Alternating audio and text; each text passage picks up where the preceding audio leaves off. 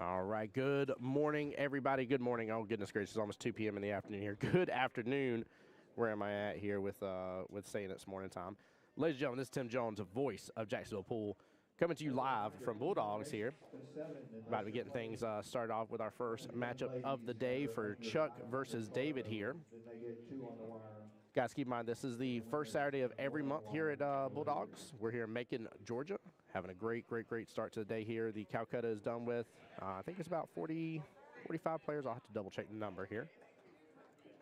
Also, got to participate in this myself here. Had a lot of fun, but we had the Friday night tournament here. That was the free tournament. That is a 8-ball tournament here. It is handicapped a little bit, but overall a great time here. A good chance to win some free money, and there is an optional $20 side pot. But they do that every single Friday night as well. And the thing I love most, hey guys, I got to enjoy some good pool time.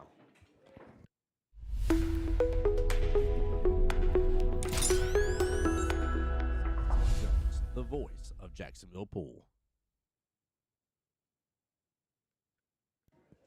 All right, guys, we're going to get things started. Good afternoon. Welcome on in, everybody. Tim Jones, voice, Jacksonville Pool, again, coming to you live from Bulldogs here in Macon, Georgia, where we're going to have a just amazing and fantastic monthly tournament here. This is a 9-ball open monthly tournament like I was talking about a moment ago, and just overall a very good time. I believe that is Mr. David at the table right now for us. Double check here. Perfect. And then I have my other camera set up on table 6 for whenever we need to switch the action here. Now, I have tried to ask players to keep up with their scores if and when possible. So we'll see if they do that here for us. Let's double check, see if my scorekeeper is working. And it is if I refresh. Perfect.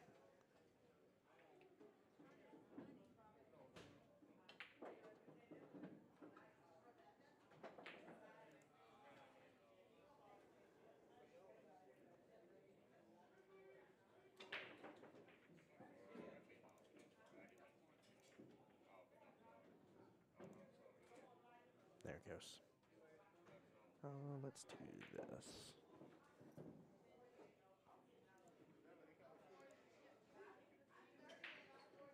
Make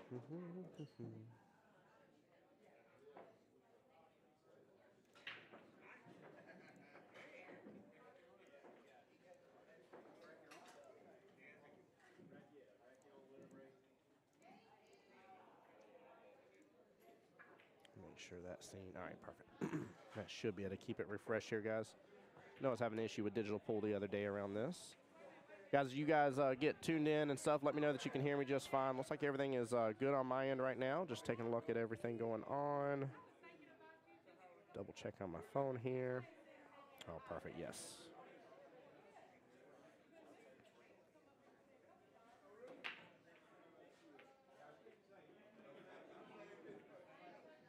All right, just shared out on my page here. Let me get you guys all the different links that are important here.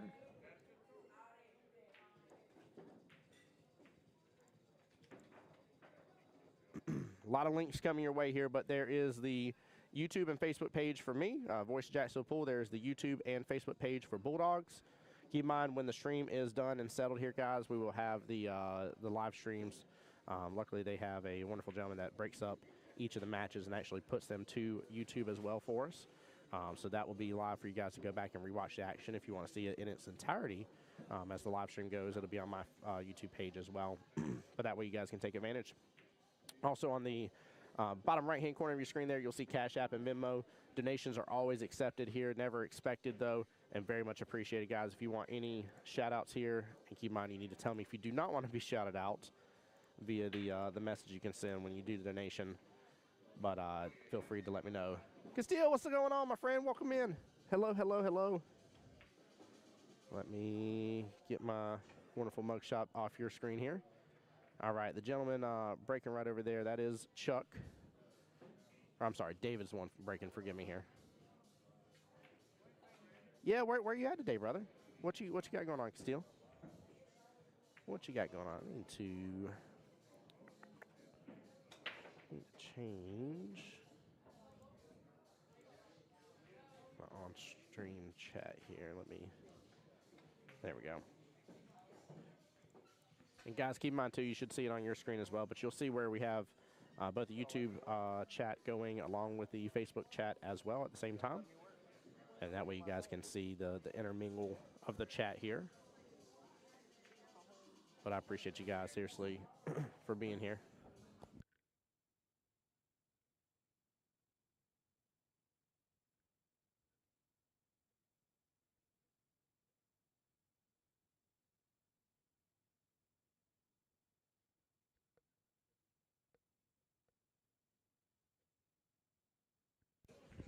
Castile, Mr. TK did not show up today. No, sir. Some of the heavy hitters today, Johnny Archer should be here. I know that he was waiting on traffic, but I was told he's coming. I do know Mr. Davenport's here.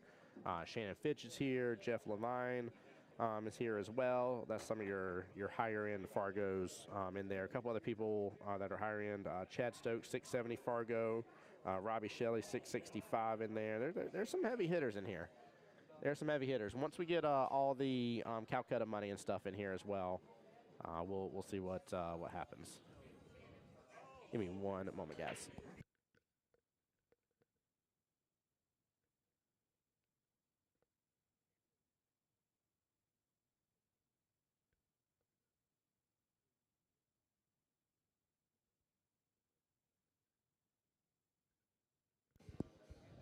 Yeah, Castile, this is one hard tournament to win. It most certainly is. This is no joke. But the thing I love about this tournament, Castile, you kind of bring up a really good point, and I've seen a lot of chatter really around the pool world about this as well. By the way, great shot. Is the fact that like a lot of people talk about when they used to play back in the day, there was no handicap tournaments, and they used to play the best of the best, and knew that they weren't going to do that well, but they used to go up against the best of the best heads up. And, people were talking about how that was a better way to kind of grow and stuff. And I definitely agree. Like, when you have somebody that you can go up against that's way better than you, lots to be learned. You get to judge your game really critically from there. You get to see the shots that they take that you're like, I would go about it this way. Okay, they went about it a little different way. Like, there's definitely tons of options there. And I think this tournament offers you that option without being a super expensive pay-in, and gives you the consistency of the fact that it's on a monthly basis. Castile, I didn't see any. Oh, I'm sorry. There's the young lady. Do you remember her name by chance? What was her name? Dakota Bryant? Yep, he's a junior. Okay, Dakota's a junior, but what? There's a young lady that's in here too. She was playing on the snooker table. I don't know her. That was Mr. I think that's Mr. Will's daughter, maybe. There is a young lady in this that definitely is a junior, but I was told Dakota Bryant's a junior as well, Castile.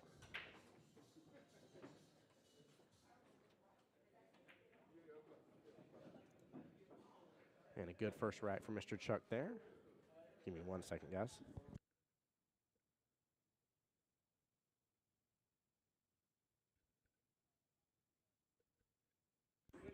But yeah, Castile, I appreciate you, man. And also appreciate everybody on the Facebook side, guys. Let me know how everything's sounding, how everything's looking. Hop on into the stream. Let me know how's quality for you. Always looking for feedback, guys. Fix and pull it up on my phone as well again and just be on the live stream on the phone here.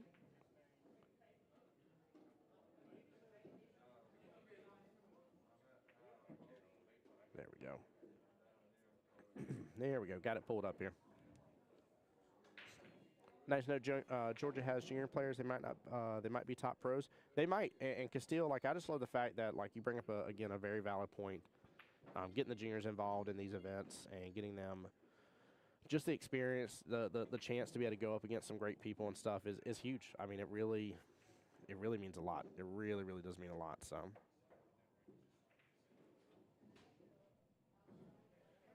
Let me test something out. There we go. That should be a little better. I feel like something's a little off on my sound right now, and I wasn't hearing it earlier.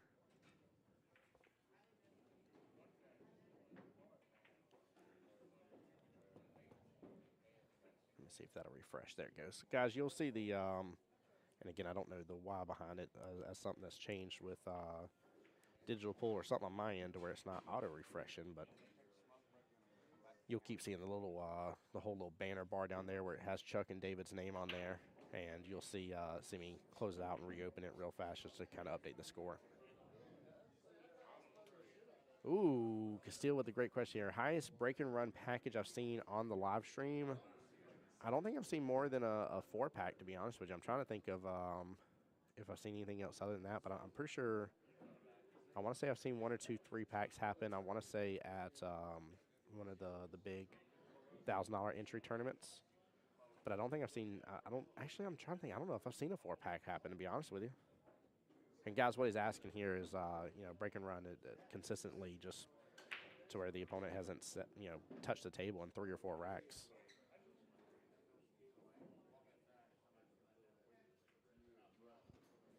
Yeah, loving the atmosphere. I'll get the player total here for you in just a second, guys.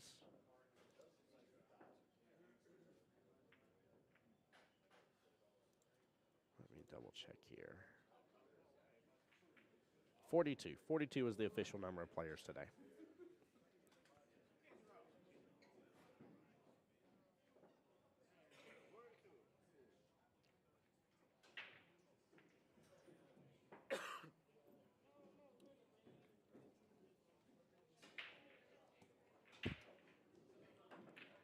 All right, guys, we're going to get into the action here. I know I've been doing a little blabbering here to get you guys started, but please absolutely make sure you show the love and support here to, of course, Bulldogs Bar and Grill here. Make sure you follow their Facebook page, follow their YouTube page for me.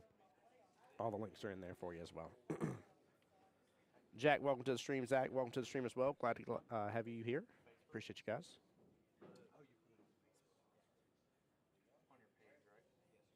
All right, that is Chuck to the table here. Looking to take this 1 ball. I don't know if it goes past this 5. Sorry, guys. My camera is right in the walkway here. And there you go. He's playing defense with the 5 ball. Didn't get behind it, though. But the 1's kind of out in the open, but doesn't seem to have a home. Top left should be blocked by the 3 ball. Don't know if he can successfully back cut that to the top right or if you even want to go after that option. May just, again, play a defensive option here.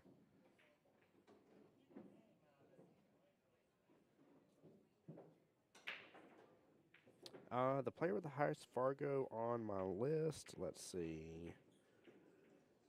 Kim is 731. I know Shannon is 726. 724 for Randy. Johnny Archer is going to be the highest at 766.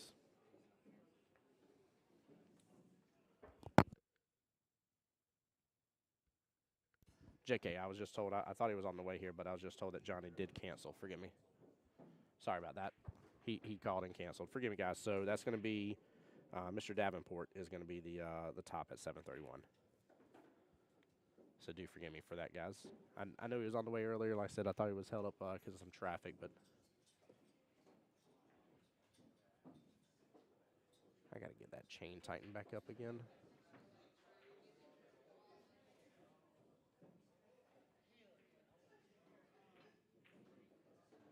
That or I may back my camera back up a little bit. It's just unfortunate. People want to get right next to where the camera is, guys, so I do apologize about some of the shaking and stuff on it.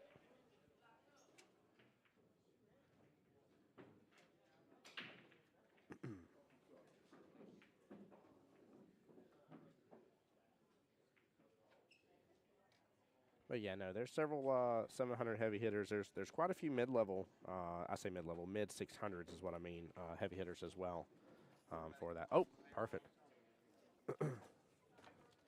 Let's see here. Let's take a look at the Calcutta. Looks like Mr. Davenport went for the most at 800. Shannon Fitch went for 600. Let's see who's up next. 550 for Mr. Randy. Randy Jordan went for 550. That's nice. 724 Fargo right there. Still, I don't know if he does or doesn't, to be honest with you here. I know he's been making his rounds quite a bit, but I don't know if he does or doesn't. Not 100% sure on that, to be honest with you. And guys as well, especially on the Facebook side, if you will, hit that share button for me on the live stream. It means a lot. Keep in mind on Facebook here at the 8-hour mark or close to 8-hour mark is when I'll have to stop the stream and reboot unless we have any issues in the meantime that cause that issue regardless. When we have to reboot, there'll be a brand new Facebook post as well for you guys. Make sure to hit that share on that Facebook stream as well for me.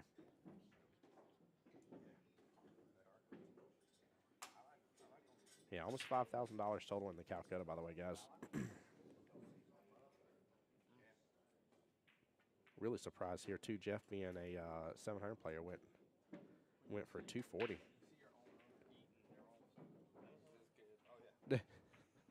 Alden over here next to me talking to John, the bar owner here, the pool hall owner here.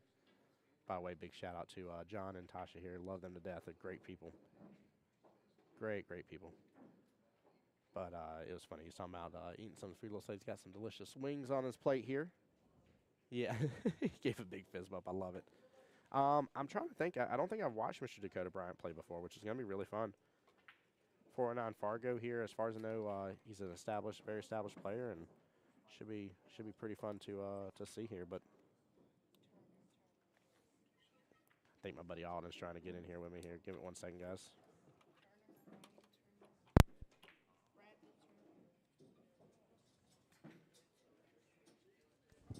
My boy Alden itching at the stakes here. What's up, bud? I am. What's up, brother? How you doing, sir? Good. I've been reading chat. Castile, I did just play Dakota Bryant. He is. Is that who you were playing over there? Yep.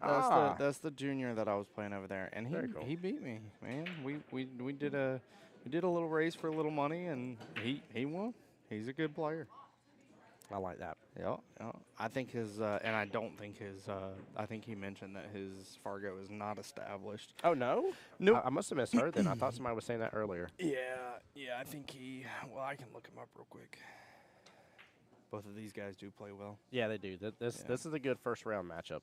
Really good first round matchup. This is the kind of matches that if you had control over digital pool and the randomizer, and you could say, hey, like I at least want a couple like big dogs to go against each other. That's going to be a good, fair played match against each other. This is kind of the matchup you would hope to have happen. But Oh yeah. of course, with digital pool, you just hit the button. It's very random, and it is what it is. Yeah, I may have to move my camera back away from that chain. I had that chain very taut. They have a chain for the playing area, trying to keep people off the playing area. But unfortunately, anytime anybody goes in and out and flings that chain here, hits my camera stand. Let's see. Fargo rate. But yeah, Stuart, how are you doing, bud? How's everything sounding on the Facebook side? Also, want to welcome in. I see Ben coming in here, Harry Cooper as well. Harry, welcome into the stream. Appreciate you guys.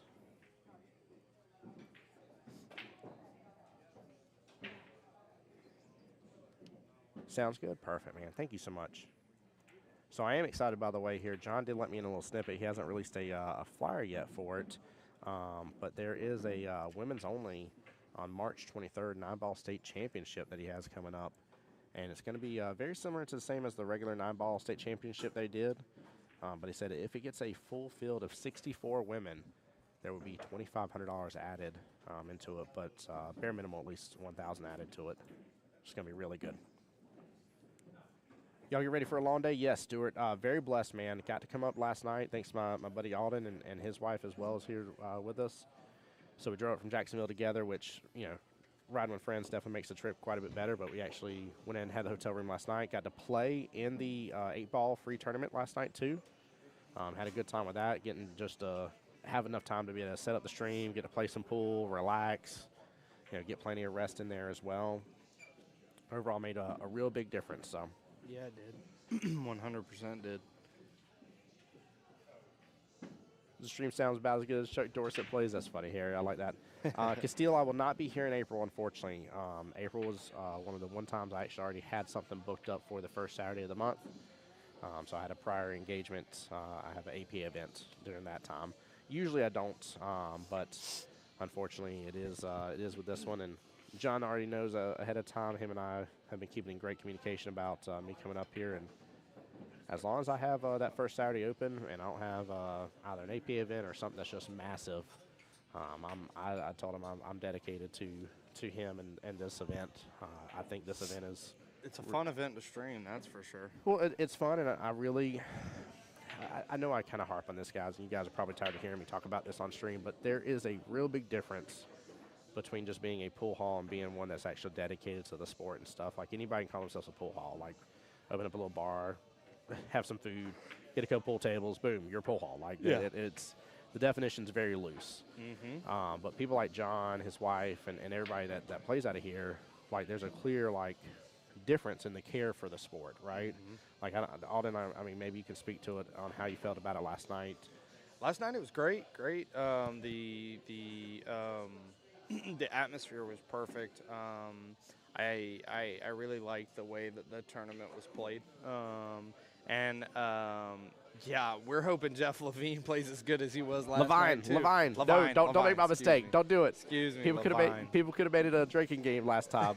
I was so bad about it. Here he is right in front of us, actually. He's literally, Harry, he's right here in front of us in front of the table. Oh, yeah. Harry, I don't normally put any money in the Calcutta because it's, like I'm trying to take money away from these events and bring it back to my wife and kids and provide for my family and stuff.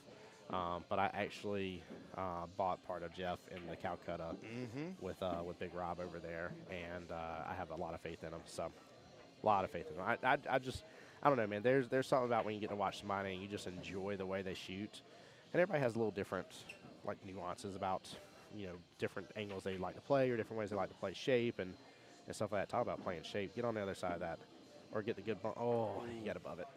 He can still do it. It's just tough. Oh yeah. But yeah, no. Going back to what we're talking about, though, I mean, it just there is a atmosphere here. There's a clear atmosphere. There's a clear emotional vibe in here as well. It's really, really good. Really, really good. Yeah, I'll get the link for you for the bracket here. Give me 1 second. I have it saved in my links here for you. 1 second. There you go. Smart buy. He was playing flawless last night when he was pricing in the tournament. Yeah, Harry. There's something about him, and it's nothing against like you're going to get to hear Kim Davenport on stream again. I don't know if I can ever convince Shannon Fitch to get on stream, but I'd love to have him. I'm going to try to get Jeff on stream at some point just to talk as well. But there's something about the way that he shoots, the way he performs, the way he does things, and it's just something about it that I just like. If I had all the heavy hitters, whatever, I don't care what your opinion is, whatever we took in consensus, we said these 6 guys are the heavy hitters, and I could watch only one of those matches each and every single time. If I know Jeff's in one of those matches, I'm watching that match. Like it is what it is. I enjoy it. So. Oh yeah. Michael said he's sweating it from Knoxville. Somebody take up on that action. Yeah, I was going to say we love when action happens. I know I cannot do it when I'm doing stuff for like AP and everything. They do not allow that, and rightfully so. Their organization and stuff. But keep in mind, this is a normal tournament, and should be refreshing there 2-1. But this is a normal tournament. You're more than welcome to sweat any action you want to in the stream and talk about it if you wish to do so. And of course, if you win in big, you got to tip the streamer, right? Right? Oh, I wouldn't be upset. I wouldn't be upset about that. Mike, forgive me here because I feel like I talked to you quite a bit here in streams. Mike, wasn't it you and like your brother something that normally comes down? Because y'all aren't here today, right? Like I'm feeling crazy, but I'm like the Tennessee boys are not here, and I'm feeling just slap dab crazy about it. APA never heard of her. Oh, I love hilarious. it. I love it. Yeah. Now, speaking of that, man, I'm really, really stoked and excited. I normally don't talk a lot about other events I have going on because I really want to promote the event that I'm in. But, yeah, it was you and Daniel. I knew it was. I knew I wasn't too crazy. Miss y'all being here this time, Mike. Miss y'all for sure, man. I was like, they always come to the desk together. They always sign in together. I said, I don't see them at all. I was like, I really enjoyed y'all playing last time. It was actually last 2 times I've seen y'all play. But no, end of March, I'm going to Montreal. I'll be up in Montreal for the APA CPA Montreal Invitational, and I'll be the official live streamer for that. Yes, sir. But in case that wasn't enough, I'm actually competing in Montreal as well. Woo-hoo. Yeah, that is a recent change. We had a team from Jacksonville come out there, and basically they needed a 5th, and I was already going to be up there anyways. So, yeah, I'm very, very stoked. Yeah, Randy did. Jeff, I want to say Jeff did too, I thought. Nope, I'm not seeing No, I don't see Jeff Jeff. Jordan. Randy I see Jordan's in Randy there. Jordan. Yeah. Yep. 724 Fargo went for 550. One of the top bids right there for the Calcutta. What was it? Randy Jordan got second on the state. Oh, man, the one I missed. Ugh. Yep, Kim Davenport got first place, and Randy Jordan got second in the state tournament they just had. Man. What a bank. Oh, almost had it, too. Unfortunate. That would have been gorgeous. Yes, it would have. He didn't really have the leave on the 3, though. I mean, he could have probably jumped it, but it just, Yeah. it wasn't the greatest leave in the world. Oh, he Uh-oh. missed it. You don't see that from too many guys in here, No, man. you don't. You don't see that at all from too many of these guys in here. I think he miscued. It kind of looked like a slight miscue there. He was definitely off a little bit here. Mhm. TK and Davenport there. Tommy Kennedy did not come, Mike. No, Nope. unfortunately. And total number of players, it's funny, I just answered that a second ago, and then I got like 42. 42. Johnny Archer was supposed to be here, but he called out last second. We don't know why. Well, I overheard earlier about, I think he was behind a bad wreck Oh, no. earlier, so Oh, I have a feeling that had want- something to play with it, because he was like literally confirmed as of Mhm. like not even a couple hours ago. So Oh, Tommy's in Vegas. hey, let's go, Tom. There we go. I still laughed my butt off at the last one I was here when he said, make sure when you see Shannon Fitch, tell him I said thank you for not showing up. And I was dying laughing because Monday I walk into the OG Q Ball where we play on Monday nights. And then right there in the arena table is Shannon Fitch. So I'm sitting there watching him play. I don't want to ever interrupt a player. And he came over to talk to me, and he's like, you know, how many they have, this and other. And I was like, oh, I was telling him everything. I said, oh, and Tommy Kennedy has a message for you. He said, what's that? I said, Tommy Kennedy said, thank you for not showing up. And we were dying laughing. It was so good. Such a moment. Yeah, Mike, I really like his style, too. I love it whenever Tommy does his, oh, come on. His little catchphrase. Tommy's good people overall, though. Like, he's just got such a heart of gold. And speaking Yes, of, he actually, does. we'll show the flyer in just a second here, but there is still a big event here at Bulldogs with Tommy Kennedy. Ooh. Oh, Man. yeah, it's coming up in April. That'll be great. Yeah. Are you Nice. coming up for that one, Tim? So no, April is Booked. April is my super month. So the end of March into April is it's a lot here, but to go ahead and switch on over to it. So of course it is going to be here as well. The event originally had a different date, but it was switched over to the 27th. It is a one-day event for that. But you also have Tommy Kennedy doing a little expedition the Friday night from 7 to 10. There you go. So you actually get to come out and play him if you want to, and show some love and support and everything as well of Tommy Kennedy and of Bulldogs too. So don't miss out on that event coming up here. But yeah, right there towards the end of April. So it's gonna be a good time. Man. Oh, you got to play him in a set. That is awesome. That is really cool. Yeah, I like him a lot. I like Tommy a lot. I'm always very thankful to get to see him. The first time I got to meet him was over in Sanford, and got to learn a lot about him, and just I mean a heckin' good guy, say the least. Say the least. He's a very nice guy. Watching him play last month was fun. Yeah.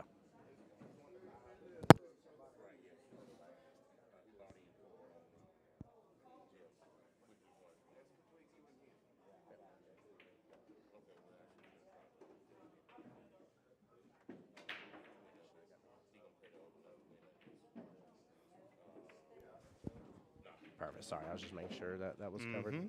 My bad, guys. Didn't mean to flip the mic up on my glasses there. Well, 2-2, we got a good race starting off here. Again, this is race to 7. Very, very awesome little event here, guys. Just go back through it here. We did not get the full field, but if so, $2 grand gets added instead of the $1 grand. $1 grand's automatically added no matter what for that. So that is the case here. We'll get payouts here in a little bit once I see everything come through. I'll get you guys updated on that. Texas Express rules: 9 ball does not count on the break, and no 3 foul. There's also another interesting rule as well here. You got to get 3 points on the break. Now, that one's a little different than what I'm used to here, but I actually kind of like it. Definitely prevents people from soft breaking on these 7-foot tables. So every ball that passes the head string is a point. Every ball pocketed is a point as well. It doesn't matter which kind of combination of points that you make, as long as you make at least 3 points. So in that case here, you saw, what was it, a ball pocketed in the top right-hand corner, if I saw correctly. Definitely the 2 and 4 went past the head string. So that is a good legal break. And if a ball passes the head strings, hits the short rail or the long rails, and come back, it still counts Still as good. a point. Yep. It just has to pass it. That's it. Do Just a one little time. high five, drive by, and Yep. you're good to go. And again, I know it seems very different, but I will say if you've ever been in an event that doesn't have, you almost made that one ball. Wow. Wow, I would have instant replayed that bad boy. What a try. Goodness gracious. But you know, if you've ever been in an event that doesn't have any rules about about the break at all. Mm-hmm. And you see some people really that have gotten down pat how to do a good soft break, and especially if they're like one pocket players. Table 2. It, Jamin I don't, versus it can just cause the game to Jamin go versus really slow. Alden. Table Oh, 2. looks like my boy Alden's up. Good luck, Alden. Be blessed, brother. But yeah, it can definitely cause some issues and some slowness to the game, and it's just weird. It's just weird sometimes. I don't know how to describe it better to you guys, but it can definitely cause some things to happen. So I know it's a little different. Some people are like, man, I'm a fan of it. Some people are like, I'm not used to that. But overall, I think it helps keep the speediness of this, because we had one of these events. I think it was my first one I did. I mean, we didn't get out of here until 6 a.m. Nice little development on the 2-ball there. I can't tell from the window here. I think the 3 has a small window. I know the camera angle doesn't give it the best, but I think 3 has a window to get by that 5. Yeah, I feel like he would have played that differently if it didn't. Granted, he ended up on the right-hand side of it, though. So I don't know if he's going to opt to try and cut this in top right or go for the top left here. I think he's going for the back cut top right-hand corner. Yeah, he was trying to. There was a small window there, though. 100% wouldn't have played it that way if not, and I am fairly certain that cue ball is tied up on that 5. See if I can see a little bit different here. Forgive me, guys. I'm going to have to readjust this camera here. Let's see if I can move it over a little for us. That is all I can move it over right this second, guys. Do forgive me here. Like I said, unfortunately, my cameras aren't mounted up in the ceiling here. They're on tripods, which works out wonderfully for portability purposes, but in this case, they do get knocked in between matches and stuff. Yeah, that was a good roll, wasn't it? That was a really good roll. He is stuck up on top of that 5-ball for sure. And I think the 8 interferes with the 1-rail kick. He can come short, though, and maybe still kick into it, but he's got to not only still be able to kick into it, but have enough energy to still make contact with the rail afterwards.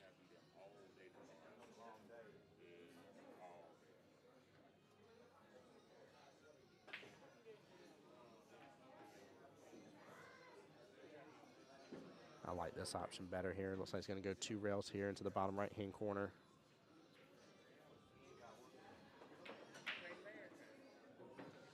It's a very, very, very tight situation though there. He does not have a lot of extra breathing room. If it opens up too much, it's going to interfere and tap into that 9-ball. There you go. What a shot. Absolutely very well played. Wow, guys. Take a look at that again here. Let's double check, make sure instant replay is working. But if it is, top right-hand corner, there it goes. Take a look at this. What good speed right there and determination. That was a great shot. Yeah, very nicely done. Very nicely done now. I think Mr. David may still be able to make that 6-ball in from here.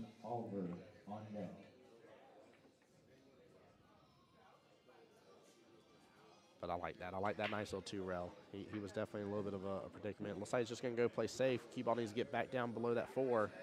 And it comes up short. The cut is there. That's tough, but these are only 7-foot tables. If this was on a 9-foot, that distance would definitely play a way larger factor, but these 7-foots, that is not nearly as far of a distance as it was before.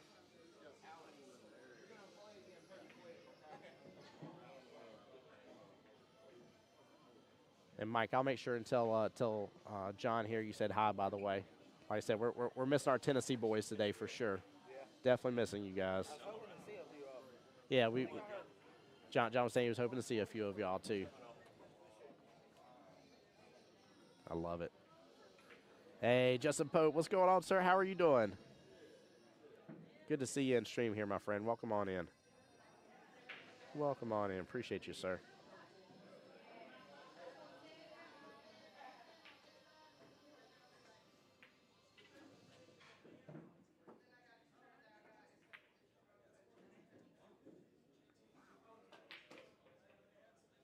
Table 3, Andy Moore, Brandon Albert. Table 3, Andy Moore, Brandon Albert. Table 3.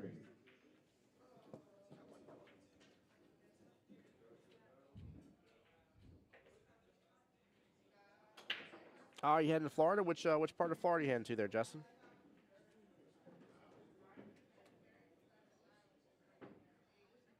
Yeah, it is tough to get 6 hours away. It really is. I get it I get it, man. We do the 4-hour drive, and you know, I tempted tempted to try it one time by myself, and that was, I'll be honest with you, it was extremely tough, especially, you know, I showed up as early as I did and ran back home afterwards, went and got a like an hour and a half nap and took a shower, and then I was right over at Park Avenue Billiards for First Coast APA event right after, and that was a tough weekend, man. Very tough weekend.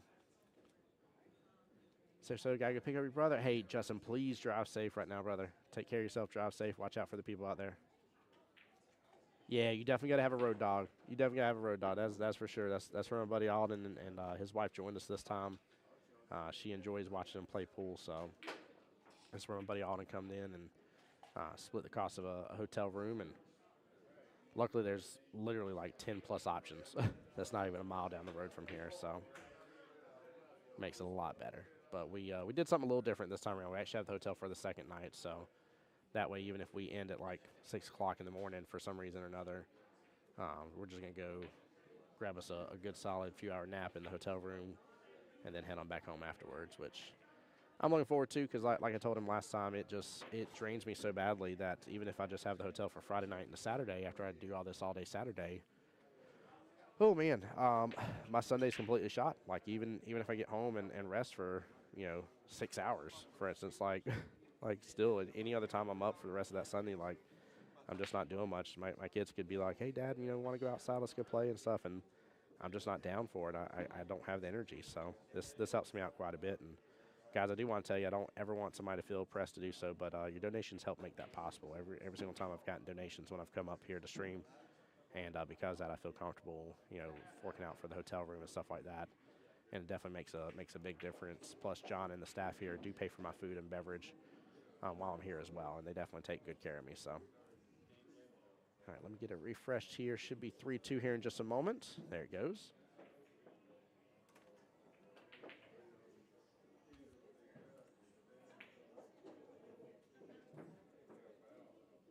Love this little matchup we got. This is nice not to see anybody really running away with it.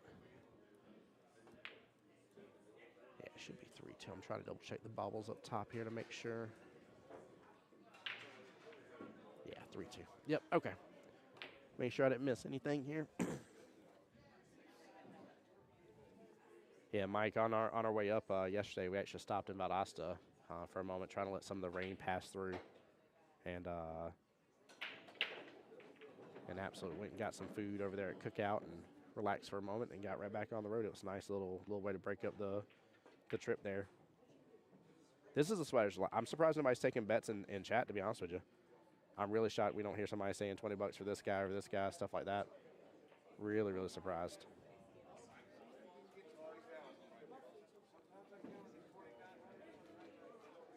Todd says, Macon, Georgia Derby Classic. That's funny.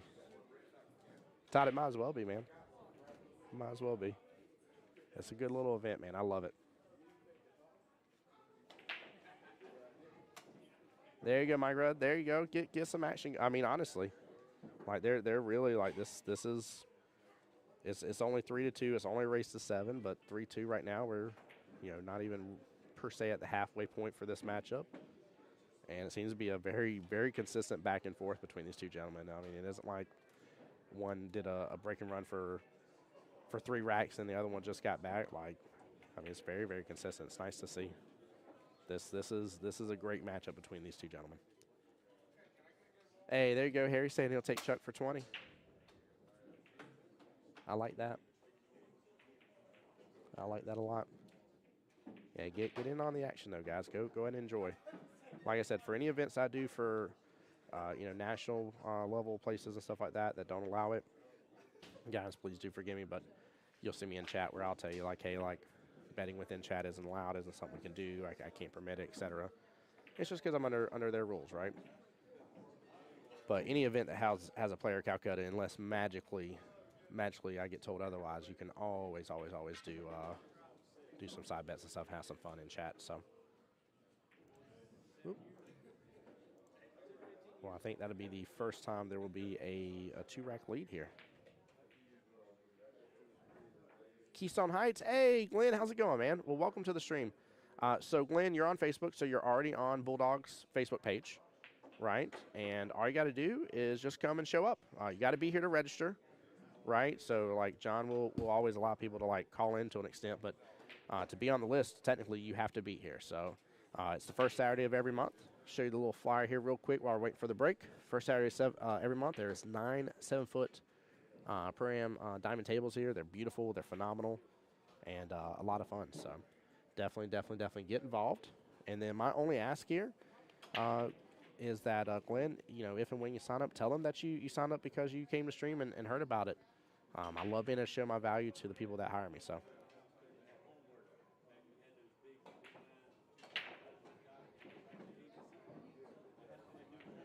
What a freaking break and a half.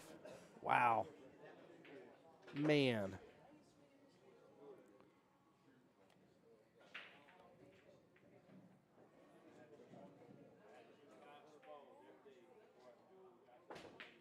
Trapper, who's the one that entered chat that you were talking about? And Todd, who's the hometown hero?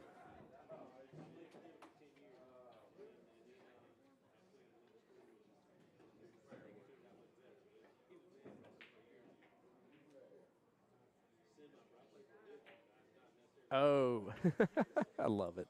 Trapper, how you doing, bud?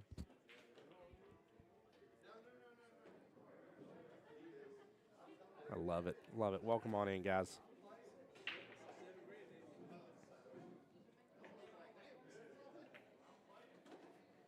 Chucky's old double H. There we go.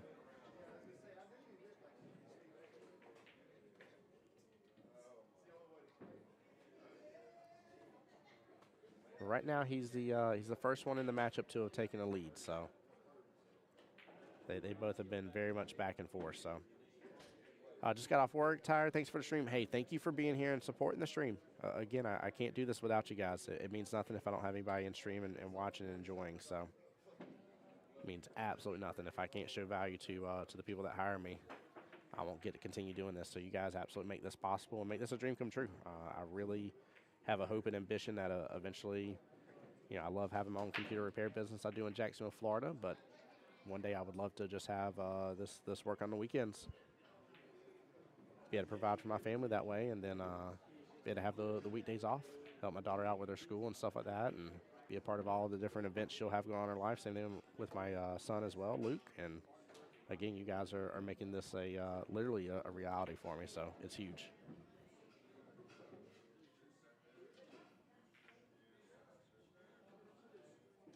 Hey, Clearwater, nice, very good.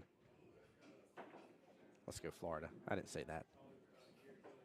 Waiting for John or one of them to come at me here. Be like, you're in Georgia. Like, I know. I love my Floridians, though. Tried for the back cut. Oh, he is going to concede that one.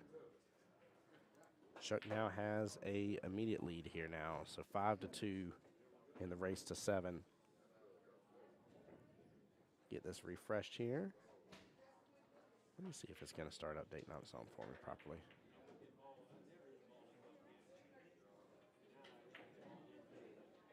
Yeah, it's definitely not. All good. I'll keep refreshing it. Harry, it definitely could be. A 5-2 lead is starting to get a little bit more significant here. I have a feeling, though, I really think that with the way he shot that, if he would have made that 9 ball, he would have scratched. I really do feel like it. He was very close to scratching as it is, and just a small miss on the 9, so. I'm not sure, other than just going defensive, what else he really could have done differently there, but again, this is a fun matchup. I was trying to hear what some of the side conversation was. I overheard Chuck talking to the sidelines a little bit.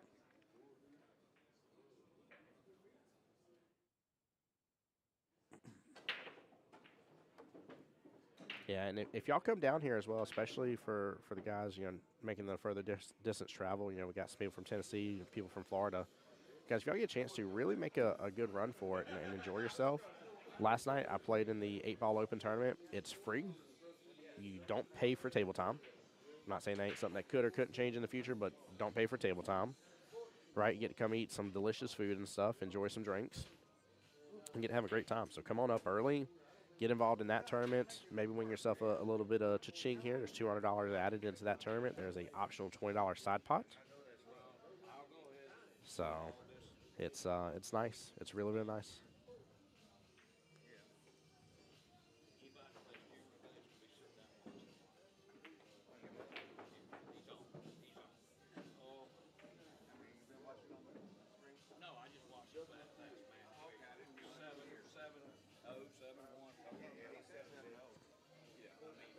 His name just rattles people there. Chuggy's the best player from the chair I've ever seen. That's funny.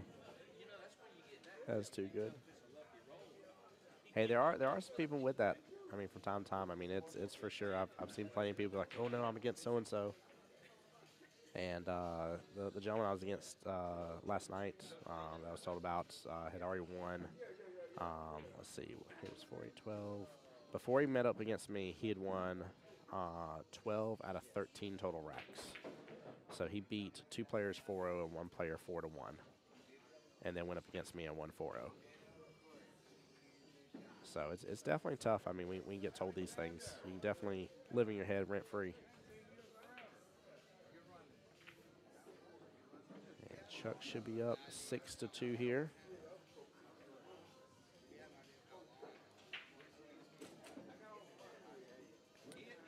And guys, this is the Friday tournament I'm talking about right here. Again, start time 7 p.m., optional $20 side pot. Sign up start at 6 p.m. You must be in the building to register, guys.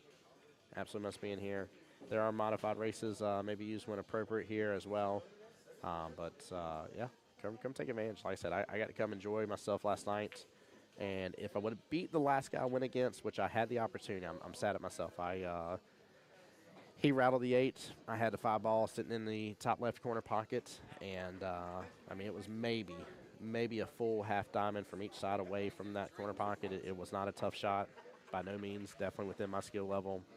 And I missed it, and I would have had a shot on the 8 no matter what. So it's funny, a buddy of mine was like, he's like, you were worried about where the 8 was. I was like, no, the 8 was sitting in the pocket. The 8 was done. To the digital full link I have on Facebook, Bulldogs Bar and Grill, I have the full payouts listed now.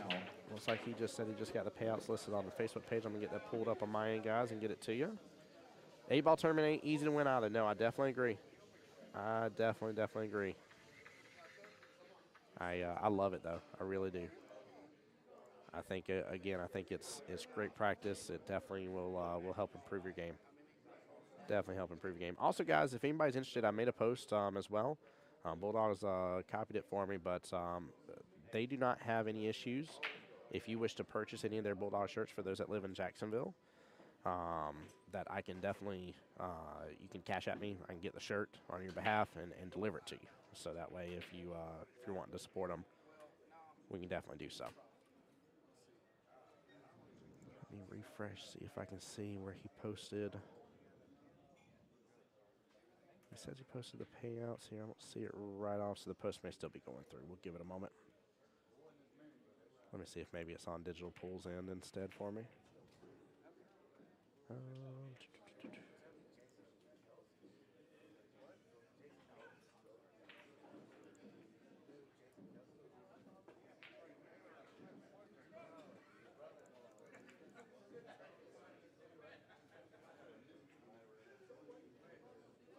All right, give me just 1 second, guys. I'm gonna mute up and just double check, make sure this is correct before I tell you guys wrong. But give me just 1 moment, okay?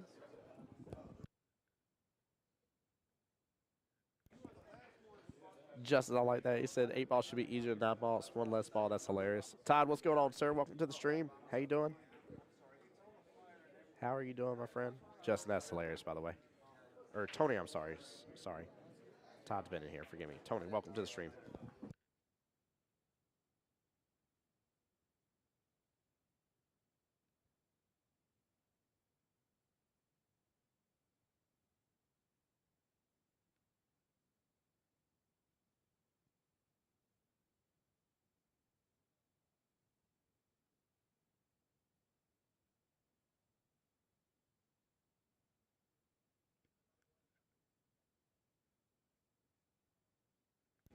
All right, guys, so the payouts stand as follows here. So first place, $1,000 for the tournament, $1,950 for the Calcutta. Second place is 760 for the tournament, 1510 for the Calcutta, forgive me. Third place is 480 for the tournament, 980 for the Calcutta. And then fourth place is 260 for the tournament, $490 for the Calcutta here. For the tournament, though, it continues on. Fifth through sixth place also gets $50, so they get their fee back here. The Calcutta only pays out top four. So top six payout out of 42 players for the actual tournament. Top four payout for the Calcutta instead. Yeah, Harry. I love the bar boxes. I think of them as a little bit of an equalizer. My skill level, my game definitely shoots up on the 7-footers, but I love playing like pocket speed style and shooting things a little bit slower and more methodical and stuff. It's a lot of fun. But I do find 8-ball can be difficult on the bar box though. There's just not as much space. There's usually a clump.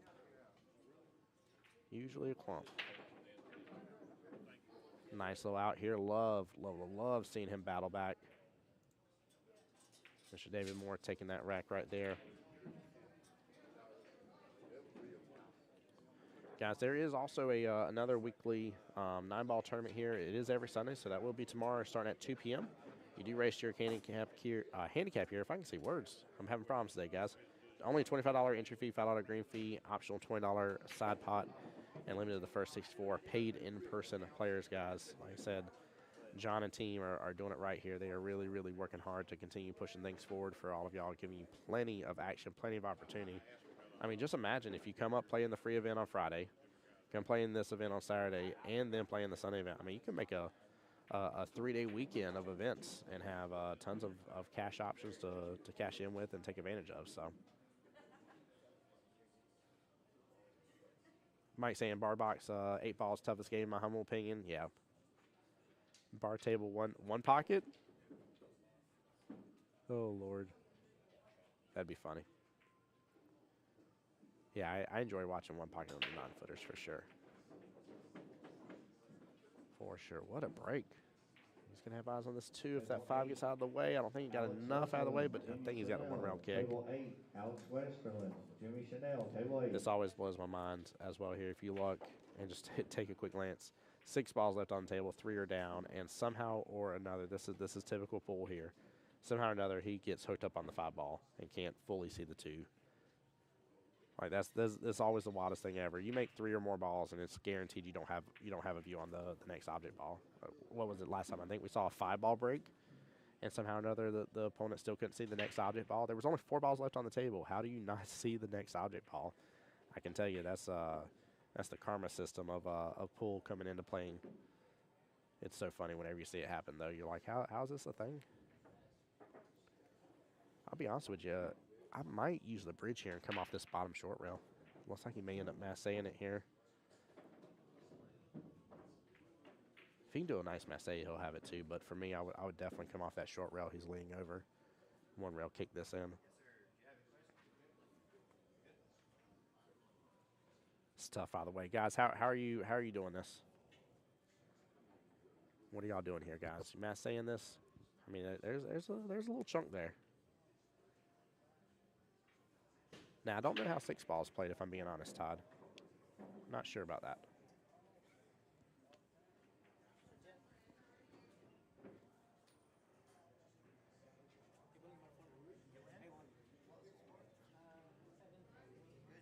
This is tough. Doesn't look as comfortable with this here. Gets a good hit off of it, though. Let's see if he's going to get any love from the leave. Not a bad leave. I mean, the cut there is there for the side pocket. Looks like the 6 may be holding up for the top right, possibly. Take old Larry here playing the world in bar table 6-ball. That's funny.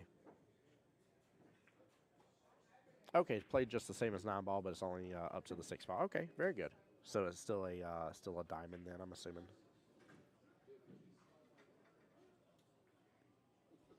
Or actually, no, not a diamond, actually. It would still be, I guess, a triangle. Table 4. Nice shot. He's just going to take his medicine on the 4-ball here. Table 4. Eddie, welcome into the stream. How you doing? Or Edie, I'm sorry. Forgive me. I do that every time I see you. I'm sorry. Edie, how you doing, my dear? Don't ask me why. Don't ask me why. I've seen you stream enough to know it's not Eddie. Goodness gracious. I'll take Tim Jones butchering names for 500 here.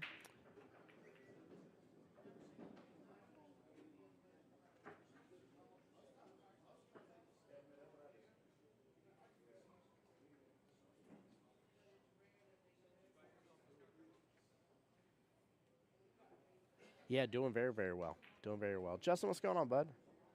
Yeah, having a blessed day. Like I said, I got to come up yesterday and actually play in the 8-ball tournament. If I would have beat the last guy I played, I would have been in the top 4 out of, I think it was 28, 29 players. So I was very, very stoked to have that and be able to compete. So it was a really good time. Really, really good time. I like this defense here. You didn't get snookered right on top of the 9-ball, but that looks really good. Really, really good. Nice ball in hand, and this rack should be done with, actually. I'm assuming take the... Oh, I'd probably take the 4 in the right-hand side pocket if I got ball, and assuming nothing moves. I'd probably take the 4 in the right-hand side pocket, see if I can drift up, take the 5 in the bottom left, take the 6 top right, take the 8 in the left-hand side, take the 9 top right. Goes for the jump. Gets a good clean hit off of it. Yeah, Harry, I think he was dealing with a like bad car wreck or something, I think is what I overheard. I'm not 100% sure, though. Not 100% sure.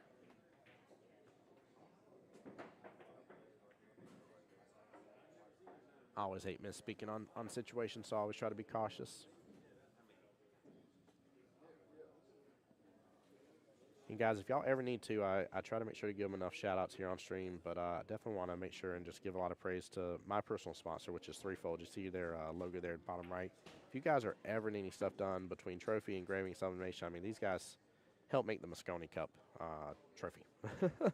So they're definitely a part of that. They're really good in the scene and everything, and can definitely make some really, really cool trophies. So if y'all ever need anything, don't hesitate to reach out to me. I would be more than willing to get you hooked up with them and get them to help you out.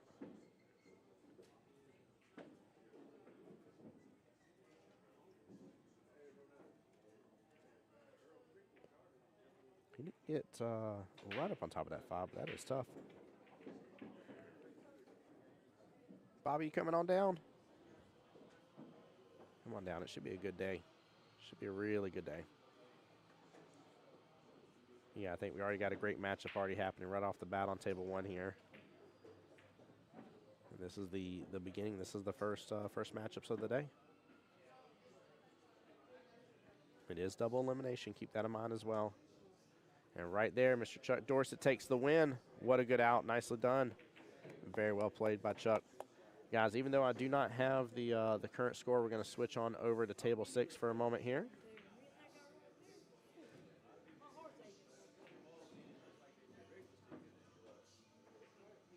And that way you get a little bit more of the action happening here. Let me also, again, I don't think they're keeping up with their score. Let me get it swapped. Oh, they might be. Let me, hold on here. Let me double check. I did ask people to please keep up with their scores if they can. Let me double check here and refresh my tables page. I think they are keeping up with their score via digital pool. Well, I say that and then I look. Table 1, we're going to have Mr. Davenport coming up.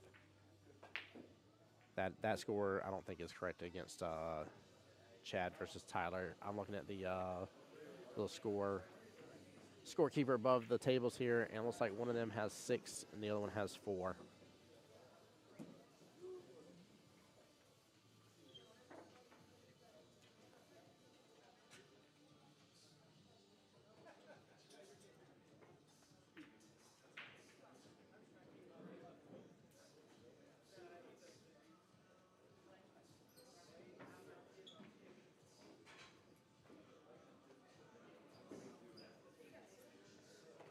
You didn't even get to see your money disappear, Bobby. That's funny. You're like, poof, it's gone.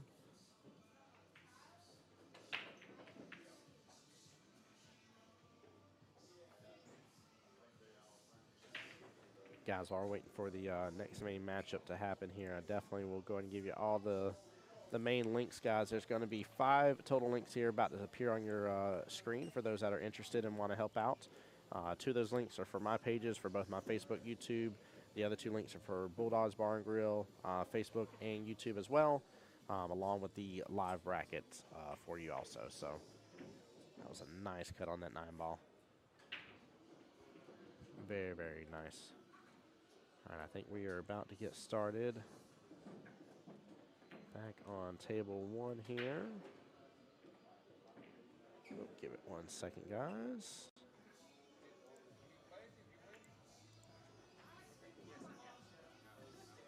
There we go. Yeah, Kim versus Dakota. Here's Mr. Dakota that we were talking about earlier, actually. One of the juniors in the tournament here. This should be a fun little matchup here. What a treat! What an absolute treat here to have an up and coming here. Good lag. Oh, actually making a little bounce here, but have a up and coming junior here to get to play against a great legend such as Mr. Davenport himself. This is really huge. Good opportunity here.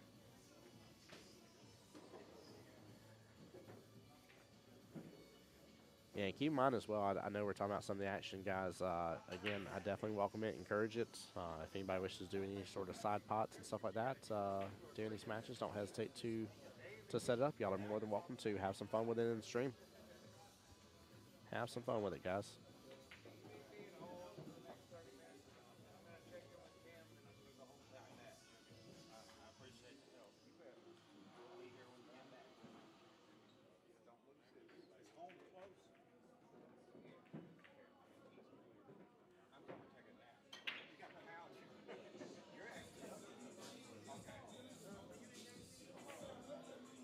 All right, Mr. Davenport up to break here. It is rack your own. Keep in mind about 3-point rule here.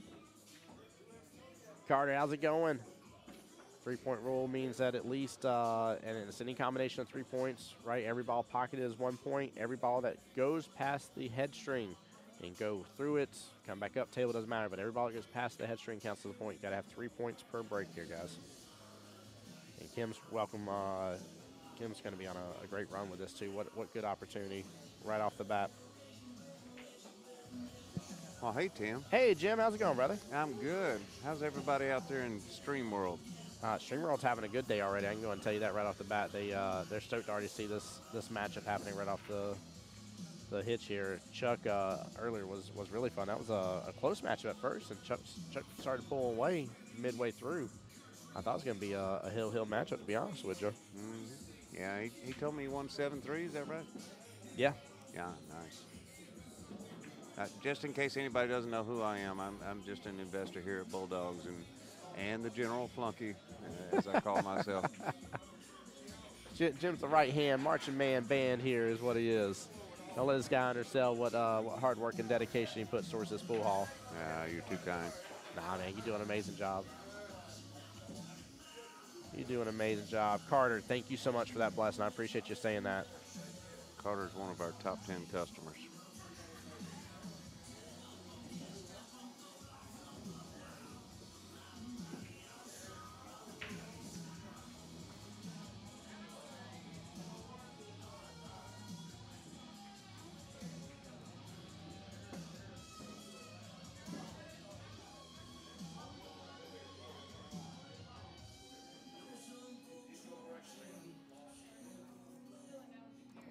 Hey, Bobby saying hi to you. There we go.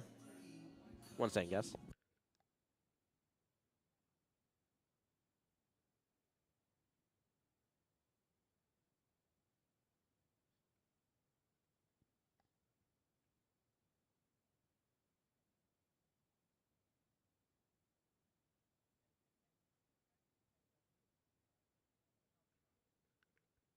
Sorry, Bobby. Jim will be right back. He's checking in on something for me.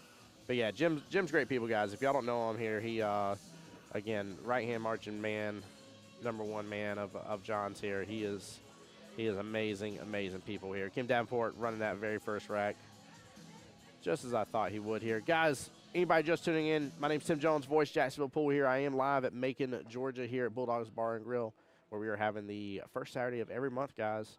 This is a phenomenal, phenomenal event. I was talking about just the benefit here, guys. $50 entry for the men, $30 entry for the ladies. That does include the $10 green fee or admin fee, however you want to call it. And women are the one exception here for a handicap. Rest of it's open, but any women that are participating, 500 or less Fargo rating, do get 2 on the wire for the winner's side, 1 on the one-loss side here. So don't miss out. But I've seen a lot of chatter in the pool world here, just talking about left and right about playing so many people back in the day and in an open style format, not gaining any weight, and how they think that's one of the best ways they've done to learn and get better at the game. So you want that opportunity, you have it here. I mean, you're talking about $50 to get a chance. You've seen, I don't know if I've had a stream yet when Mr. Davenport wasn't in it. But between him, Tommy Kennedy, again, Mr. Jeff Levine's here as well. I mean, there's a lot of heavy hitters here. I know Robbie's in here as well. Like there's some really good players. So $50 for a chance to play some great people. Plus, I mean, you're guaranteed to play twice. It is double elimination. So, if you calculate your $50 into how long you were on the table for as playing time and stuff, you're still not even paying $50. It's the best deal in town as far as I'm concerned. I mean, it is. There's been a lot. I mean, they're literally, Jim, I tell you, every time I'm tuning into some different Facebook group, here we're talking about back in my day, we only did opens. There's no reason for handicap tournaments, et cetera, et cetera. I think there is still a reason for handicap tournaments, but regardless of that, at the same time, like if you want the chance to get better, I was always taught that you want to get better, go play better people. Hi, Harry. The big blinds you're talking about for the Calcutta, Bobby? Oh, hey, Big Rob. Just saw that.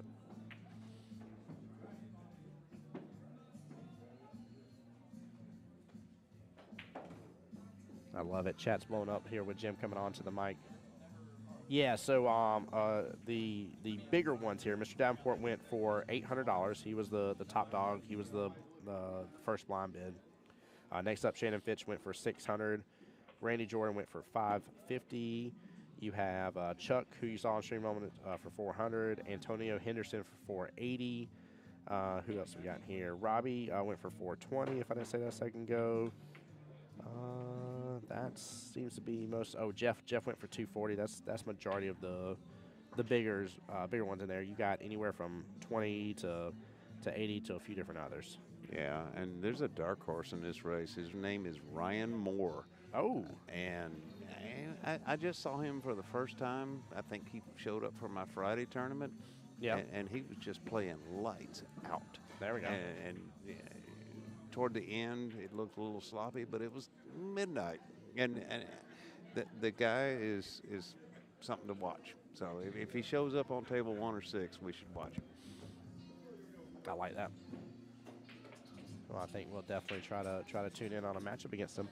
Bobby Bryant said that he isn't big. That isn't Big Rob, by the way. Oh, it's not? No, Oh, no. okay. Different Bobby. Now, Big Rob was in here. I don't know if I'm assuming he's still in here chilling. Yeah, Big Rob said that he needs to get to Atlanta, but I don't know okay. if it's today or tomorrow morning that he's leaving.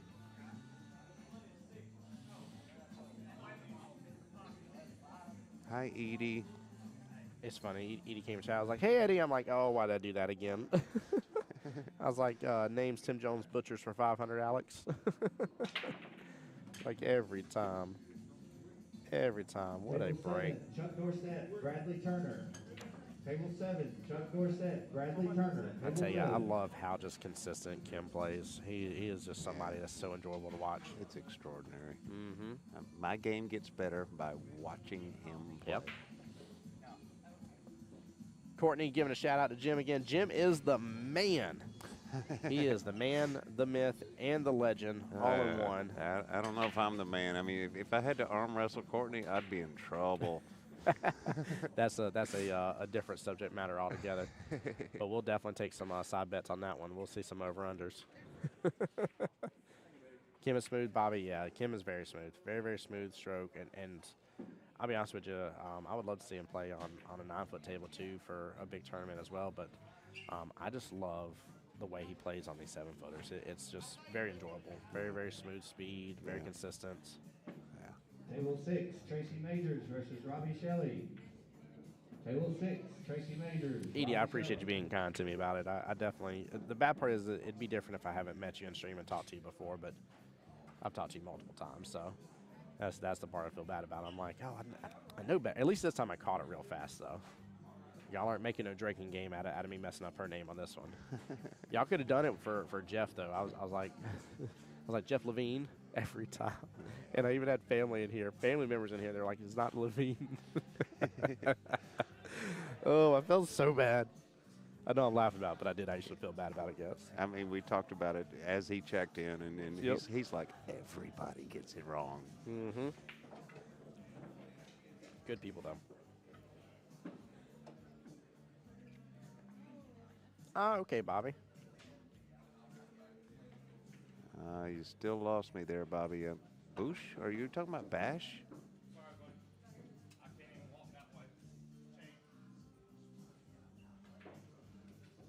That's funny. Alden trying to figure out how to get through the arena here. By the way, Jim, I heard we're having the pulled pork again for the lunch special. You gonna be eating yourself some pulled pork sandwich today? I'm not. I am headed home to a nap. That's why I got on the microphone. I'm check in with the streaming people because I love you all. But I got to go home, take a nap, and come back. Rodale versus Charles Smart. Tell you what, Dakota making quick work there. I like this. Mm-hmm. Kid's on a mission right there. Let's refresh that. Should update the score now for you guys. There we go.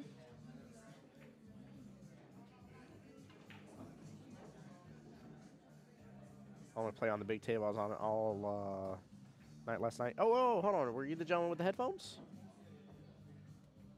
that I saw this morning at the hotel? And I said, go take the other guy's money. Oh, Bobby. Okay, now I know who you are. Was it him, the gentleman that had the headphones on over there? No, I Okay. think that's George that had the Yeah, headphones that's on. George. That's right. That's right. Okay, Bobby's a guy who's about my height and much younger than me, and comes in and plays only on the 9 foot, and he's one heck of a player, right? Yeah. But I just can't get him to come into my tournaments. But that's just not his game.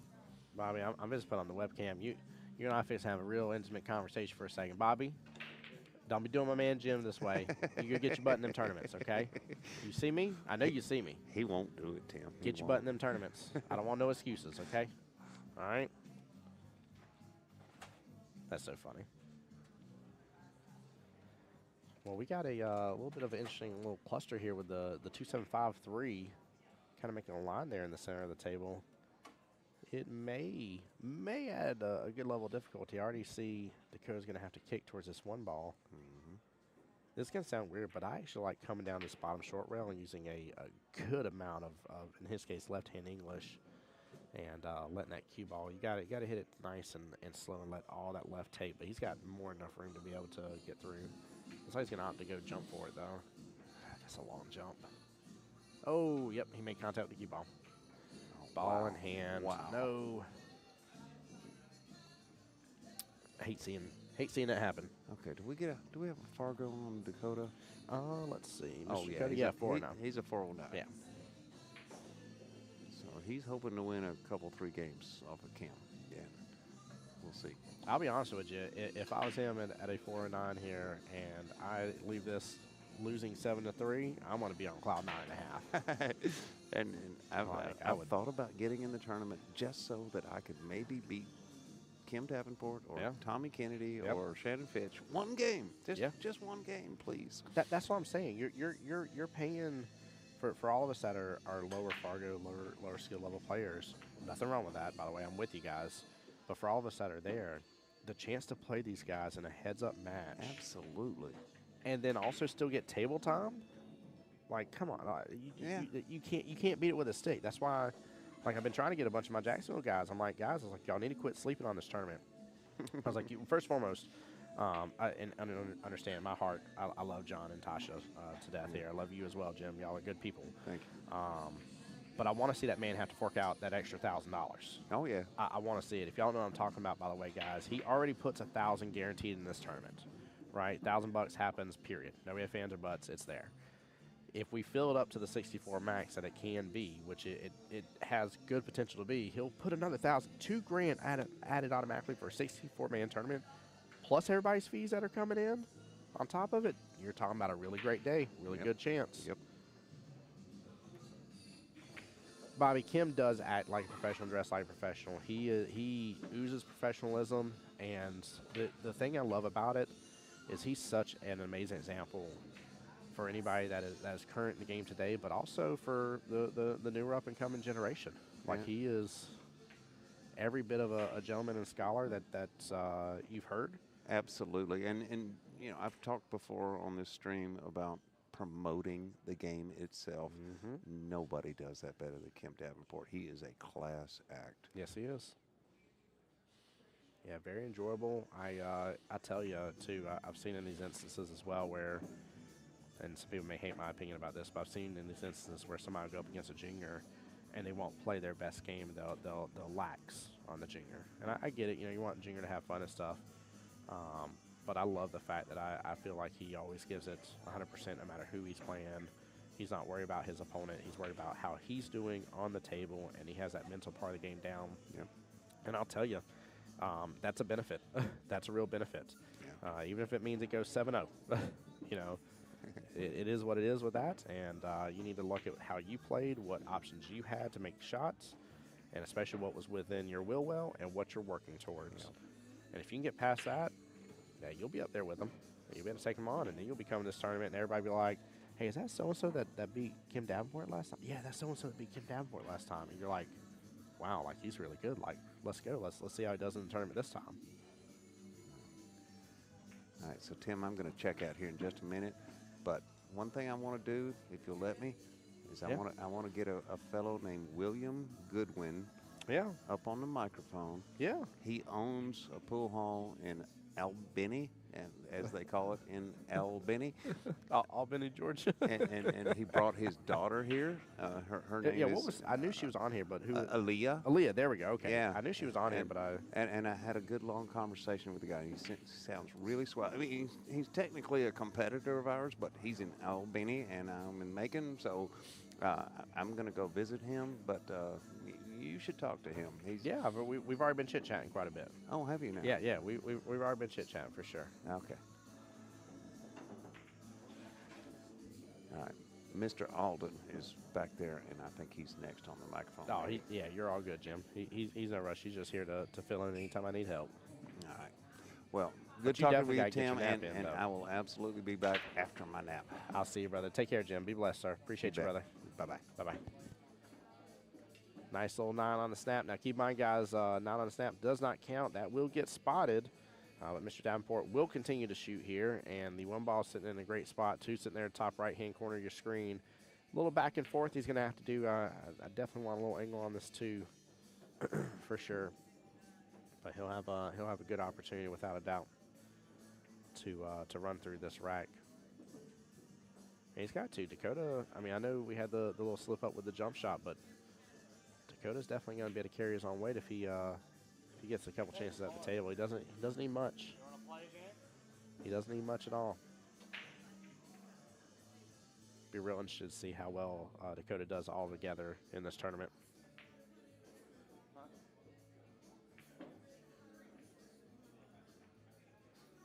Guys, also don't hesitate to tag your friends and stuff like that into the stream too.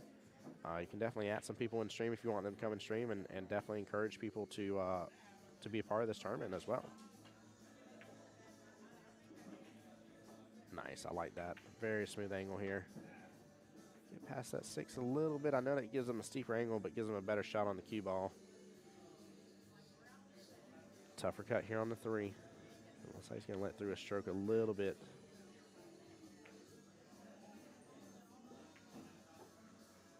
There we go. Nice little back and forth. Very well played. Okay.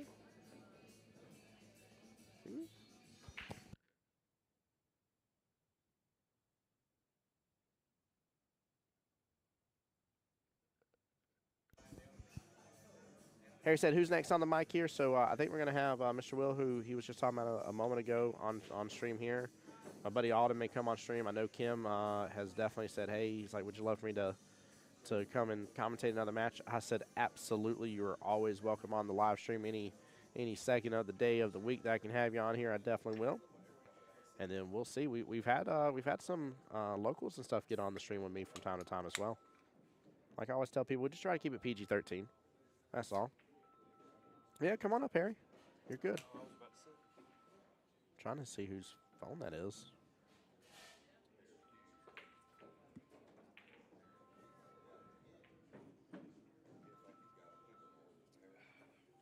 Yeah, Mr. Davenport in great shape here. Looks like he may be a little below. Yeah, a little below that 8 ball there. So should be able to get shape for the 9. Nice little follow through, come back below it. What a shot. Yeah, he's really good. Really, really good, man. He's such an enjoyable one. Which you got to see him last time you were up here, too. Oh, so yeah. Yeah, very enjoyable to watch Cam. Good out here, up 4-1. Wow. Dakota got a game on him. I was very proud of him. Dakota did good. Yeah. The only thing that I've seen that Dakota did bad, and again, teach your own, it's not easy to do. I don't do jump shots. I kind of know how, but he got a little hyper on a jump shot and just ended up kind of, I don't know if it was bridge hand or what, but it just made slight contact with the cue ball barely when he was still like trying to do his strokes. And so it was ball in hand. But is Kim wearing his bowling shoes today? Harry, I will find out for you. I'm not sure. I'm going to say yes, he is. I'll say yes, he is. It looks like bowling shoes to me right off the bat. I tell you what, I played this this Which guy guy? right here, Mr. Janan, Yeah. and man, that was a match. 650 rating. I mean, Yeah. I'm surprised too. Which again, I mean nothing against lower Fargos. I have no room to talk as if I'm a big dog. I'm definitely not. But I'm surprised some of these 650s didn't go for a little more in the Calcutta, just because. I mean, really, like let's talk about the difference between right at a 700 Fargo and a 650 Fargo. I'm not saying the 700 shouldn't and couldn't have the advantage. But there's not a lot of skill difference, in my opinion, from what I've seen played. There's Not not at all. Yeah, there's not Not a at all. massive skill difference. There's not enough that I would say, hey, like they need 2 racks. It's very it's very minimal. I mean, a 650. I mean, just playing him, I think he was up 5 racks before I finally got 1. Yeah. And for me to get that 1, I think I had to run out 7 balls. Oh, wow. I Yeah. mean, so and then I had two really bad shots. He let me at the table twice on our first rack, and when he let me up at the table, it was I shot and I scratched, and it was just really bad luck. Before I take this up, Thank you, sir.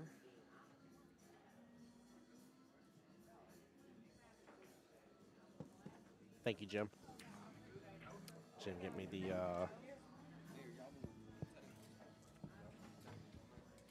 No. 2-game difference in the pro world between 50 points and Fargo. Yeah, I mean, I understand that that's how they may run it, but honestly, when you watch I'll put it like this, multiple times when I've seen somebody that's at like the 650, 655, that type of deal, versus right at a 700. I ain't talking about somebody that's in the 750 now. You do start to see a difference there, but I find it very hard just for the most part to see a very clear, obvious difference between their games, to be honest with you. I ain't saying it can't be there. I'm just saying just based on the matches I've had the chance to see. And keep in mind, too, as well, with my opinion, too, I always like to give this as a caveat. I'm still just a wee little baby in the full world. As much as I get to do these events on a weekly basis and stuff like that, and I try to fill up every single weekend I can with events, which, cough, cough, I still have St. Patrick's Weekend free right now, guys, somehow. The only weekend I do not have booked in the next almost 3 full months. But even in those events, and even though I get to do it weekly, like, still very new. So if you guys notice something different than that, than what I'm saying, I get it, I respect it. You may have a world and plethora of experience more than I've had a chance to do so.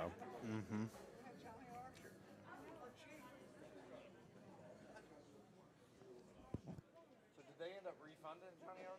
Y'all ended up refunding Johnny? yeah, I mean, it was a total scratch. Yeah. I mean, scratch on the Calcutta, scratch. Don't do it to him. Hashtag bowling shoes. Carter, get out of here. I love it. Oh, I love it. There's some nice looking bowling shoes, though. I can definitely see. I don't know if they're actually bonus shoes, but I definitely can see them and stuff like that.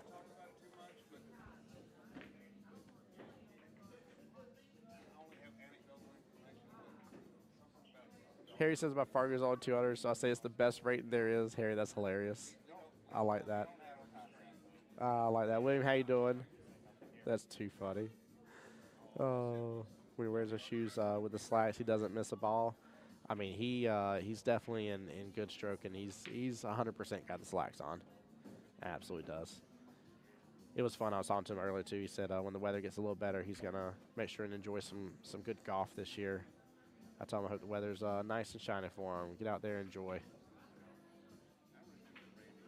I'm not a golf enthusiast myself personally. It's funny I was talking about that. I think on the way up here, Alden. We were talking about that. Yeah, I noticed how there's several cool players back home in Jacksonville that love playing golf. Love playing golf. There's such two different games to me, and I'm just like I just can't like I don't.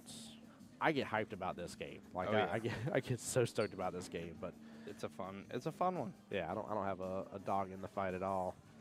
Oh, good hit on Dakota there. I don't know if you just saw that, but he just skimmed the 5 ball, and if he would have hit it just a little bit harder, it would have went behind that 6. I think we'll take a look at that again real fast here. Yeah. That was a nice hit. Uh-huh. I mean, he was definitely in Stuckman land here. Yes, he was. Yeah. Pretty good hit. Man, that was nice. When it's summertime, he told me he just cuts the slacks in half. That's funny, Harry. Hey, Harry, when I wear my jersey, I'm like 100 Fargo points better. Right? And we do all have those. There's officially 2 of my button-up shirts that because of my wrap on my cue, it gets stuck on when I'm stroking. That I refuse to wear anymore.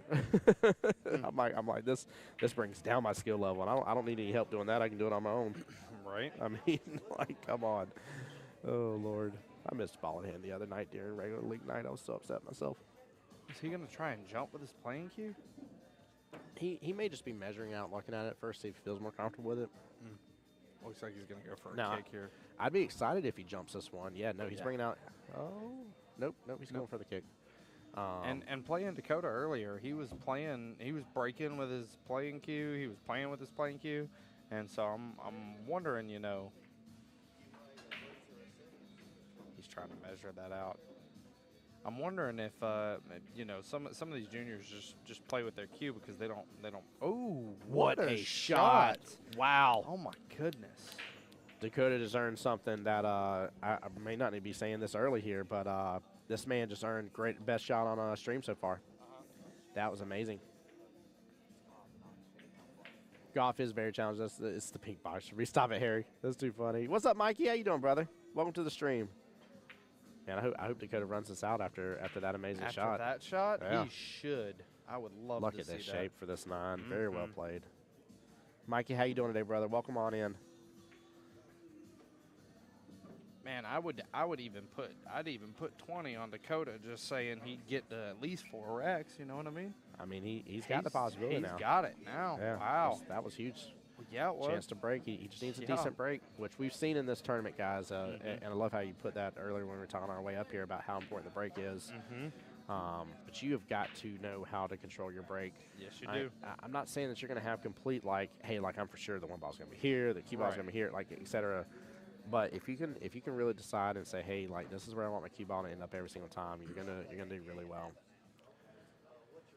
Mikey, I can't wait, dude. I really can't wait. My buddy Mikey's going to be, him and I are going to be training up with each other a little bit. I told him I really want to work on my game. I have a couple really big issues that are haunting me. I was telling him about it, and it hit me last night during the 8-ball tournament, where I, just for a normal cut, I will still put a little throw because I know I'm not hitting it right. And so now I feel that my throw is necessary, even though I'm not throwing to get cue ball shape on something else. I'm not throwing because it's a more difficult shot, and I've got to throw it to skim it by or do some reason where throw is necessary. It's just not. But like I'm throwing it, and I'm adding extra English intentionally, at least. I'm at least intentional for it, but I'm making up for my mistakes instead of just doing the normal cut. So I understand. Practicing with center ball. Yeah, the whole I've got rack. Just practice center ball, and that's really if you've got the natural angle on the ball, you really should only be using maybe a little bit of top, maybe a little bottom to control, where your cue ball is going to go. Yep. And you don't need to throw it. You don't need to, put right, left, anything on it. Just a natural angle. Yeah. I mean, just like right there, he just used bottom. Yep. Just use Straight bottom. Kept it simple. Yep. Keep it simple. Yeah, I love that. That's one thing I like about Bill Norris. That's what he was showing me. Just, if you ain't got to use English, don't. Yeah. Yep, no, I definitely agree. But I'm looking forward to it. I definitely, I told Mikey, I want to be able to try and ramp up a little bit before I go to Canada and hopefully do well and compete well up there. And I'm very proud of how well Dara and I did during the doubles tournament that we were in. And I don't know, man. It's tough, right? You get to see all these great players, and I just don't have a lot of time to invest in my game, unfortunately. But I need to take advantage of what time I do have. I wonder if Kim's going to try and go for the early combo here, and go 3, 4, 5, and then after the 5 try to hit that 6, 9 combo. It looks like it goes. He may. It's not dead set, but it's not in a crazy realm of difficulty either. No, not at all.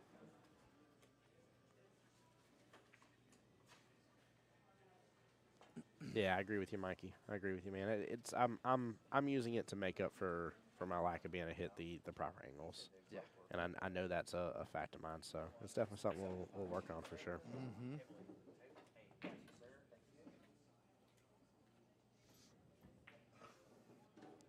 Oh, it looks like he's looking at it. That early 6-9. Yeah, look at him. Yeah, lining it up. he may have to. Which if he's straight in, he can just pull this back and have a really good opportunity on that 6-9 combo. Aunt Gail, what's going on? Everybody say hi to my Aunt Gail. Hey, Aunt Gail.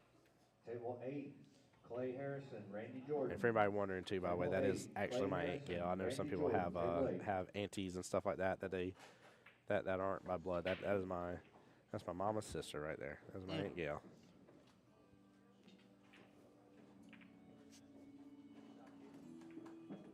Did you just play Freebird? I did. There I you did just go. play Freebird. I love that. I love that. That's too good. Yeah, it's a good one. Harry, I appreciate that. Thank you for showing love to my aunt. Well, Kim up 5-2, race to 7 here in this wonderful 9-ball open tournament. Again, don't want to harp on it too much because I know most of y'all have been sticking with me here. But in case a couple people just come in and they're like, hey, what in the French toast is going on? What's happening here? This is the first Saturday of every month here in Macon, Georgia at Bulldogs Bar and Grill. This is a 9-ball open tournament, only $50 entry fee.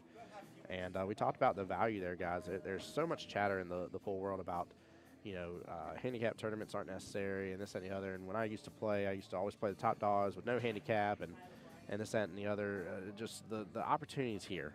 And it's for such a low entry fee and such a great tournament. Guys, I'd really love to see this fill up. I don't know if y'all see that $2,000 added part right there if the field is full. I would love for John to have to do that. So, love you too, Aunt Gail. Hope you're doing well, my dear. Let's see, learn a lot from good players and like to help people because I've got taught, and everyone can still learn from other people. They can, Mikey. They can. There's a lot to learn about this game, and there's different ways to learn this game too. That's the cool part. Very interesting. I got the chance to play Kim earlier, just kind of in practice, and he had just one of the toughest cuts on a ball. And just watching him execute it and make the ball and leave the cue ball where he wanted. It's really to watch those good players and to learn from those good players. That's why us lower players can do these tournaments. It's just to learn.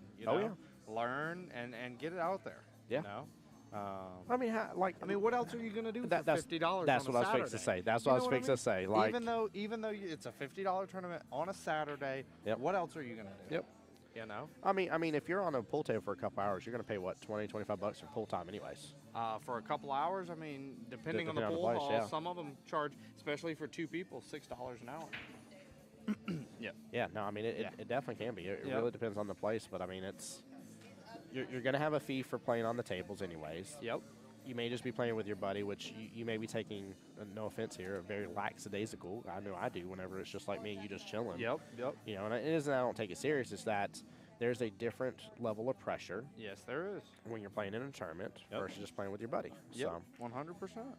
Harry, I want to give you a shout out with what you just said too. This is why I enjoy watching Kim play the way he does, because I find myself to be a very pocket speed player, which is why I enjoy the 7-foots. I've gotten extremely better on 9-footers, and I love it. It's been a huge session for me. I'm really successful on that. I'm up to 11 wins out of 15 matches in 9-ball right now. There you go. Yeah, and my defensive shots have been going through the roof too, which has been really, really awesome for me. Mm-hmm. But that's why I enjoy the fact that he doesn't overkill the shot. I really think that he is somebody that is what I would consider a minimalist on the table. He knows when to let his stroke through, but even then, like a player that normally lets his stroke through will let it go 2 or 3 times in between the long rails. He'll go 1.5 times. You know, you can still get to the same point, right? It's just a matter of how hard you're following through on your stroke and stuff. But I feel like he really takes the attitude of like, if it's not necessary, I ain't doing it. Yep. So, Yep, 100%. William, there's a lot to learn from higher players. That's why I love doing the commentary. When I'm doing the commentary, I'm watching somebody like Kim play, and these really, really, 700 Fargo is amazing. An established 700 Fargo is out of this world amazing. And I'm watching them play, and I'm like, man, I'd really go about it this way. And I see them go about something completely different that I didn't even recognize. I'm like, all right, let's put that in the memory now. Like there's a reason why somebody that has played thousands of games went about it this way. There's the purpose behind it. There's other information they had that I didn't have, and there's a reason behind it. I need to learn from it. 6-2, Kim Davenport on the hill in the race to 7 here in this wonderful open tournament. Keep in mind right now we're still in the beginning matches of it. This is the very first round for the majority part. I don't even think any one-loss matches have started yet. Nope. Everybody's still right off the bat. 42 total players, and good payout here, guys. There's a lot of money to be had in this. Very, very excited to see who gets to take home the what I'm going to call is the grand prize. Now, granted, that is me assuming that they bought themselves in the tournament, but you're talking about almost $3,000 between first place for the auction and the tournament. So it's $1,000 for the tournament itself, and then $1,950 for the auction here. Second place will be $760 for the tournament, $1,510 for the Calcutta. Third place, $480 for the tournament, and $980 for the Calcutta. And fourth place getting $260 for the tournament and $490 for the Calcutta. Keep in mind, fifth and sixth place still get paid out. They get their $50 back. They get their entry fee back. But not too shabby of a nice little one-day tournament. And I agree with Mr. Davenport here, too, just based on what we've seen in previous tournaments. I mean, I'd probably assume by 2 a.m. we'll probably be done with it being 42-man, give or take. So, I got wonderful amount of time to be able to take advantage. Also, as well, though I don't have a photo up right now, it is on both my Facebook page and on Bulldogs' Facebook page. But I took a photo of their wonderful Bulldogs shirt. I'm wearing it currently. Thanks to them for allowing me to do that. And if you guys are in Jacksonville and you want one of their shirts, I'll be more than happy to bring it back home. You just got to send me the money. Let me know you're sending it for the shirt. So that way I buy the shirt and bring it back to you. No shipping and handling charges at all, guys. All money goes to them. I definitely want to be able to support this pool hall and show them love and support. So There's some good-looking shirts, too. And if They're I'm not nice. mistaken, they are very soft. very, very soft. And I'm over here rubbing up on Tim. He is. He's literally he's putting hands up on me. They are some soft shirts for sure. So, somebody tagged my wife in chat. Where's Denise Jones at? I'm getting over here. He's sitting there rubbing up on my shoulders. Yeah. Let me give you a good massage here, Tim. Feel how soft this shirt I love is. William, that's the other thing too. There is a good range of skill levels here, which is nice. There's plenty of people to learn from. Nah, I think these are all pretty high players. I don't think there's too many low players here. Honestly, there's there's some 500s in there. There's a couple 400s scattered, but there's some 500s and there's some in terms of fire rating per se mid-tier players in there, which definitely, I like to look at it like this. So like for instance, like when I get ball in hand, and especially when I'm playing 9-ball with APA and it's points based. When I'm doing that, I like to look and I like to say, hey, like I know this point, and this point are very probable for me. I feel confident in making these shots and getting to them. So I'm like, hey, I should have these next 3 points. Well, same thing when I'm here, right? So when I was playing somebody last night and I was sitting there looking at how they were playing and stuff and knowing how I play, I'm like, okay, like I feel really confident at this point. Not saying that I'm for sure going to beat them, but I should have at least a couple racks on them for sure. Oh, yeah. And I kind of go back and look back at how I overall played, and I'm like, all right, this was a critical shot that changed the game for me, et cetera, et cetera. And it's nice to really be able to judge that. But I think because you got a little bit of a wide field, I mean, the lowest Fargo I can see on here, I think is 376 for Monica. Yeah. Yeah, it looks like 376 is the lowest one I 376. see. And then all the way up to the highest being Mr. Davenport at 731. So you got a really good range. Yes, you do. So you tell everybody welcome for showing up to run through the tournament. That's too funny, Harry. That's too good. I love the confidence. The guy I played and beat last night during the 8-ball tournament, I loved his confidence too, and I meant it to him. I told him, I was like, don't take this sarcastically because I don't mean it that way. I want you to know that. When I beat him, he said, I'll see you in the finals. And I was like, I love that attitude. Oh, my God. I was like, I thrive on that sort of attitude. That is the attitude to have. Was that the gentleman that beat me the first round? I wasn't going to say nothing. I wasn't going to say it, but yes. That's the gentleman I got revenge for you. Thank you. Thank you Yes. for getting that revenge. I needed it. I loved it, too. Alden was like, I heard my boy put you in the loser's bracket. Yeah. I did tell him. I had to, man. I had to. I was like, that was crazy. Good out by Mr. Davenport. Well Yep, played. yep. Good job to Dakota, Yeah, too. Dakota did great. Yes, he did. I like the fact that at no point in time could I have told you and would have said that Dakota gave up in the match. I think Clayton was trying to say you're the best commentator there is. I'm not sure Oh. what that was. Is that what he meant? Yep, I think so. Big Rob in the stream. I'm out of here. Well, hold on. Where's Big Rob at? Is he in the stream right now? I think, don't know. Rob, you had to leave, though, didn't you, brother? He gone for the day? Okay. Oh, he's is he coming back? Good, Okay. good. Clayton Dixon hasn't missed a ball in 5 years. Ooh, I wish. I wish I ain't missed them all in 10 minutes. Oh, my gosh, guys. Oh, yes. Here's a matchup, guys. Let's go. Here's a This is going to be a matchup. good one. But before you get to see the matchup, guys, again, for those who don't know, this is the first Saturday every month 9-ball open tournament. The 8-ball free tournament that all 9 were just talking about was literally last night. Again, every Friday, free. You can do the $20 side pot if you want to, but free. Free. Did you pay for Free. table time? I didn't pay for I didn't time. pay for table time either. you? I didn't Really? pay for no, I didn't. No? So Not I at got all? to play on the table multiple times. Okay. For I think for free? Free? Free. Free. Free Okay. All somewhere. right. Sounds good. And in case that isn't enough as well, oh yeah, wait a minute, there's also a tournament tomorrow. So when I'm telling you guys, even if you live 4+ hours away from this, you can make this a great 3-day weekend of Yes, tournaments. you could. Yeah, Like you could. literally, you got all the action in the world. And let's just say you won all 3 tournaments. That'd be a good payout. That's good. That's a good That'd be weekend. really good That's a good payout. weekend. Yeah, you're talking $120 for the Friday night, Yeah. first place. If you buy the $20 side pot, and let's say 5 other people buy the $20 side pot, Yeah. call it $80 for that. Yep. And then if you come, what was the 9-ball? I didn't even see what the 9-ball payout 9 balls was. almost $3,000 for first place between the tournament and the. Not this one. Not this one. The, Oh, I'm the sorry. next one. The I'm next sorry. one. The weekly you're talking The about? weekly. Mhm. It's going to depend on how many people sign up. Oh, okay, but yeah, gotcha. it's only. I mean, it's still only $25. $25 entry fee. Yeah. Okay, so you could talk about a $500. So 500 plus 200, you're $700, and then $3,000. You're talking about $3,700 for a weekend. Man, if you're pretty good, you could do it. Yep, you definitely can. I Yeah. mean, imagine too, like, regardless, the free tournament's going to get you in stroke on these tables, get used to them. I Yep. know it's the difference between 8-ball and 9-ball, but it'll Yep. get you there. Yep. And it's again, it's just a really good time. And then you're playing 9-ball all day Saturday, and then Sunday they're doing 9-ball again. Yep. Yeah. Dan, I agree. I definitely this has my seal of approval for a really amazing bang for the buck, man. It's Yes, worth it it. is. Worth it. Definitely a fun one. Yeah, I love it too. Let's see. I know we have the Tennessee boys. I know we talked to some people from South Carolina before as well. Of course, us from Florida. Shannon's from Florida. Pretty much, I would say between Georgia, Tennessee, South Carolina, Florida. I think as well. I think 2 months ago we had somebody from Alabama too. So I mean, we got a good little 5-6 state area that comes over here. So. Shannon, the stand-up monster. Yeah, Shannon is a beast, absolute beast on the table, and I say it every time about him, and I don't mind repeating this at all in the world. My favorite thing is when people don't know him and they underestimate him. Oh yeah. Oh my gosh! Please underestimate him. I'd love to go to a tournament with him and have people underestimate him, buy him for $40, $50, $60, win that Calcutta money, man. Yeah, come on over. Yeah, Yes. yeah.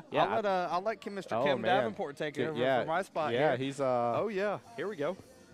I love this. Mr. Davenport wants to come commentate on this one. We're gonna get this wonderful gentleman on over here. Tim Orange. Oops, sorry. No, I don't see Tim Orange here. No. Oop, there you go. But no, Castile, I did not. Love how we're known as the Tennessee boys. Yeah, the Tennessee boys. You got to be. Well, guys, I'm joined now by a very special treat. I love the fact now we've had multiple streams with him on here. Mr. Davenport, how you doing, sir? Hey, just fine, just fine. Ran into a little young whippersnapper earlier there in my Yes, match. you did. And I played pretty good on him. I made a couple of mistakes, but, you know, he made just a few more, I believe. Yeah, 100%. I was giving him props. You know, we can see people come up against you and know your name and the legend behind you, and well earned, well deserved, by the way. But it's funny how I've seen some people, you know, be like, well, it is what it is. I wasn't expected to win. I couldn't have told you that he didn't expect to win against you. He had a lot of heart going in that game, and I love seeing that attitude. Yeah, I think he might have. I like this. They're lagging. Everybody's flipping coins, but I like the lag you know, too. if you flip a coin and then you lose the flip, and then the guy runs 2 or 3 racks on you, you know, I'd rather lose the lag and it was my fault rather than Bingo. just kind of out of a little luck or something. Bingo. I'm the exact same way about that, 100%. So Shannon, I don't know much about this other gentleman. I've watched him play a little bit. He looks like he plays pretty good, but I know Shannon can really play.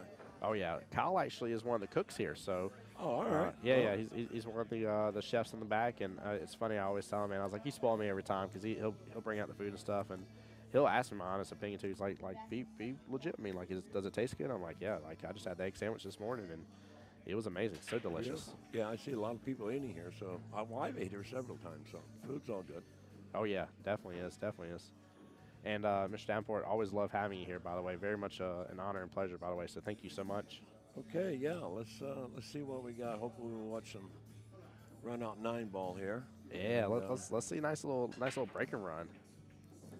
Well, I'm sure we'll see that during the course of this match. I mean, I would almost have to bet money on it that somebody's going to break and run out.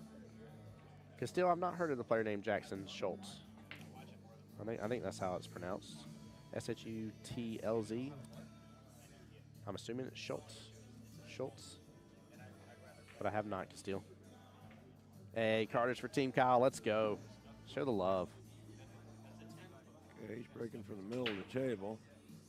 You don't always see that, though. Yeah, Almost getting a a lot 9 of off the players. snap. I usually get a lot of action from the side rail. If I'm not doing nothing spectacular on the break, I'll move it to the center. But I was able to control my cue ball just a little bit better off the side rail. I felt a little more my bridge and stance were just a little more firm than There we go. than breaking from the center. Well, he's made a ball, but he's got a little unlucky here not to get a shot. So 4 might be on the side. I just can't see the angle. We'll see what happens. Thank you, my buddy. Y'all been taking a photo of us here. Looks like I have to just go defense on the 1. He left it dead on in that left-hand side or left-hand corner pocket. Yeah, I couldn't see if he miscued or he was just trying to get the cue ball behind the 4, but I think if he couldn't, he may have just should have just left maybe the 1 ball towards that top short rail instead. Maybe just overhit it. or just thin the 1 ball and go out behind the 5. That's Oh, yeah. the shot. Yep, I would Stuck like that. right behind there.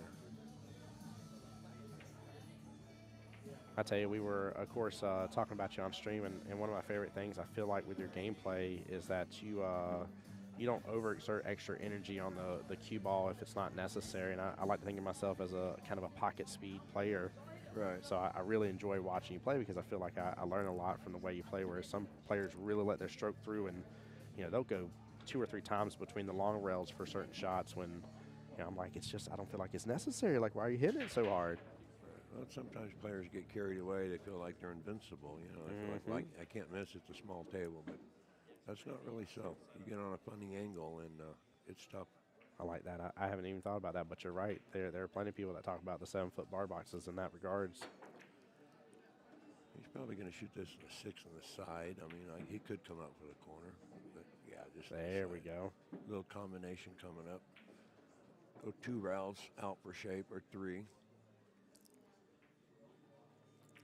back where the cue ball's at right now. This is one of my favorite shots right here is when you have that little side pocket and get to run the 3 rails right there. It's just such a smooth shot. I have to watch myself because I have so much fun with it that sometimes those are the ones that I will actually overhit. It's bad of me, but I enjoy them too much. Shannon up 1-0 in the race to 7, guys. Keep in mind this is still on the winner's side here. We did just start the tournament just a little bit ago, so pretty much for a hot moment here at least, the next few matches will probably still be the winner's side, and eventually we'll get to the one-loss side bracket. True double elimination, which is great to see. I love it. Absolutely love it. Yeah, I had not even seen or heard of Shannon before I came down here in December. I think he was here in December, or maybe it was January. But he is really a real good player. But if you watch him play, he looks like he's just a run-of-the-mill player. He stands up on the ball. He doesn't really have a wide stance. Yep. Doesn't do anything fancy, but he don't miss no balls. No, So, he doesn't. He doesn't, that's for sure. It's funny, I've seen him in some crazy predicaments for his shots and everything, and it blows my mind. I've never once seen him get flustered, frustrated, nothing about a shot at all, ever. Like, I'm going to say he doesn't have a care in the world, and I mean that with the utmost respect, because he cares about his game, but he just doesn't let any of it bother him at all. It's amazing. Yeah, he's just solid all the way around. Like I said, if you met this guy in the bar somewhere playing, look how he stands up on the ball. It's like, okay, well, I can beat this guy. Yeah. But no, you can't. Yeah, no, you can't either. See, guys, it's as if, like, it's almost like Kim overheard our match, but he couldn't have because he was playing when we said this. I told people my favorite thing, and I say it all the times, I love when people underestimate when they first meet Shannon and don't know about him. And they're like, yeah, like, just like you said, they're like, I can beat this guy. It's not a problem. And then you see him on the table, and you're like, oh, what did I just, what did I get myself into? What did I do? Oh, man. That's what he's thinking right now. Yeah, he's a little predicament now with that 5 ball. Yeah, he didn't come down far enough for the 3. He could just roll it and send it to the rail and get behind the 8, or he could cut it in. I mean, I can't really tell the angle. It's hard to see the angle. Yeah, he could cut it in. He was able to slice that very thinly. Cut the paint off that one, didn't he? Absolutely did. Absolutely did. I like that. Now, these shots here, they look awful easy enough, but it's really not. Because he's got a pretty good cut. He's on the rail, and he'll just go one rail back out to the center of the table, I'm sure. See how easy he makes everything look? Just pretty good stuff. Yes, he does. Yeah, barely tapped that right hand long rail here. Well, he beat Tommy Kennedy in the finals. I finished 4th, I think, that tournament. And I think I arrived home about a 2-hour drive at 4 in the morning. And Yep. I think it ended like when the sun was coming up. Yes, sir. Yeah, I was packing things up around 6:30. Okay, there you go. It was wild. It was really wild, but it was good. Yeah, I think we had 57 players or something that tournament. I'm not sure, but there was quite a few. Yeah, it was a great time. Very, very good time. I enjoyed it. I was telling Chad that I think I agree with you that we'll probably be, with this one having the 42 mark, we'll probably 2 o'clock in the morning would be realistic. Yeah. So we'll see how it goes. Well, good start for Shannon Fitch against Kyle here, up 2-0. And kind of leaving Kyle in the seat for a hot moment here. Castile, are you asking me who my favorite singer is, or are you asking Mr. Davenport who his favorite singer is? Favorite singer? Yeah, favorite Who was singer. my favorite singer? Well, he had just passed Jimmy Buffett. Oh, yes. I love Jimmy Buffett's music. Just the stories that he told. Now his voice isn't like Elvis or somebody like that, but I really was a Jimmy Buffett fan. That's awesome. Yeah, he's one of the ones, I talked about this before. I love music. Grew up in band all throughout middle school and high school and marching band and stuff. And it's amazing when you see people that are able to expand outside of their genre. And like we were talking about recently with Toby Keith passing and everything, I was like, you didn't have to be a country music fan to enjoy Toby Keith. Right, exactly. And it's amazing. This 7 ball. What's Is your that thoughts on 7 it? ball on the knuckle, or is it off? It's slightly off of the Is it knuckle by, slightly by off? just a smidge, but I mean it's slightly above it though. It doesn't look like it'll go on the side, is what I'm trying to say. If it doesn't, he's going to have to get pretty good position. Yeah, it's definitely it's the problem. It's the one thing that may slow him down There in we this go. rack. Okay, there you go. Got a little knock on it. I like it. Yeah. Oh man, that's those high Fargo players right there, guys. That's that right there, knowing how to handle that situation. Yeah, And not shying away I thought he from could it. be in trouble a little bit there with that ball. There, he just he was trying to run into it straight in the face. And why his position was a little bad there is because he broke the 7 out. Yep. And the cue ball came too far down. If he would have hit the 7 full in the face, then he could have just rolled the 5 and the 6 was straight in. There we go. But he caught it on the top side, and cue ball came down table more. So he'll just try to put the cue behind the 9, I'm sure. Leave the 6 right in there.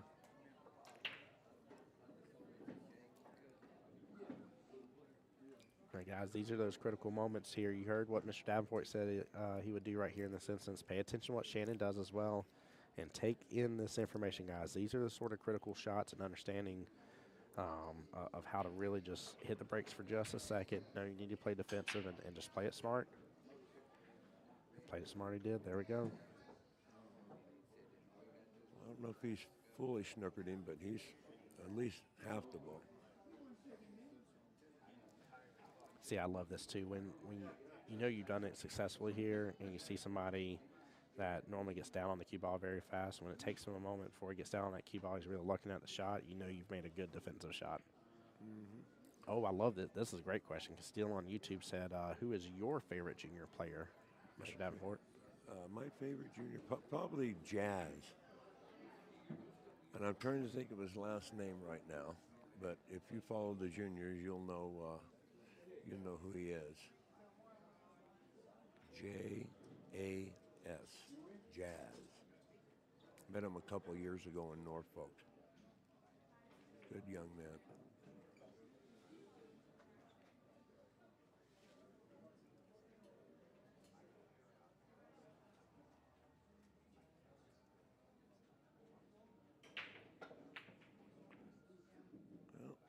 I don't know if I'm going to pronounce his last name. Makani? That might be why I had forgot it, because I couldn't pronounce it. Yeah, but it's Jazz, yeah. Makhani. I'm assuming Makani. I'll definitely have to check him out. I've been there. We go. Yep, Harry was getting it. Jason Makani Jazz. Yep. Okay. You got it. Good. And of course, the girls, the Roadrunner, and then what's the other real good? Sophia. She won. Sophia, yeah. Yep. Yeah. Sophia Mast. Sophia Savannah Mast, yeah. Easton. Savannah East. Those are the two. Yeah. They played in the finals in Norfolk when I was doing the commentary up there. They're a blast. Back in November. Yeah. Absolute blast. Very, very good stand-up people too. You want to talk about? I'm so impressed too with their age and their drop 7.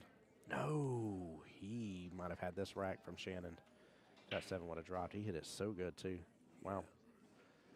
But I have to give them such props. Their ability to lock in on a game and really just focus and dive in. And although I haven't seen Savannah live in person, I was very impressed by Sophia, because you look how tall she is and everything, and definitely on a 9-foot table, height can be an advantage. Her ability to get cue ball positioning where she doesn't have to, she still will, but where she doesn't have to use the bridge on a consistent basis is crazy. And then her ability of using the bridge as well as she does is also crazy. It's wild to me, but she does such an amazing job. Yeah. I'm definitely looking forward to if and when I'll get to see Savannah in person. That's another one that I really cannot wait. Yeah, and Raw Hana does a great job with the juniors. There we go. Yeah, he really does. He's to be commended. It's so important too. I really want to see this sport continue to grow and develop. And without the juniors, it just isn't going to happen. So. Yeah, I was wishing, like I told them last time I was down there, that I wish when I was coming up we had a junior program, but there was no such thing back in the day. Well, what have we got going on here? 3-0.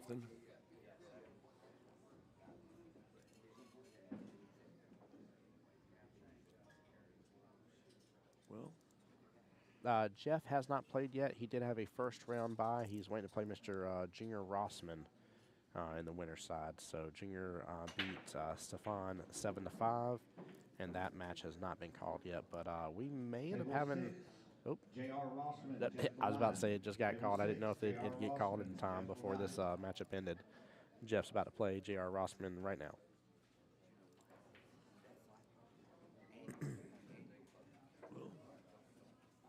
Looks like the table looks pretty good here. Probably going to go 2 rails out of the corner, spin back out. Unless if he rolls it, I think he might scratch in the side pocket. I think he has to elevate his cue a little bit.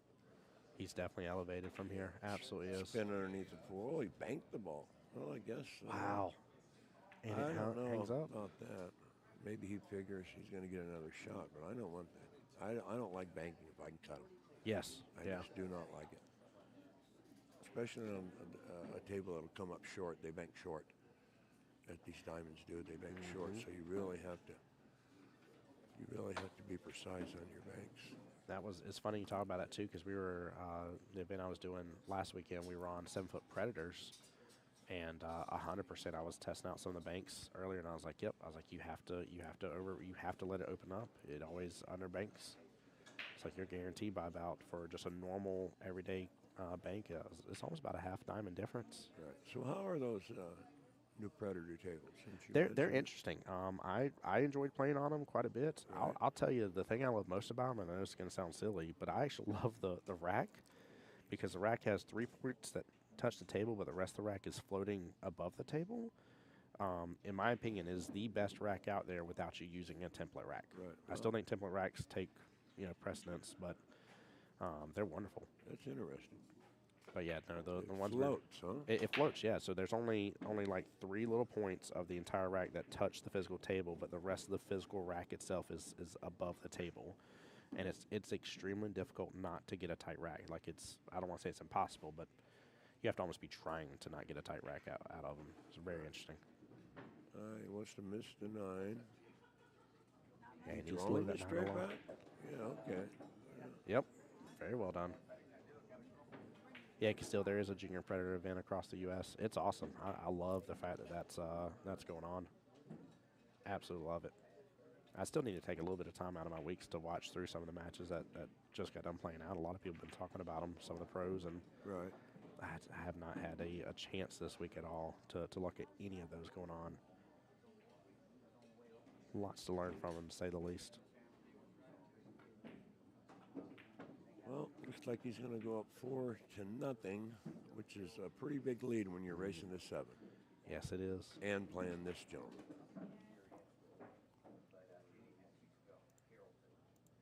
Shannon, just such a good run. Kyle's had a couple of opportunities.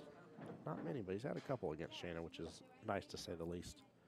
Yeah. I don't mind matches like this. I understand where people's skill are and stuff, or skills is at and everything, and what my expectation is of myself. But I always love matches where I'm like, you know what, it did come down to me. I had opportunities. I missed them, but I had the chance. Yeah. Yeah, if you get a chance to run out and you don't, you can't blame nobody but yourself. Mm-hmm. And like you said, he cooks her. I didn't know that. I was just watching him hit some balls, but he looked like he played pretty decent when I was watching. But Oh, yeah. maybe he's a little nervous. Definitely can be, yeah. Playing in front of his boss and everything. Mm-hmm. Play in front of his boss, play in front of his friends. Yeah. Plus, I mean, he was working hard last night. I know he's already been working hard this morning. So Well, let's watch this break. He made 3 balls last time he broke. I was laughing earlier. I was saying how if you make 4 or more on the break, give or take, the pool gods are going to ensure you don't have eyes on your on your next object ball. Right. Well, he just made 2, which is okay. And the 1 ball does not go by the 3. So he'll either be rolling out, or I don't know what kind of safe he could play here. I think I'd just try to figure out a rollout where I could play safe off of it. Castile, I don't know what the best tip is out there, but I will say I will soon be upgrading and going to the, who was it? I think it's the Kamui Athlete, if I remember correctly. think it's Kamui makes the athlete. I may be saying it wrong. Correct me, guys, if I am. But it's the athlete tip. I was told it was made. That supposedly was like a hybrid style tip that was made for carbon fiber shafts. And I had a couple friends of mine give me really good feedback on it. But I think that's what I'm going to give a try to. But I'm always open to information. I think the kind of science behind the Q-tips is amazing to me.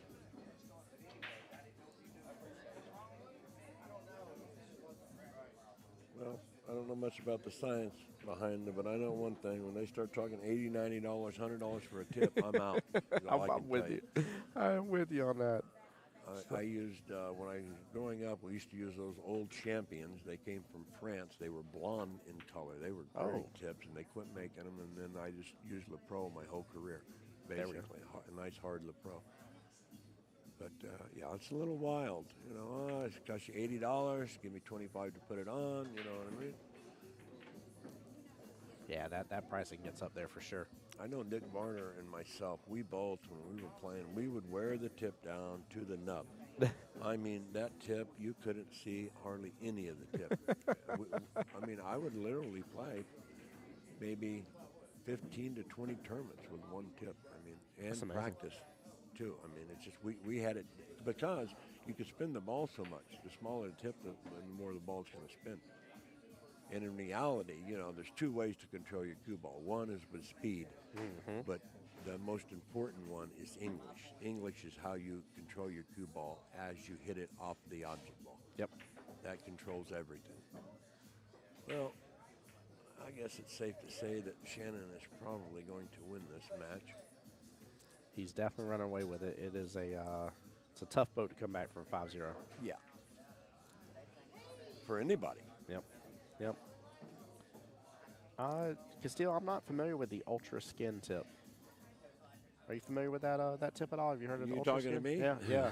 I've not heard of that one at all. I thought you were talking to somebody. No, I was. I was talking to chat, but he was asking a question. I am not. I see on Facebook sometimes on social media about all these new things, and I'm just an old school guy, and I don't mess with none of that. I've never hit a shot with a carbon fiber shaft, so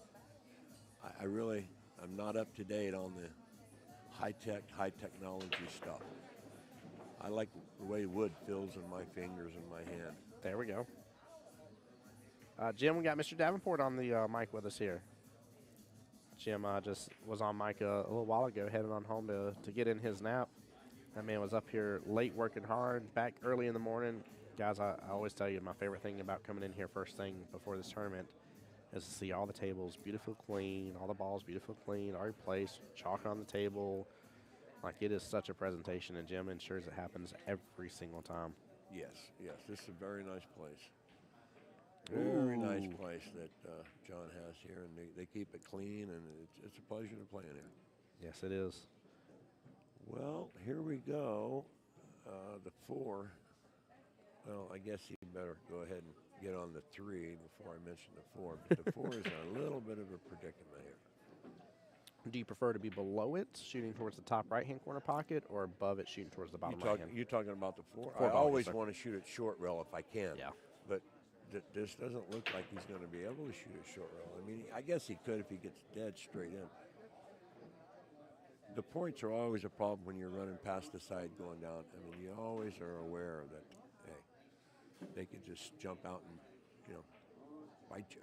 They definitely they take almost every opportunity with me for sure. Well, I think I'd roll the 9 from this spot. I'd go ahead and try to make the 9. Get on the board. Oh, a little 3-9 combo would be nice. Don't play safe. Just go ahead and run it. Is he cutting it in the corner? He's going to cut it in, isn't he? I feel like he is, yeah. Oh, he tried to make it, yeah. Okay. Oh, Castile on YouTube asking you, Mr. Davenport, says, what is the most break-in runs you've done in your lifetime? In a row, I'm assuming? Is this tournament play, or is this actually gambling? I mean, that's a good because question. it's two different ones. At the U.S. Open in '80, I think 7, I ran 8 racks on Carlos Vieira, and I was in Nashville and ran 9 racks on a gentleman who we had a little side action. There we go. So, wow. it takes an awful lot of luck, and you just, you get in some zone, but, you have to break and then get a shot, and then, so there's a lot of things that have to happen before you to run. Just one rack, really, if you think about it. If you break and make the ball and don't get a shot, well, you're not running that rack. So for that to happen that many times in a row, it's a little fortunate. All right. Well, Kyle's got such an opportunity right here. Yeah, he just looks like he doesn't really. He doesn't move the cue ball to get in position for the next shot. You know what I mean? So he probably just stopped this right there. Yeah. See, now his cue's on the rail. The 8's down here. I got to get to the 9. So. Yeah, you have to maneuver the cue ball around to really, if you really want to play good. But like I said, he's in there. He's got the job he's doing. He's probably having fun doing it. I don't know if I would gonna order a hamburger right after he loses this match. Right? Yeah, well, it might be a little undercooked. Right? No, the food's good here. I'm just kidding. Yes, it's amazing. Speaking of, they got their special again this time around for the pulled pork sandwich. Pulled pork, yeah. Mm-hmm. There we go. All right. He's on the board. Nicely done, Kyle. Way to go.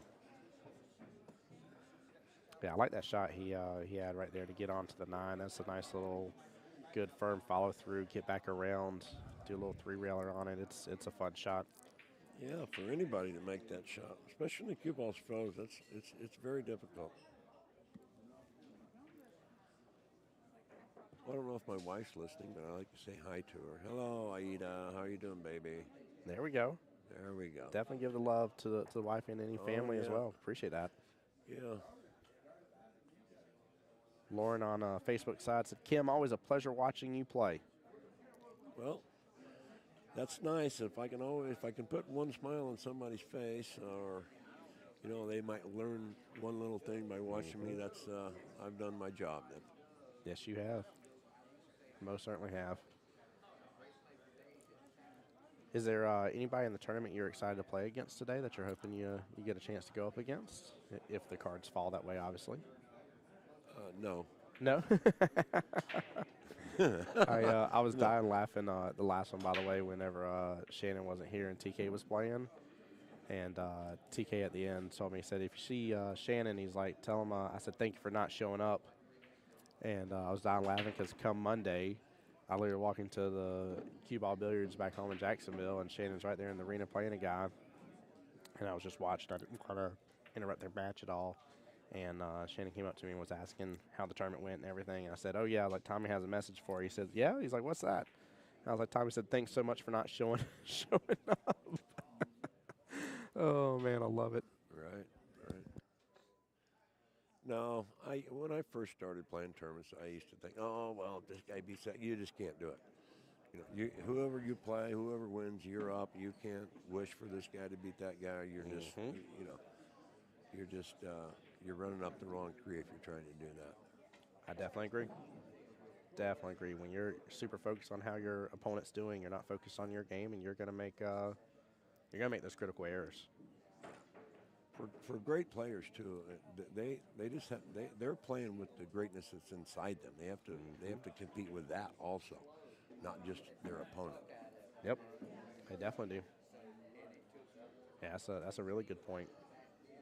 Add in that extra pressure that you're sitting there thinking everybody expects you to do this well and stuff like that. And you add that on top of your pressure you're already feeling in the tournament. Regardless, it can get to be a bit much. Well, it is because you're trying to keep your place. If you're ranked 8th in the world, or you're ranked 10th, or you're ranked 2nd, you're always under constant pressure to maintain or get better on that position that you're on. So I think he's loosened up a little bit. He's firing the ball there. Nice little bank shot here. A little bit of distance on the 6, though. Yeah. I don't know. I think I just have to try to go for it myself. I don't really. I mean, he's down 5-1, and I just don't really see any kind of safe unless he can try to get 6 ball behind the 8. But that's just too hard. Yeah, I just feel try like to cut it in. I feel like this is one of those what do you got to lose style situations. Yeah. Well, he give it that good old try, I guess, but just a little difficult to do. There's definitely a little space to be able to at least clip that 6 ball. Yeah, he can cut it in. He might have to worry about the cue ball scratching down there, but I think he'll be able to double out of the corner. He might just shoot it so easy he don't have to double out. Oh, maybe he couldn't. Maybe he did get the cue ball behind the 6. Wow.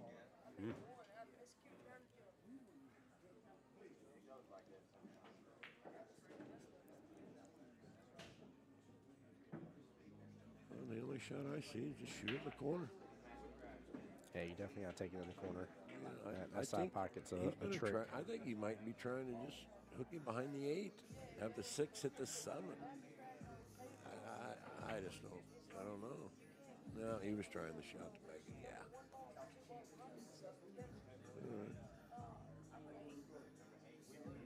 Well, I'd say at least not a bad lead to an extent, but he's got a little distance on that cut there for sure. But I guess my real question is, what does he do about the 7?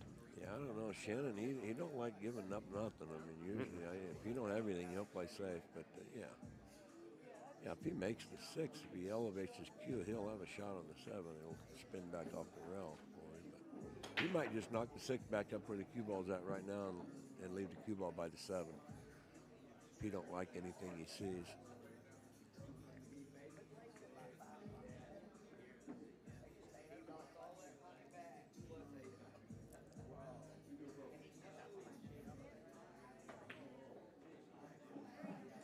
Table 7, Janan versus Aaliyah. What took him so long? Table 7. He Janan nailed that versus perfectly, Aaliyah didn't he? Goodwin. Yeah. Table Oh, 7. man. Edie, there's definitely days where I enjoy watching more than playing. That's true, but sometimes I get these 12, 14-hour shifts behind the mic, and I'm just itching to be on a pool table for a moment. Yeah, I can understand that. That's why I was so excited to get to play in the free tournament last night. I was stoked. I was like, I'm not worried about how I'm going to do in the tournament. I'm just going to come here, have some fun, get out this extra energy that I have to actually get to be on these wonderful tables and get to enjoy the pool hall from this point of view and perspective. And it was phenomenal. Again, I would highly encourage you guys. You can have a 3-day weekend. I've posted this multiple times, but tomorrow, so every Sunday, they also have a weekly 9-ball tournament.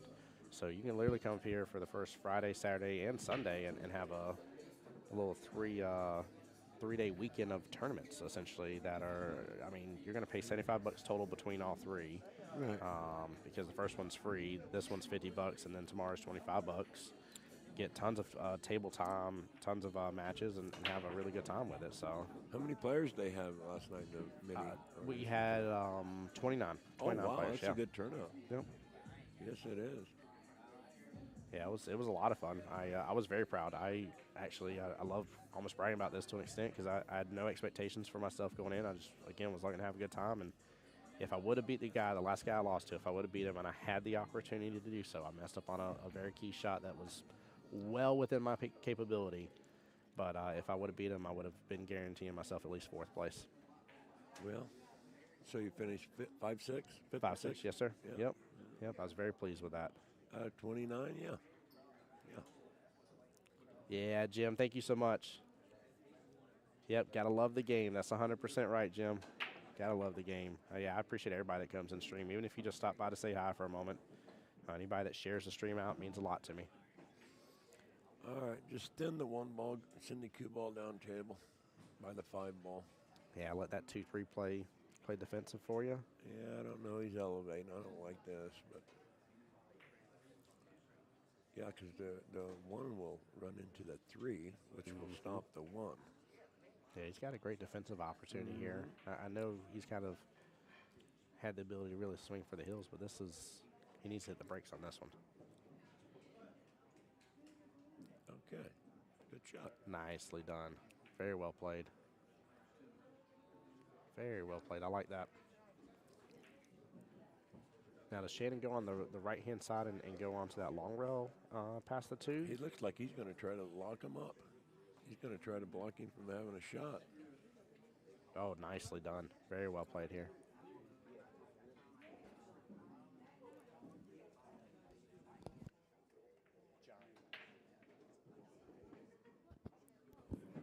Yeah, I like that option. That's something you don't always see people do. People don't think about that. If you got to get ball in hand regardless, tie something up, maybe slow, even if it's something later on, time like the 7-8.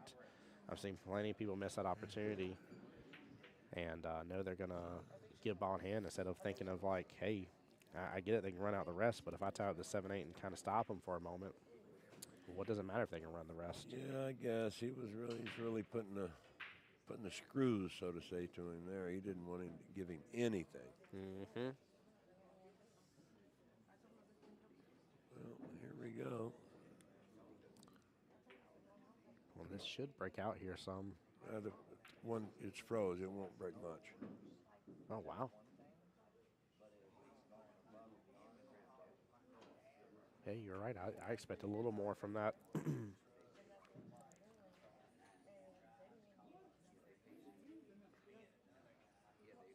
All right. Oh. Casual safety play going on here the last few shots. Oh, no. Oh, Bear missed there on the scratch top left-hand corner, but 1-6 tied up now. It looks like it. Yes, it does. Yeah, I'm even trying to, like, maneuver and put my head past the booth here to kind of see if there's any space between them. I can't see it. It may be there, but I really can't see any space between them. Maybe knock the one over there by the 5 or by the 2, 3. No, he decided to go 2 rails and out. Wasn't a bad shot. Ooh. All right, Shannon. Bank that one ball. Bank that one ball back and run out. That would be a fun bank to see happen. Either that or he might probably cut it in and come 3 rails around, going between the 8 and the 6. Mm-hmm. Bring the cue ball back where it's at and bounce off the rail and be stranded on the 2. Like I said, though, he's awful cautious when he doesn't have a shot. He really likes to play safe. Yeah, there he goes. John, I got you, bud. Let me repaste the bracket for you. 1 second here. I cheat and have a little notepad of all my links here. Just do a little copy pasta for you guys. Right there's the live bracket. Should be coming across the screen now for you.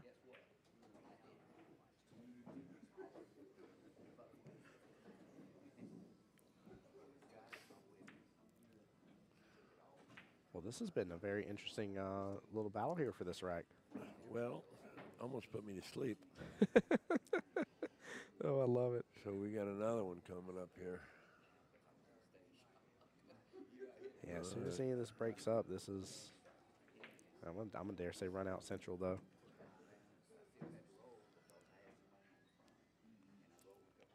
I would say the 3 is somewhat worrisome, but with where the 2 is, if you can pocket the 2 on the right-hand side pocket, be above that 3 for the bottom right. If he can see it thin enough, he can make the 1 on the side. If he can see enough of it, and if he's shooting at it, he ought to be able to make it. Yeah. What a shot. Very well played. Nice. All right, we're done with that now. No more 1 ball. No One's more gone. 1 ball. One's gone. We can breathe now.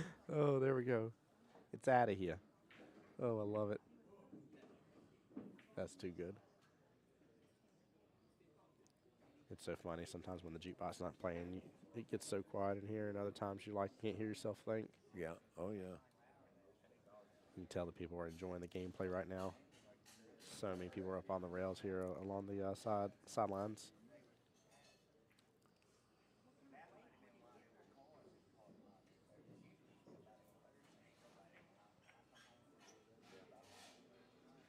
It's drifting. Gonna come up short. Well, this isn't an easy shot to get position on, but it's not the hardest. Might go into the rail first here. It's a possibility. Got to watch out for that 5 and the 4. No, he went straight down table. Yeah. Now he's going to have to. Well, as I look at it on the screen, it looks like he can just roll it in with a little kill English and roll right up to the 5. Shoot it very easy. Yeah. Right idea. Hey, John, anytime, brother. And no, Mr. Tommy Kennedy is not here today. Somebody mentioned earlier said he was over in Vegas right now. But I will tell you, I know Tommy enjoys this tournament, though.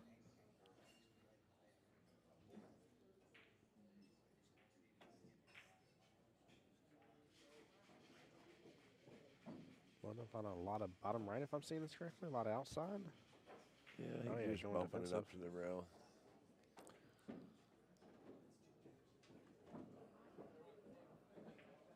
Feel like the bank's there, but he's going to be over this 6 ball a little bit. Yeah, he's probably just going to knock the 3-ball down table and try to get the cue ball behind the 9.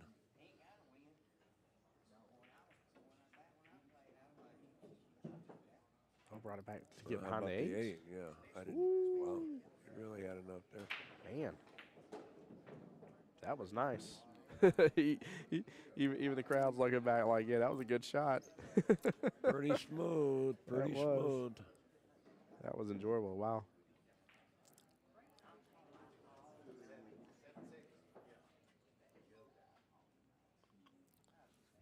Okay. Snip it. Yeah.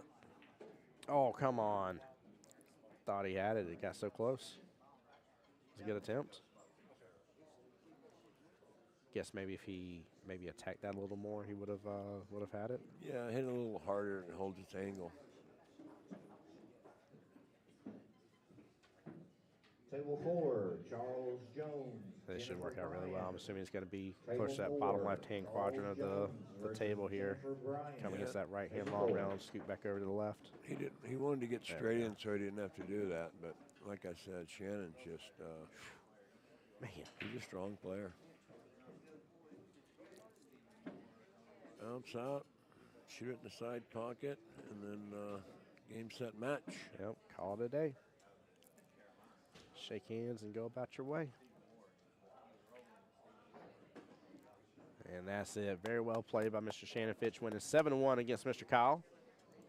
Man, very well played. That was interesting that last rack coming down to a real big defensive battle like it did. I will say I got to give Shannon props, and even still Kyle too. There's plenty of people that don't have the patience with that. If a lot of players I know that are very fast-paced players, being up 6-1, they Let me at it. Yeah, they would have played a couple defenses, but by the time that third defensive option came up, they would have been done. They would have been slamming something a little hard and saying whatever, like let let the rack open up. I don't care if he wins this rack. Like I'm gonna get him on the next one. Like let's finish it. Let's get done. So that's interesting to see. All right, beautiful. Well, Mr. I Davenport, enjoyed appreciate it. you. So, Yes, sir. Always a pleasure. Hopefully, I can stop back in and Please. Do another match with you here. I'm going to go get ready to play. I would imagine Yeah. I'll be up fairly soon. Maybe get me a Coca-Cola or something to drink. Thank you again. Hey, thank you, Mr. Davenport. Take care, sir. We'll see you. Bye-bye. See ya. Guys, for those, again, that don't know, that's Mr. Kim Davenport there. Amazing player. Absolute legend, to say the least. And always such a pleasure to have him up on the stream, too. It's an honor of mine, and I really mean that, guys. So stay tuned. We're going to have plenty more action here for you guys as we continue along here. Let me see here if they're about to call the next match on this table. In the meantime, we're going to switch on over. I don't know if the table 6 is keeping up with their score. We'll play a little refresh here. They are not. Let me switch on over here. Table 1, Tyler Give me one second, Bryant guys. versus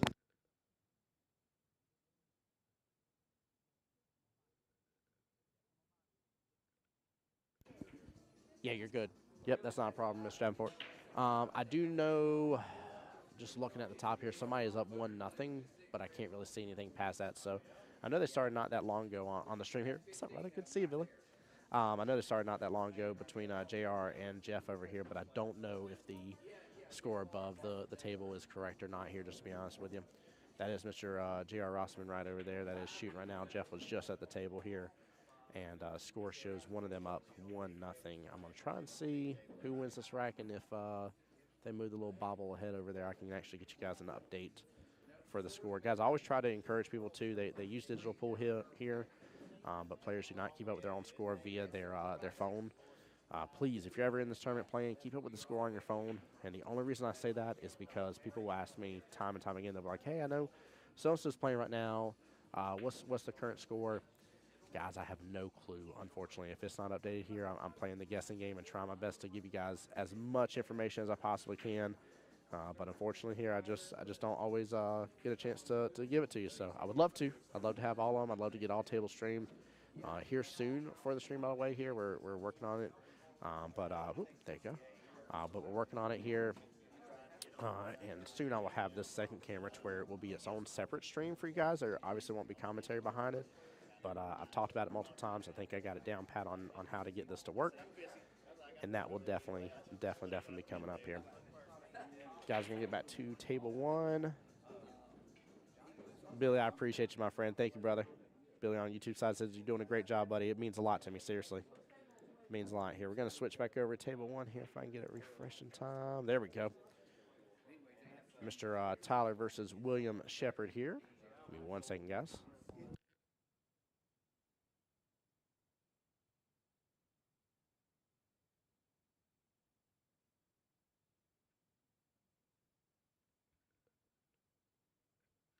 All right, Mr. William up winning the lag there and getting to break. JR versus Mr. Levine here, by the way, is 1-1. I'm gonna hang out with him. Yeah, hey, you can hop on the mic. You want to? You're more than welcome. Okay. Now I give you a shout. What do you mean, Billy? What do you mean I now give you? Have I not been taught? You haven't been in stream? Am I crazy? I've been missing. I tried to log on earlier. That's what I was telling him, and it just on the digital pool. I had to do some stuff. I've been trying to get my tournaments ready. Ah, Yeah. that's funny. That's too funny. Courtney asked me to go back just match. So this is the main stream table here. I will switch back and forth between them. I promise you. Billy Sykes. I promise you. Hey, tell Courtney he ain't missing nothing on Jeff's match. It takes a while. He knows that. I was told to tell you, Courtney, that Jeff's match takes a while, which it does, honestly. They've been going for a hot moment here. So, did you type? Did I miss it? He was down there. I saw his down there. Oh, no, yeah, you were talking about gentleman Kim Davenport. Did I not say anything about it? Because we were talking about the running the racks, and he answered the question about gambling. I'm sorry, Billy, if I did. I really didn't mean to leave you hanging, I promise. I try to give everybody shout-outs on stream. Try to. Can't always promise it. I'll tell you what, Courtney, I can do for you, though. Check this out. We're going to do this. Little magic trick. Bada boom. We'll put it kind of top left over here. It'll be a little small for you guys, but that way you guys can see some of that action going on there, too. Little double time action there. So top left-hand corner is table 6 right now. That is the matchup between Mr. Levine and JR over there. Now, I'm interested to see how this matchup's going to play out. Billy, I'm sorry. Said I'm not feeling love. I was coming today but got sidetracked. Well, what? Hold on now. Where's my love at if you ain't coming by today? I mean, you want love on the stream, but you ain't going to come by and see me because you got sidetracked? Am I more important, not more important than the sidetrack? I see how it is. I'm just going to drink my sweet tea over here, Billy. That's all I'm going to do. With my pinky out. You know Billy? Yeah, I do. Tell him we was waiting on the Emerald Coast champion to be here, and here we are without him. Yeah, I mean, here it is 4:21 in the afternoon. We were waiting on the Emerald Coast champ to be here. I think he won And that back in we 91, 2, somewhere in there. was it really back then? Oh, my gosh. But he did win it. And Courtney, my pleasure, absolutely. I hope that satisfies the being able to see the other match here.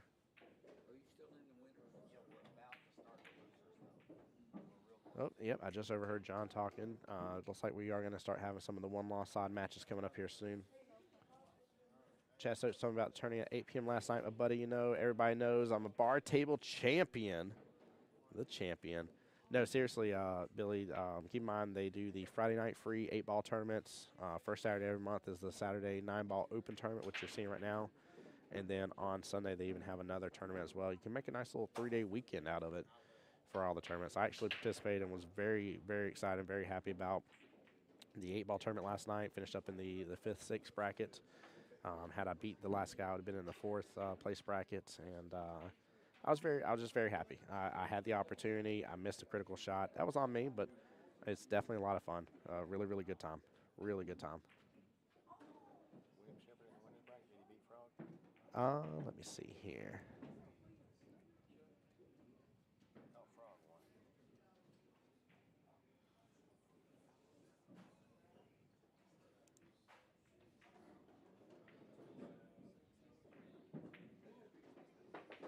No, this is a one-loss side bracket. Yeah, because they're racing the 5. Yeah. Yep, Antonio beat him 7-6 on the hill, though. Antonio's waiting on the matchup between, let's see, Scott Hardy versus Monica Mills as well. Forgive me, guys. I just realized this is a one-loss side bracket match. I did not pay attention to the 5 in the brackets over there. And it looks like JR is up 2-1. Yeah, I haven't seen him move the marker over, but he's definitely racking. So he's up 2-1 right now against Jeff.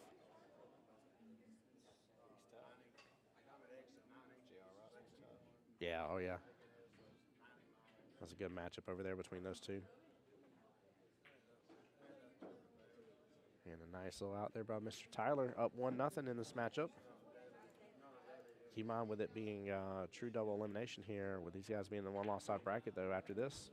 One of them's going home right off the bat here. It's only 4:24 in the afternoon. I know it sounds like a little bit later in the day, but checking at 11, we didn't get done till, or didn't start the Calcutta till like 12:45, I think is when we started.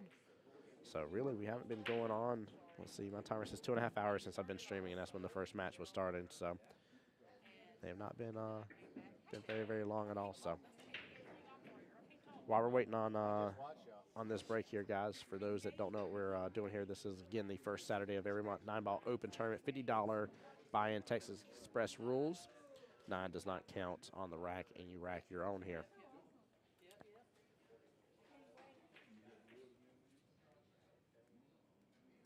Guys, also, I've been seeing a lot of action going on here as of lately. A lot of different pop-ups for different YouTube and stuff like that, guys. And again, I know you guys can be elsewhere and supporting other streams and stuff. It just means the world to me that you guys are hanging out with us today. So appreciate y'all. Nice little break here. 6 left on the table here, so 3 on the break. But he actually has eyes on the 2-ball here. That has not seemed to be the normal here, making 3 or 4 on the break. And pretty much, like I was telling Mr. Davenport earlier, you just the pool gods deem that you're not allowed to have access to the next object ball. They say it's not a thing. I still won't forget the 5 balls made on the break last time I was here, and somehow could not still see the next object ball. Like, there's 4 balls left on the table and the cue ball, and you can't see the next. Like, you had to kick at it. It's the wildest thing ever to me. But it stands true. 6 in the same night. I did it twice. Did you really? Goodness gracious. Bruce Marone did 7 the same night. He showed me up. Yeah? Bruce hard. I love that. Table 10, Brandon Turner versus Using a little Kyle inside Barton. English here. Looks like he's trying to Table 10, let the cue ball kick back up, but stay Turner short. versus Kyle Jay says, thanks for the Barton. great stream. Thank you for being here. Seriously, from the bottom of my heart, guys. I took it away for a little while. I'll put it back up. But if anybody wishes to donate to the stream, Cash App and Venmo. If for some reason you do not wish to be shouted out, I've had a couple people say, please don't give me any recognition for donations. Please let me know. I won't. But past that, I will definitely give you a personal shout out on the stream. It means a lot to me.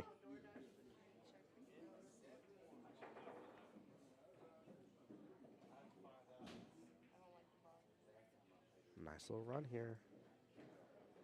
Coming across that left-hand long rail, comes right back out, has a nice cut on the 9-ball right-hand side pocket. He's set up just really well for this. So it'd be 1-1, even race still. 4 racks left for both gentlemen. I like the kind of speed and tempo we got going on right now. Checking out on Jeff's matchup here again. Current score is 2-1 in favor of JR. That is a winner side match right now, so they are racing to 7.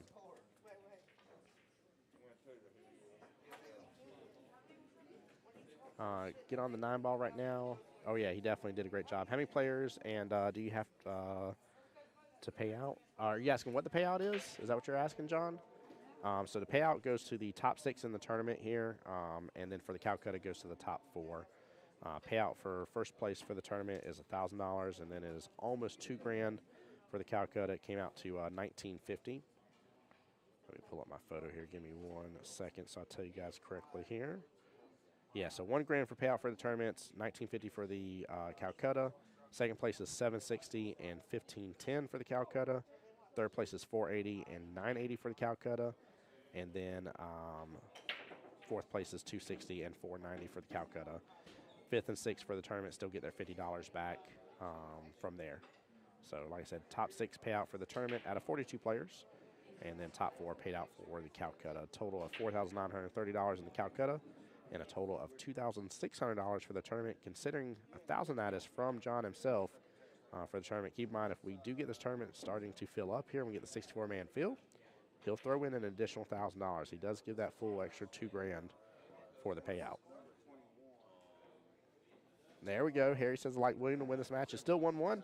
Guys, y'all are more than welcome to, like I said, get them side bets going if you wish to do so. Have some fun with it in the chat if you wish to do that. Had a couple of y'all talking about that earlier, getting some little bets going for players. Take advantage while you can. I see you brought your guy back this time, the one who was road dog last time. Yep, Played yep. This time. He told me he was playing. My road dog was definitely back. My buddy Alden came up here with me, having a good time too. He didn't do too poorly in the 8-ball tournament. He was having some fun, and He's happy he got. He said he got one game off of 650 mm-hmm. earlier, so he's real happy about that. As he should be too. Yeah, He's looking at the right way, learning experience. Yep, and that's what I was talking about too. For a $50 tournament to face some of these, I mean, even if you just look at the Fargo ratings of what the spread is here between the Fargo ratings that are available, the chance to pay $50, open tournaments, a great day of fun. I mean, as well. I mean, you're talking about even in this case. Let's take Tyler and William in here. They played one matchup each. They got into the one-loss side, and now they're playing this matchup. They've been able to play for a couple hours worth of play altogether. It's just a great opportunity, and what a snooker right there on that 9-ball. Goodness gracious. John, my pleasure. I appreciate you too as well, man. Thank you so much. I appreciate it. Did you say Tommy might be in Vegas? I don't know for a fact. I know somebody in chat mentioned that earlier, so I'm assuming that's a yes, but I don't know for sure, to be honest with you. So BCA's out there right now? Okay. Yeah, so he's probably out there then. He's probably out there. Doing the finals. They're in the final few rounds right now. Oh, that's good.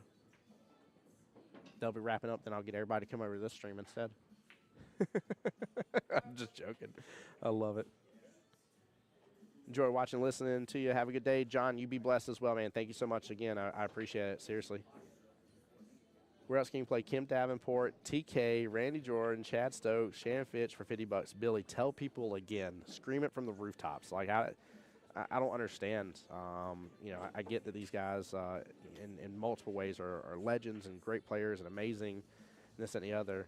I was talking earlier. I was like, man, if I went up against somebody like him and like I won a singular rack against him, like I'm gonna literally act like a soccer player, run an entire lap around this whole pool hall, screaming goal at the top of my lungs. Like I would lose it. But also very, very important in the fact that I would pay attention. I would say, this is the way I would take on this shot. Okay, he did a little bit differently. Let me look at why. Okay, he got better shape on his next object ball. I see now what he did, and I'm going to take in every bit of that feedback and advice that he is giving free of charge by playing against you. It's just massive for your game and your skills. Harry, Billy Sykes is on the YouTube side. On the YouTube side, yes, sir. And if y'all look too, I have chat appearing on screen for you. So if you see the little red and white emblem, that's the YouTube emblem. I know the little YouTube play button may be a little small for the way it looks. And if you see a blue and white emblem, that's the Facebook emblem. So that way you know which side I'm talking about. By the way, updates for oh, thank you. Let's see, who was that for? Was for Tyler or William? William, thank you. Sorry, I definitely did not update the score here. 1 second, guys. I'll get it refreshed on your screen. There it goes. Also for the Levine versus JR, it is 2-2 right now. 2-2 right this second.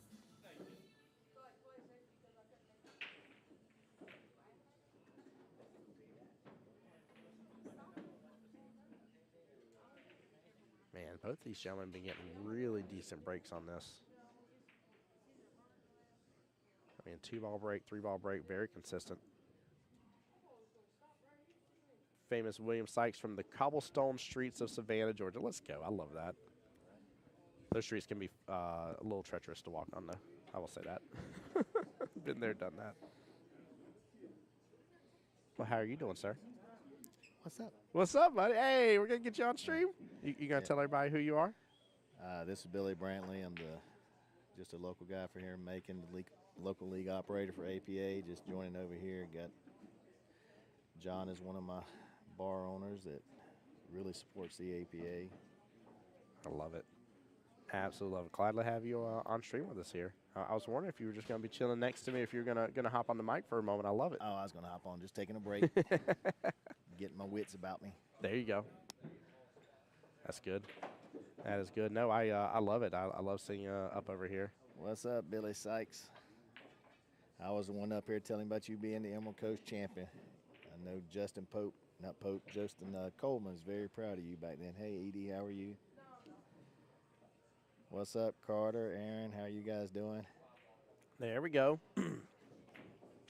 Guys, I'll even let you see him on stream. There he is, right there, official.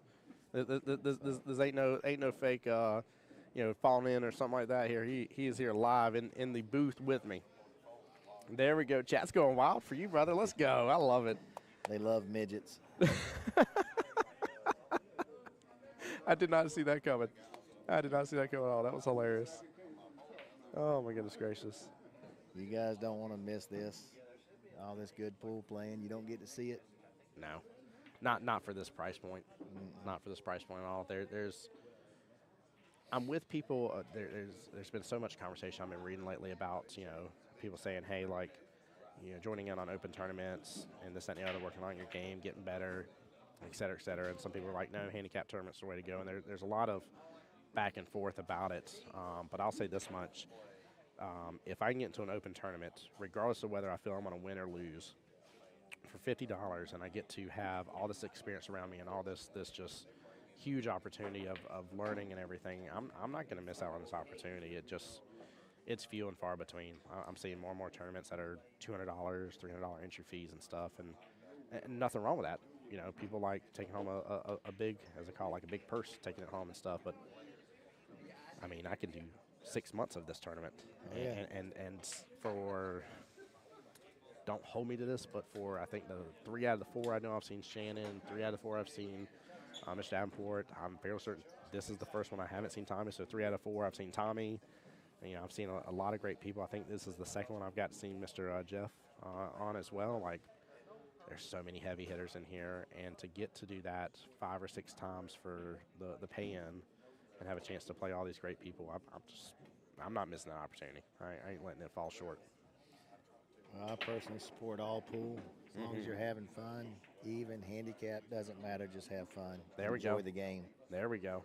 Once you get where you don't enjoy it, there ain't no sense no more. So I love cracking the joke, but it stands true, and it's why, like, people have asked me, they're like, why do you support APA so much? It's what I've always been a part of.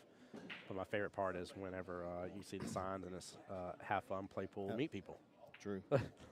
What a concept. Like, let's go. Like, I'm all for that. That is the motto. I've been saying that for years, though. The day I stop having fun playing pool, I won't do it no more. Yeah, why? Why would you? Like, why are you going to torture yourself? Yeah, right. Oh, Lord have mercy, Harry. That's funny. No, I know. I actually got to see Billy here play a little bit. And it was very, very enjoyable. Last time I was here, last month. Got to watch you play on the table one of all things, actually. You and John were playing some matches. It was good. Me and John had a good time. Yep. I'll tell you. Always a good play.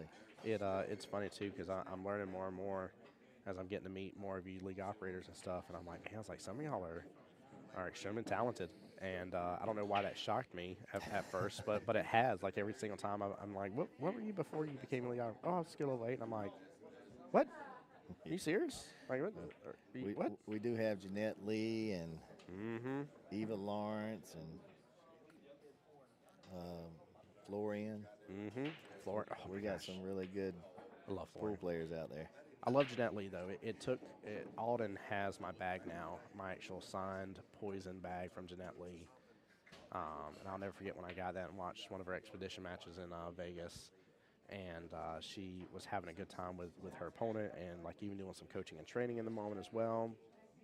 And just overall, just a brilliant person, amazing attitude. And then I was very blessed to get to meet Florian and even met his kid as well while he was playing, and still took a moment out for his fans, even with his kid with him. That was good. Oh, yeah, and Moment QTech, hashtag, I love QTech, if you ever want me. But the Moment QTech had the newer Florian Avid. That was the first ever Q in my life. On launch day, I bought and ordered. Like, hands down. As soon as I saw it, I was like, I got to have it. This is what I want. I was like, I love Florian, so anytime I make a shot and it ends up being a wild trick shot that I didn't mean to have happen. I'm like Florian Spirit's in this queue. It's right here. Look, it just came out on the table. He makes it do some good stuff. He does. He's so good for the sport, and I think that's what I love about a lot of these people is in many different aspects, they are so good for the sport and the growth. Yeah. I'm a big fan of Dr. Q as well. Oh, my gosh. Isn't he amazing the way he breaks things puts on down? some of the best shows. Yes, he does. Yeah, his ability to explain what's going on and really just the knowledge and understanding behind it all is out of this world amazing. You really, if you're ever at an event and you're able to just take a moment, take time out. I don't care if you got to set your alarm or whatever, show up in one of his events and take a look at how he explains things and breaks things down and the show that he puts on. It's one of a kind. It really is.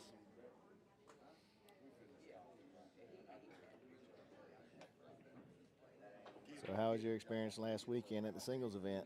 Oh my gosh, we had such a huge turnout. I'm gonna misquote this. I think it was 160 players total.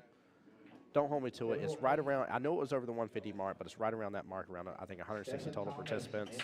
2 big days. Love my hometown pool halls, but Nine Ball Heaven really stepped up and stepped out to handle that large of an event. And it's amazing because oh my God, a lot of people. But like, until you pay attention to what you league operators have to do on a regular basis, it's wild. And if you just take like 10 to 15 minutes and watch what's happening behind the booth and how much like work they're putting behind it, you can then start to really appreciate what all y'all go through. And it's funny because Mike was just talking to me about I'm going to actually be competing up in Montreal now. I'm actually going to be playing while I'm up there doing the commentary. And he's sitting there. He's like, "This would be good for you. Take a mental break." He's like, "I was sitting there, and I was like, I don't know if you saw, but like eventually, I think you had to like tag out with Kevin, like doing some of the paperwork side of input." And he's like, "I'd been doing it for a while. I was in a steady rhythm of everything. It wasn't that I didn't know what I was doing or anything. It's just you just get so tied down to doing the same thing for such a long period of time, and it just wears you out. You need a break." Oh, yeah. It's and tough. It really blows my is. mind what y'all go through. And we had 3 sets of league operators there. So there was 5 total league operators all together that were physically there in the building working, taking shifts to ensure it ran as well as it did. And it was such a good time. We saw some great play. And lo and behold, too, Southeast Georgia ran away with it. They did. They had and again, some people thought I was dissing them. This is not a diss. This is just a factual statement. They had the least number of people as representation in the overall tournament, yet they not only won but had the most people in the finals. So they not only won the most finals, but they had the most people in it, which statistically shouldn't have happened, right? And again, it's not against them. That's just a statistical fact. And they showed up and showed out. But I think I loved the most was the camaraderie that was between them. A lot of them rode up together. They were sharing an Airbnb. And just overall, just really great support and attitude. There was people that were already out that were staying around, supporting their teammates, congratulating them, really like pushing them forward. And I mean, you just want to talk about just a great atmosphere. Like it's why when I come here, I'm not surprised. Like it is like it's definitely really speaks to how people play and join pool here in Georgia. But it's the same thing here. Like I see. We were talking about the Tennessee boys earlier when we were talking about chat. I was like, y'all aren't here. Like, I'm not crazy, right? I was like, I didn't see y'all this time. They were like, no, we're not there this time. And they were like, we love how we're called the Tennessee boys. I was like, well, I know y'all always ride together. Y'all always here supporting each other. Like, it's you notice these things. Like, you see it. And it's such a good atmosphere, and it makes pool more fun. Like, when Alden and I were playing last night, the moment our match got done, I came over to put my cues down. He texted me and said, come support me now. I was like, all right, I'm coming. And like, I had to go run over there real fast. And like, I didn't say nothing during this match because I was like, dude, I don't want to mess you up by the way. I know I've been blabbing, but great out by William. Harry, you won your side bet with yourself. Right? William Shepard did win that set. Yes, he did. We're going to switch on back over here to Adam and JR's matchup here, guys. Let me make There a ain't big a whole screen lot of for them you. Brantleys around there, Jason. You might be right. I love that. And then I will actually go through, let me see. 3-2 in favor of Adam here. I'll get that updated. Give me 1 second, guys. Takes a moment to navigate through the website here. Table 1, Thad Connor, JP. Table 1, Thad Connor versus JP.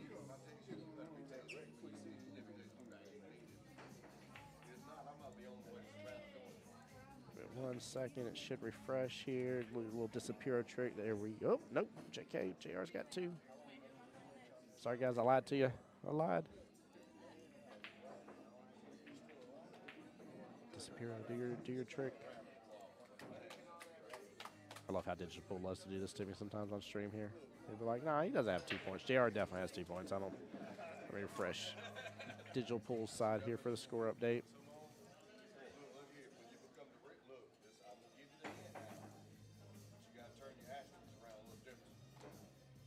There it goes. Chase, they got to be a second or third cousin.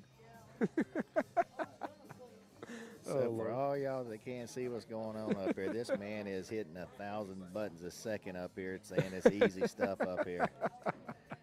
Just want y'all to know he's full of crap. He's doing all kind of stuff to make this stuff happen for you guys. I try to. I talked about it before, but never in my life have I ever understood the saying or thought it was possible that if you love what you do, you never work a day in your life. Right. And I finally told people, I was like, I can explain it to you now. Like, I get it. Like, I can stay behind this booth for 14 hours, get my stretches in when I need to, but stay behind this booth for 14 hours, do all this, be tired as can be, and just mentally exhausted, and still not feel like I actually worked. And I just love every moment of it.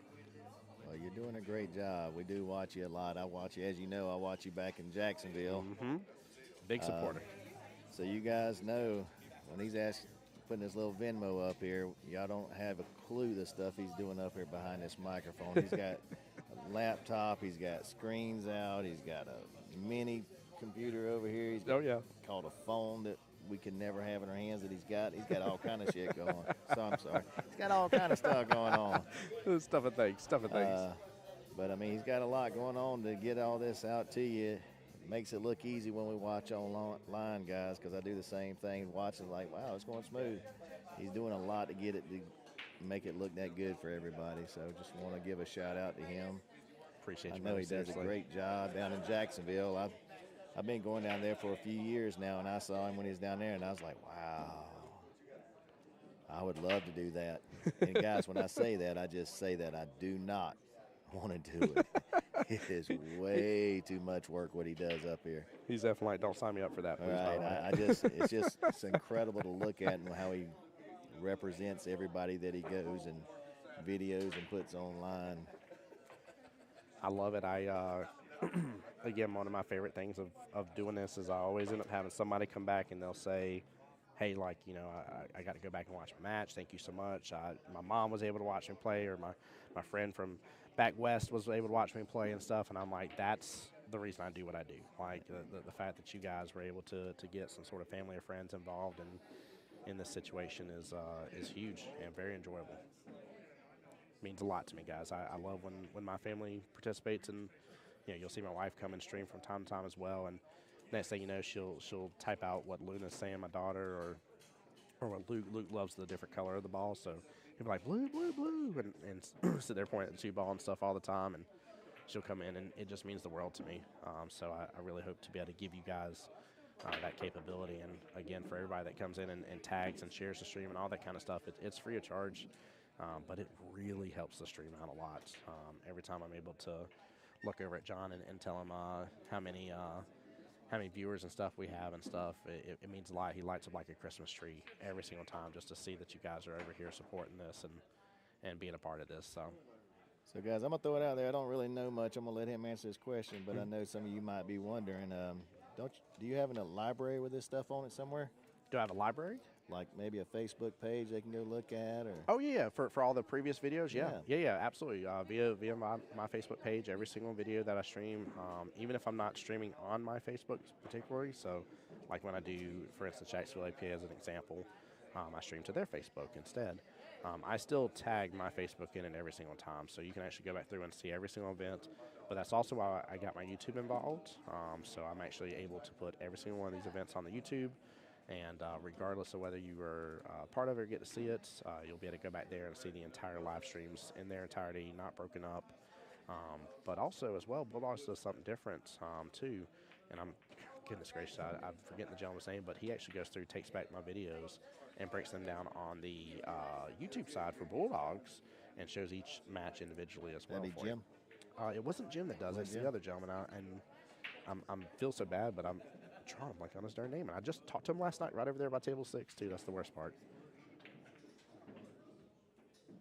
But it's definitely good. But yeah, y'all can go back and look at all of it and enjoy all the content you want to, past, present, and future. Just it's free to hit that follow button on the Facebook and free to hit that subscribe button on YouTube. I suggest everybody watching go do that. That's what I was getting at. It's amazing the stuff you can see.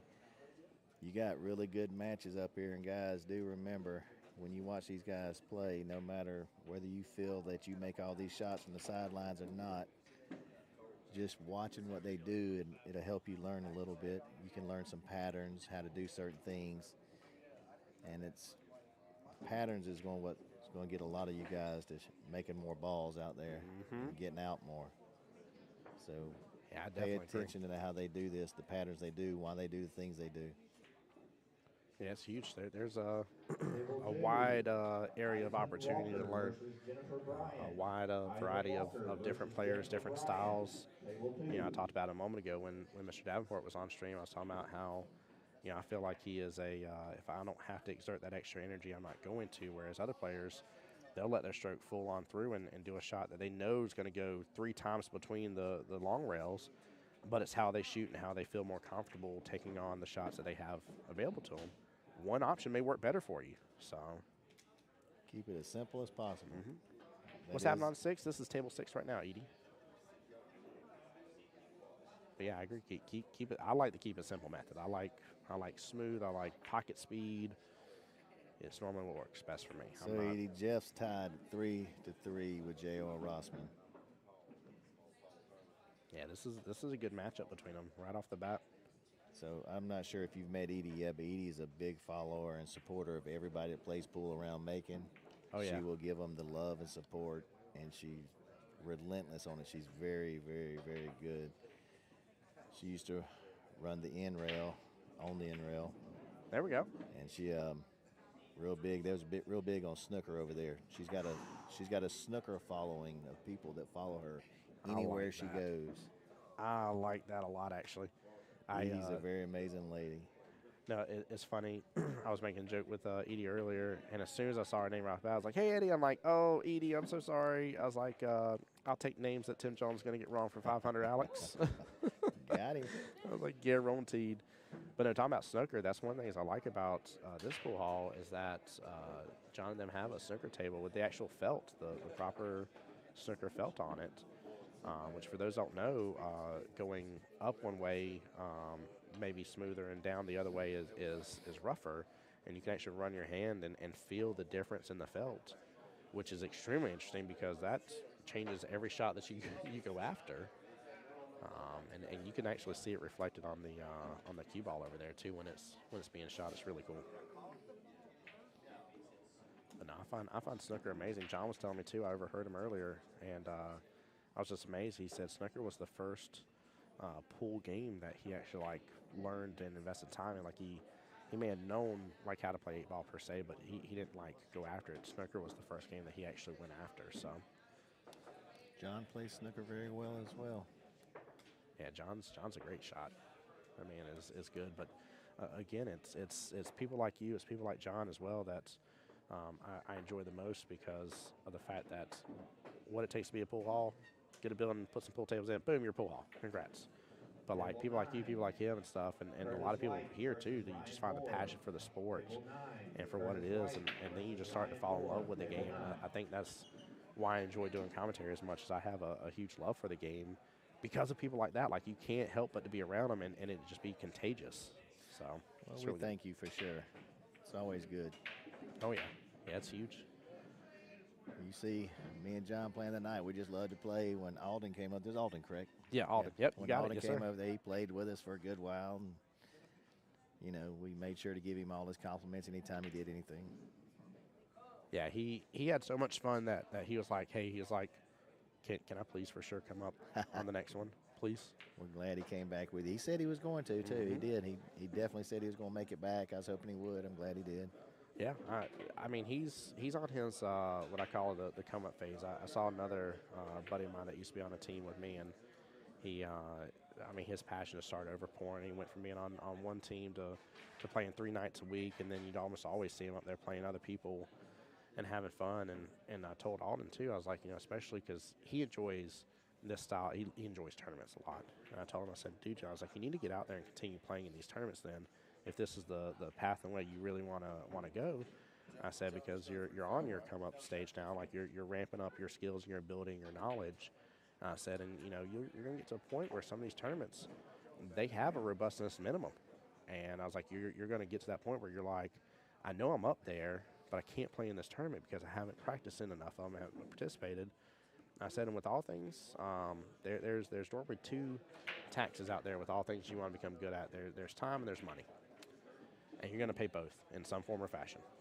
So might as well get into it, learn it, and take advantage of it. And this is I mean, still for $50, this is just such a crazy good opportunity. It's amazing. It's definitely a very inexpensive way to get out there and play some really good people. Mm-hmm.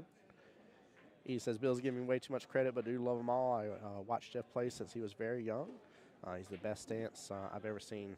Edie, I'm not normally one to ever participate in the Calcutta. And I enjoyed watching Jeff play so much that I actually participated in the Calcutta this time around and actually got Jeff. So I'm excited to see how he plays, and he's my horse in the fight per se, if you want to call it that way. That's how some people like to look at it. But I don't know, there was just something about him. I got to watch a couple of his matches last time, and I was like, man, I just really like the way this guy plays and stuff. And everybody was just really complimenting who he was and his place in the pool world, and I was inspired. So. Definitely a good player. Mm-hmm. Billy, I will say this pool hall is so crazy quiet right now that Mike Lowry is not in the building.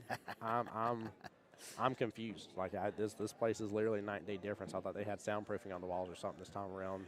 Mike definitely brings a little bit of noise to the He room. He does. I love messing with him about it. Edie, I do. Little I'll Mike's watch just this as bad.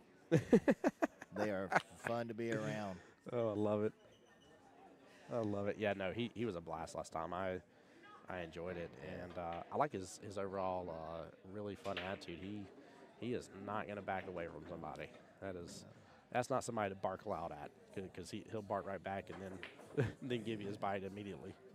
Him and Johnny Archer had a little match going on a couple weeks back. Oh, did they really? Oh my God! Did somebody stream that at all? Please tell me somebody. No, goodness gracious! I would have loved to have seen that. I would have adored every moment of seeing that. Some of it's on there. They didn't Yeah. get all of it, but a little bit. It got a little bit excited towards the end of the night. So I love what words you're using right now. Oh, this is funny. he was asked to be quiet a little bit. Let's just say that. Mike Lowry was asked to be quiet a little bit. I don't know if I believe that at all.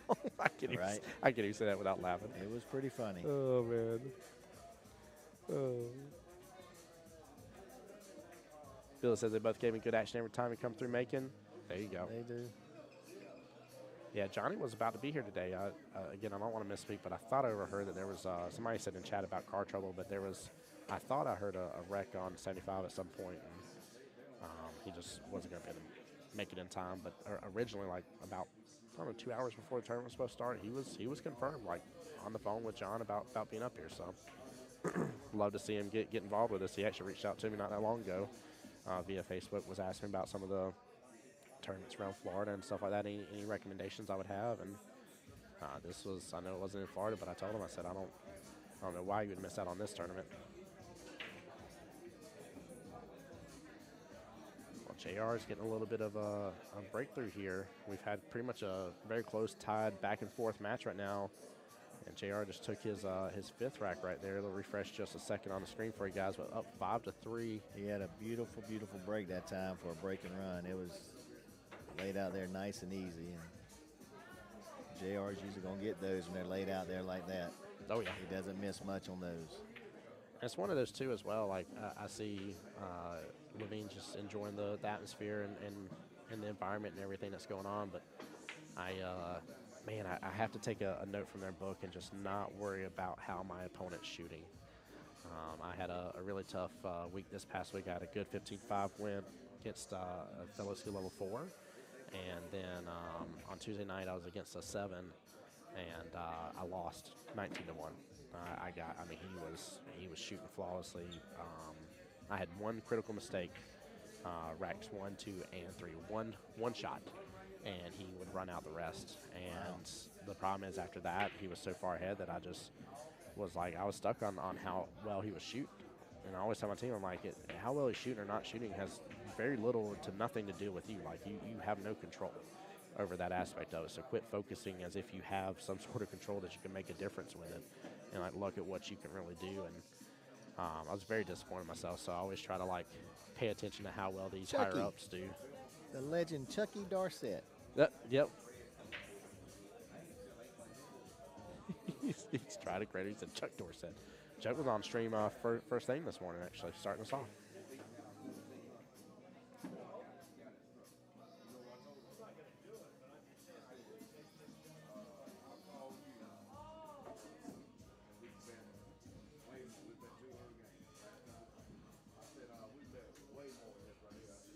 Well, this is going to be an interesting run here for Mr. Levine. I wonder really what he's going to do about a 6-8 situation. This is probably one of my favorite things, guys. You'll hear me talk about this. That's what I consider to be the problem in this rack, because I'm looking and paying close attention to how these guys are going to take control of the situation and what they're really going to choose to do. I would think probably shoot the 1, pull it back, shoot the 2 off the 6 right here in the side, and that'll break out your 6-8. I like that. Nope. Oh, He's going to try to get it with the 5. I don't love that. You can get stuck easily. But he's got a plan. Yeah, and that's one of my favorite things. If I ever, like, you'll hear me get excited when I call it. And I'm like, yeah, he's going to do this right here. And they do the same thing on stream. I'm like, I know this shot. Like, I got it. Let's go. It's a little difficult to see from the angle we're at on the screen, but the 6 is a little bit above the point. Yeah. Which makes it very easy to scratch if you hit the 6.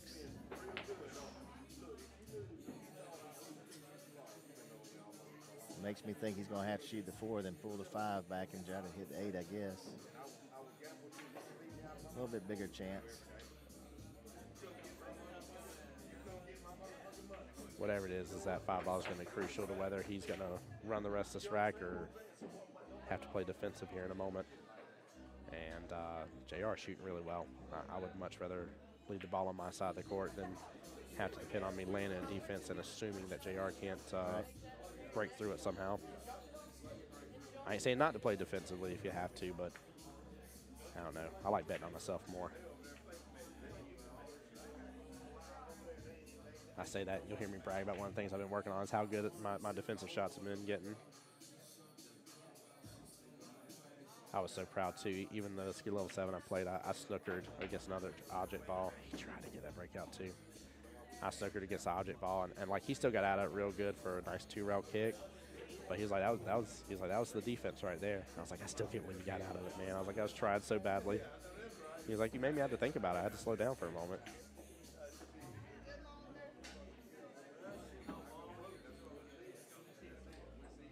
This is going to be crucial. This is really the turning point. He needs this rack to keep JR from getting onto the hill.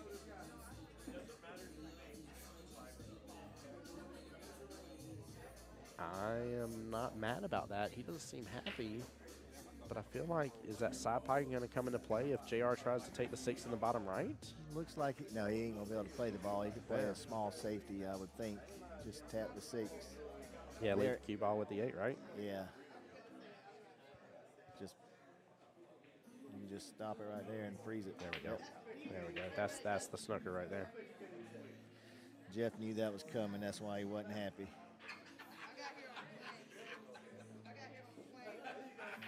Looks like he's going for the 1 rail. I almost kind of like the 2-railer here instead. maybe not Like, crazy, he but shooting could up be towards. trying to tap the 6 and get the cue ball to go behind the 9. You never know. Yeah, if you get the left-hand side, I know we don't have the best angle right here, guys, but if you get the left-hand side of that 6 ball, yeah, that cue ball will drift to the left. And it did. It drifted out, though. Oh, let's see where that 6 got left in the process. All the way down table. That's, I mean, that's doable. I was about to say it's not a bad lead, but that's definitely doable. He didn't give him ball in hand. Makes him make a shot. Yep. Billy Sykes says that's a nut job, Billy Brown. Oh, yeah, that was definitely nutted up on the 8. Yep.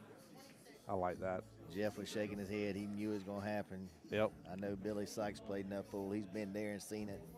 As soon as he done a shot, he's like, oh, heck, here we go.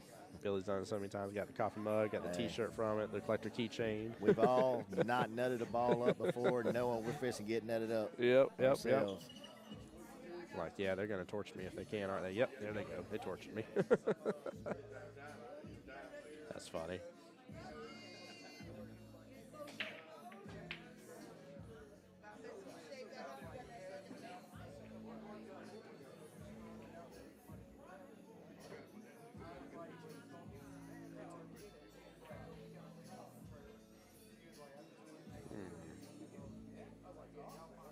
Not liking it as much, so I'm assuming maybe it's right on top of the rail, or maybe it's a little bit off. It's hard to tell from here at all. I'm even trying to get a little side view of it, but I can't. Yeah, I can't. It's I can't tell definitely you. a touchy shot.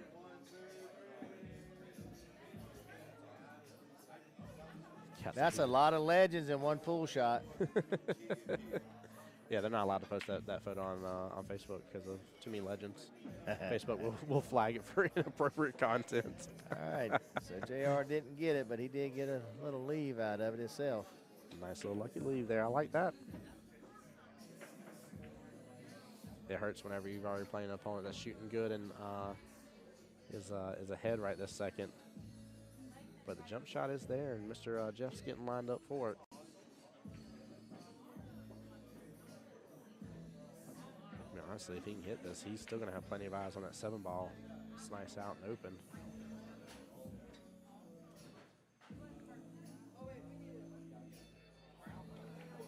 We haven't had too many. I think we've only had maybe one attempt on a jump shot on stream so far. So maybe he'll land this here, and we'll get a good little video of a nice attempted jump shot here, and maybe successful here.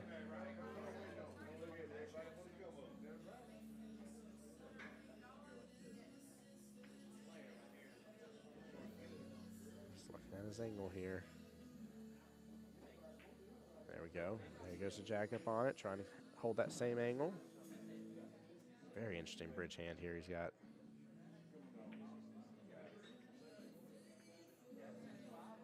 Just got to make a good clean stab through this, get above that 7.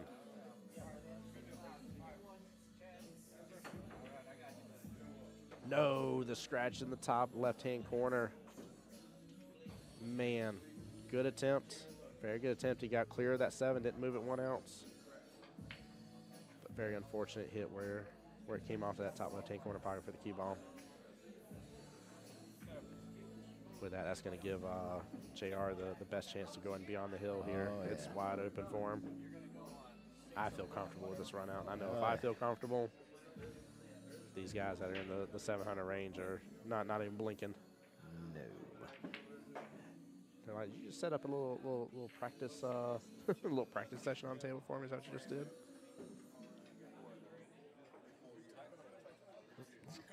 Yeah. Love it. Getting fans coming up to the table for you too now. Oh, that's Frog. Frog is probably about the 2nd best player around here. There we go. Chuck's about the best. Frog's around the 2nd. Versus William I like that. Aguilar, table 3. David Cross, the guy that split the tournament or lost to Ken Davenport that time. He's in a little bit under these guys. But on any given day, he can beat either one. I was sad to miss that that Open Championship. That would have been fun. That would have been fun. Oh, and he goes down. Yep. Alden's shaking his head. Can't get any rolls. They got rolls at Cracker Barrel. Golden Corral has yeah, Golden some Corral's really got good good yeast rolls. rolls. Yeah. Yeah. Texas Roadhouse does too. See, now he's happy about it. Now I done hit the nail on the head. There you go. Go have fun, brother. I like that. Bill and I both start making rolls jokes. Was it? He played Bradley Turner. Oh, it was funny because we had Brandon Turner and Bradley Turner, and so when the names were getting called out, one of them was like, "Wait a minute, did you say my name twice?" It was hilarious. I was like, "Nope," but I was like, "We got the Turners in here. Let's go, Turner brothers." Oh, Billy Sykes, they would. He said they barred him from just sitting and eating the rolls. I don't even want to know how many you ate, Billy. Oh Lord. He probably told the waitress right off the bat, he's like, "Go and bring a couple more baskets. Save yourself the trips." Bring some of that extra cinnamon butter.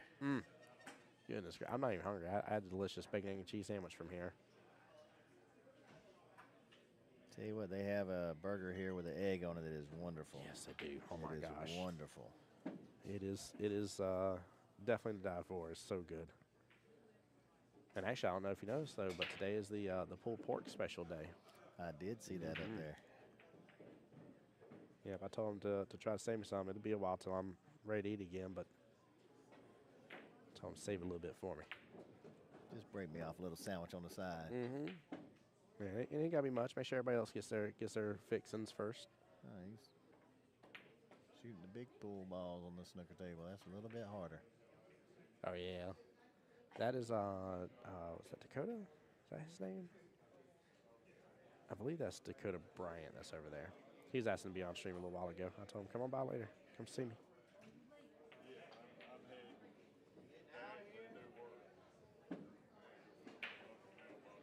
Well, I think the 8's tying up some of this, but I don't think it's tying up enough. I think the angle's still there for the one in the bottom left. If he can make the one in the bottom left, he's got to carry him on the 9 as well. I wasn't even paying attention to that, but yeah. Just don't know if he can get a full sight of it. Might have to spin it a hair. Amber said, "Y'all lucky you had a hair appointment today. I love it." Amber, how you doing? Tell the truth. Bobby told you couldn't come. Uh-oh. Oh, I thought I was about to clip at that left-hand side pocket.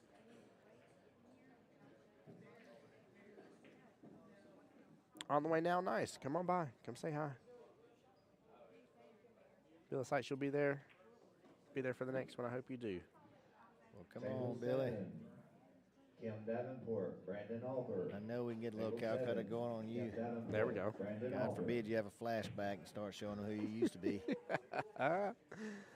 What up, TJ? Yeah, that's me. Nope, TJ, it's not. Nope, Billy is not here.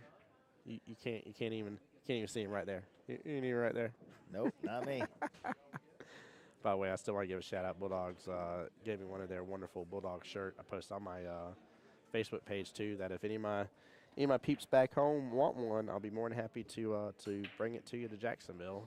Just gotta send me the cash app for the money for it, but appreciate you. Got another legend, Tracy, right here, telling him what a great job he's doing. That means a lot. Absolutely means a lot. Tracy used to mess around with the women's pros a little bit. Did pretty well, if you didn't know. Oh, I did not know that, no. Yes. Very solid player. Very solid. TJ says, "Can I get a 7-game spot in this tournament?" Absolutely, TJ. Come on up, give you money, and we'll talk about that spot a little bit later. Oh, I love it.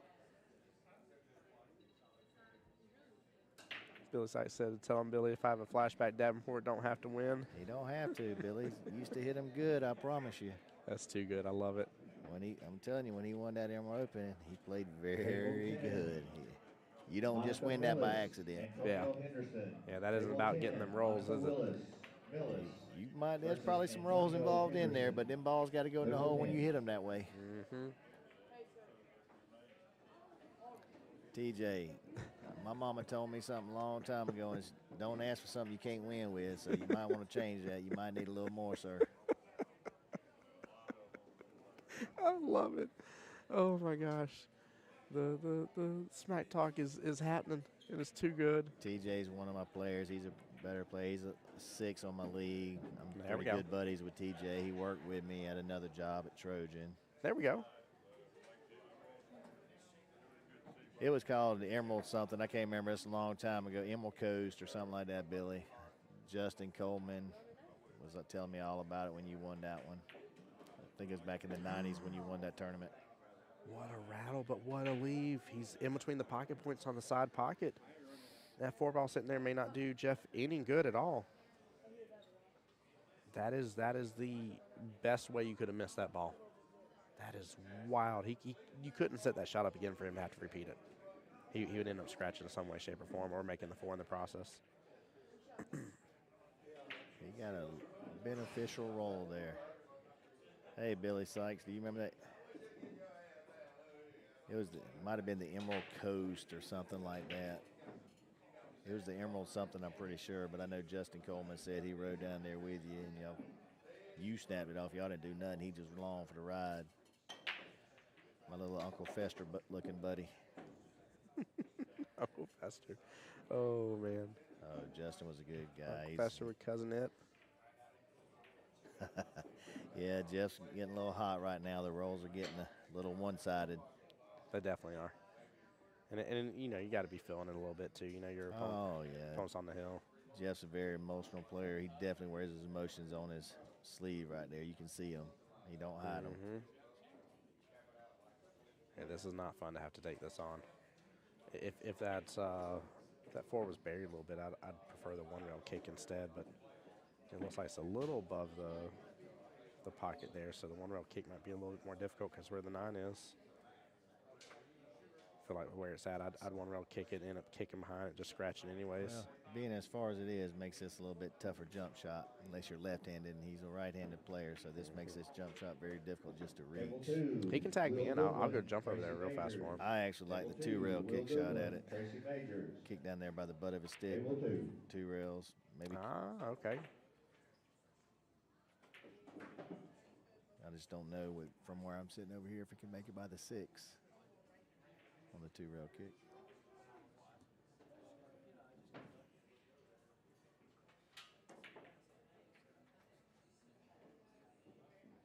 This is tough. Gets a great hit on it. That keep on going, get behind that 8, and it's not. It's just getting close to it. Good try.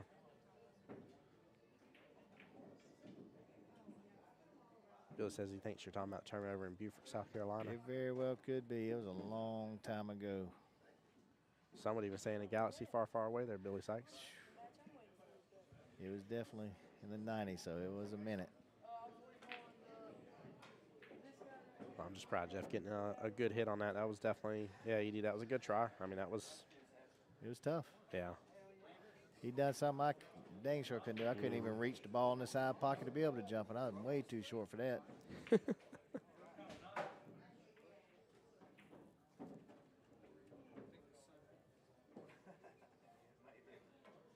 Well, this should be an out here for JR. He set up pretty well for the rest of this rack. Oh, there you go. No, you're good, brother. You're good. Shouldn't be anything crazy from here. Table 8. Ivan, I'm not seeing a one-pocket tournament here, no, sir. Table 8. I'm not. How you doing today, Ivan? Welcome to the stream, by the way. There we go. Count on back down for the 9.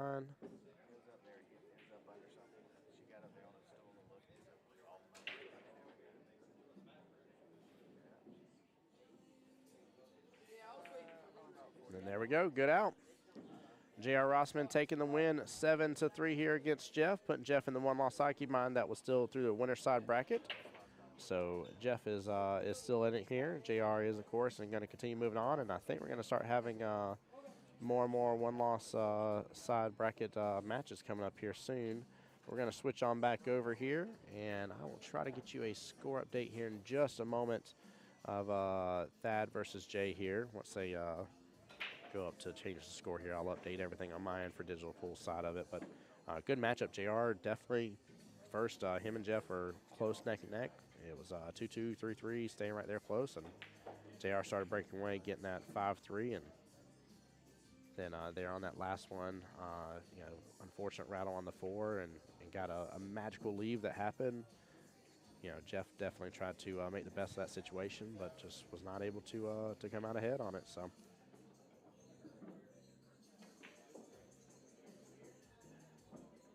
I actually got to see Jay play a little bit last night. My buddy Olin and him were having a good time on the table for a few racks here and there, so it was actually pretty fun to see him. I have not seen, I'm trying to think if I've seen Thad play before, but I don't think I have actually. So this is actually really fun.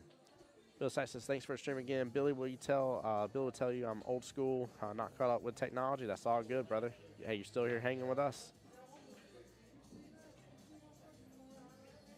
Still here hanging with us, big dogs. And guys, there's a lot of y'all really enjoying this on the YouTube side as well. I appreciate y'all so much. We do pay for the monthly option through Restream service to be able to stream to multiple services. Eventually, I may end up even expanding out a little bit further via some of the other platforms for people too. But for right now, we're just focused primarily on Facebook and YouTube, and that way you can either really enjoy it on your phone or really enjoy it on your big screen TV. Hey, Ivan, how you doing? They don't have any one-pocket tournaments here. Table 9. This is they have 7-foot tables. They only have one 9-foot diamond in the house.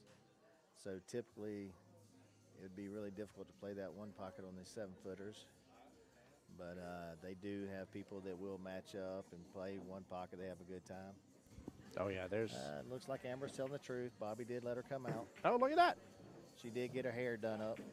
Yep. Nice and straight all the way across. Hair's on good. Hey, Amber. Oh, she didn't even hear me. I tried to yell. Matter.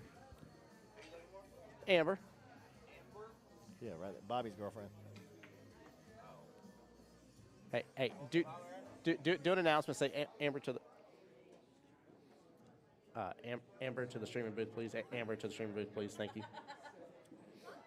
Her hair's nice and straight all the way across. She really did get it done. Bobby got his hair, got a little bit taken off the top. He said he got his hair done too. Oh, I love it. Y'all are too good.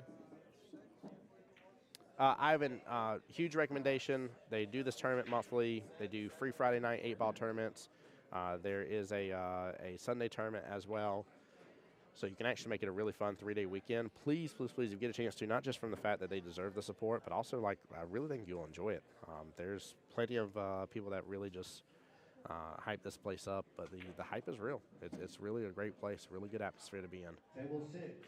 James, it is a shame you wasn't able to make it to this tournament. It is pretty good. I know you don't get back as much as you used to since you got your job, working on the road, but you would have really loved these tournaments. That have been really good for you. If you don't know, James was an up-and-coming player. He just started playing pool on the league about a year ago. There we go. Let's go, James. Really good time. Really dedicated. Learned a lot in his little short time playing here. So, James, you just got to make it to the next one. There we go. Ivan, they do have their 8-ball tournaments on Friday nights. They're free. They're free. They do have a side pot that you're welcome to participate in or not. It is one of those where they start sharp, so you have to be here early to get there. Yes, you do. And we had 29 out of the possible 32 spots last night, so it definitely has the potential to be filled up to where you won't get in it. So don't miss out on the opportunity. But I like it because my buddy Alden and I and his wife came up yesterday. We were probably here, I don't know, I think we checked in the hotel probably about 6. Got up here a little bit thereafter. Is it 21 and up? No. We have juniors in here and stuff. Now they do serve alcohol, of course. I do know security will ask you for ID at the door. So please do make sure to have your ID and stuff. But Scott has a young son, Jackson Stokes, that plays a pretty good bit of pool. Scott plays a lot himself, so he's pretty much asking if his son can come with him. There we go. Yeah, no, bring your son. There's been multiple times I've seen juniors in here playing and enjoying and stuff, and it's a great environment. It is I know there's some pool halls that may seem a little rougher and stuff like that, and some places that you may or may not like bringing your kids. I would 100% bring my 5-year-old daughter and my 3-year-old son in here without any doubt in my mind. There you go, Scott. Bring Jackson on. All right, I'm going to wait to see what he moves that little bobble above the light to. Give me 1 second. I'm going to leave you on the mic by yourself for a moment. You behave, Billy, okay? Yes, sir. I'll try my best. All All right, Ivan, up there in Winder. That's a good place to play pool. I had some good friends up there that played as well.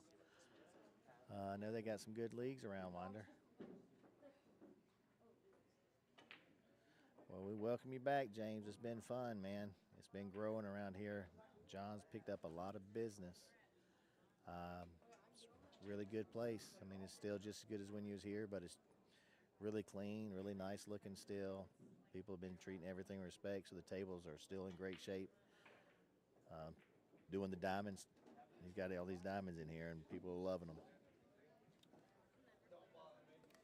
I think if I heard, yeah, all right, perfect. Jay updated me. He is up 4-2 against Thad.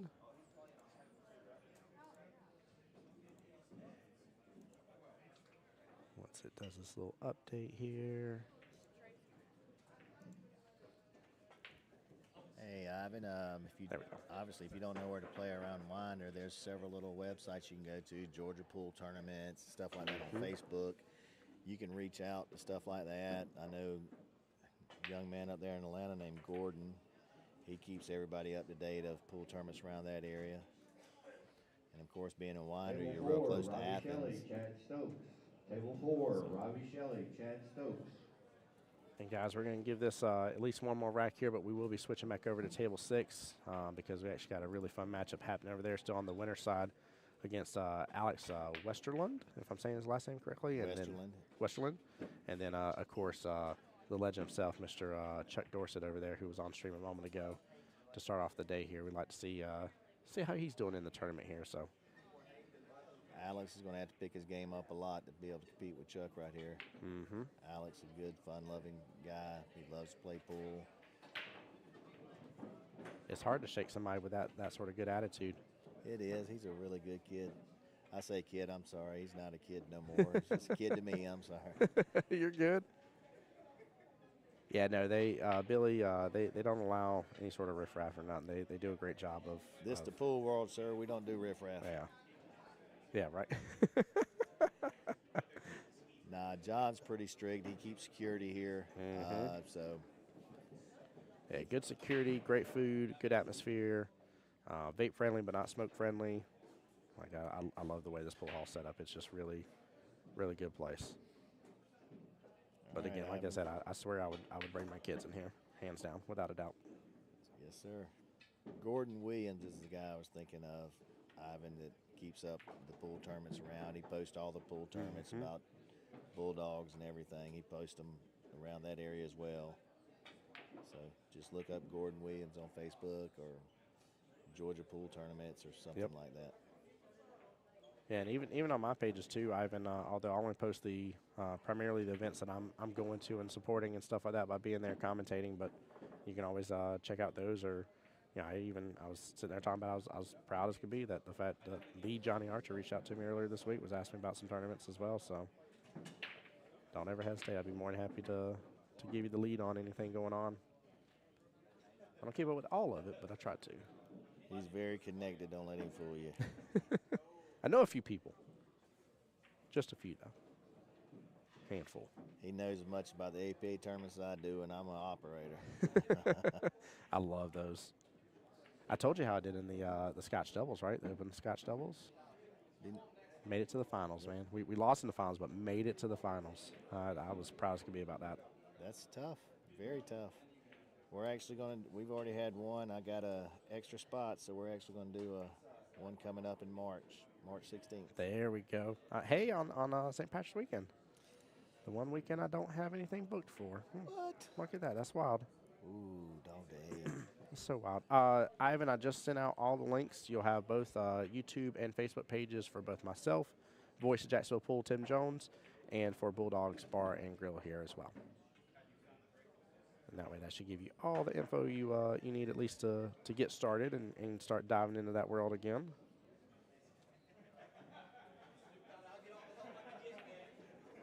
Speaking of, by the way, I know y'all can't see it, but some of that laughter you're overhearing is literally Alex and Chuck cutting up over there having a good time. All right, Jay got that one, 5-0, or 5-2, I'm sorry, forgive me, against Thad there. 1 second, guys, let me make sure that's put in. There we go. We're going to get swapped back over here.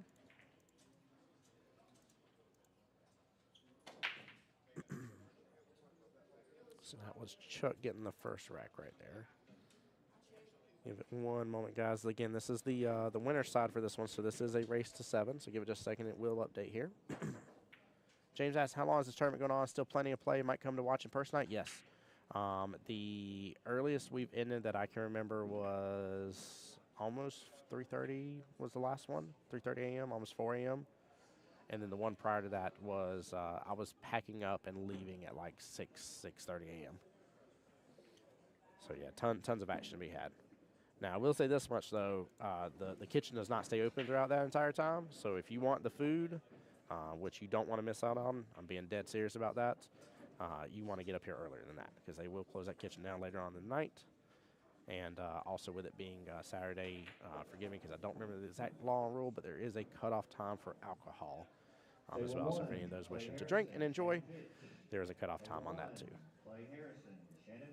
Got Shannon Fitch on table 1. Oh goodness, I might have to. I guess I'll defer to John here and see which one he wants me to post up on, because we've already had both Chuck and Shannon on the live stream already. But I tell you what, I know what we'll do. Where there is a will, there's a way. Little magic trick.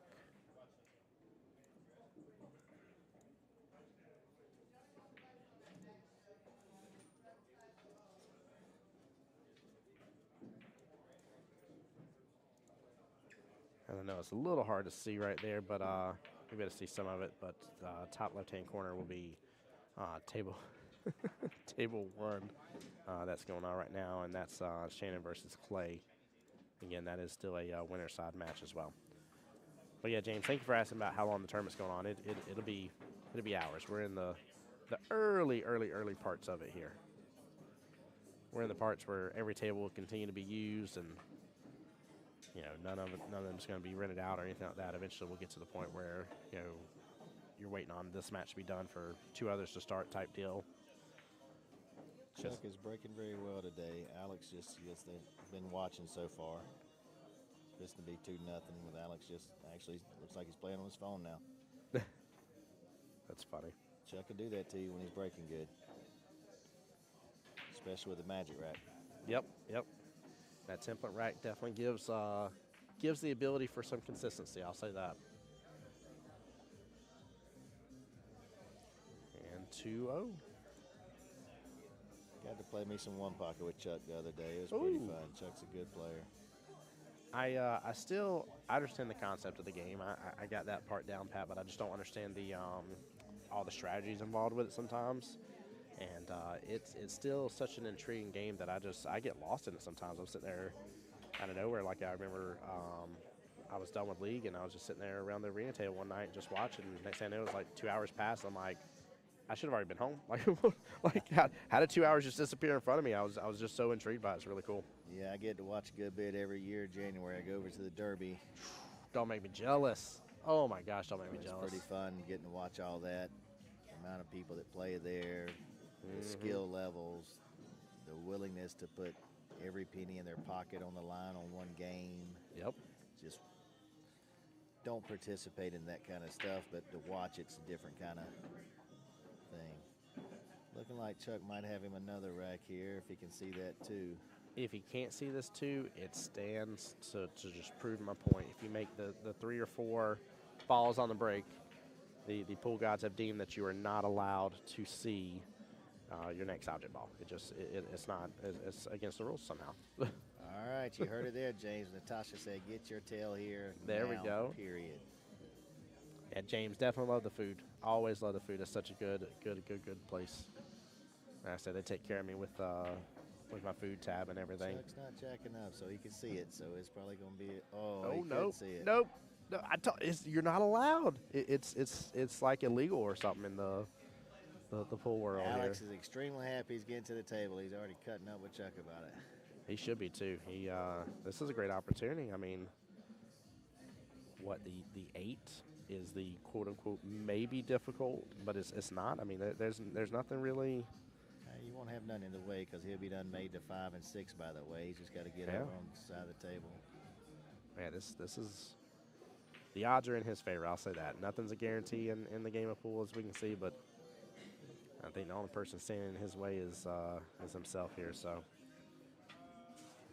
let's hopefully be able to get on the board, make it 1-2, keep it a nice tight race. Here comes a legend, Cal Barton, the legend. He was on the live stream earlier.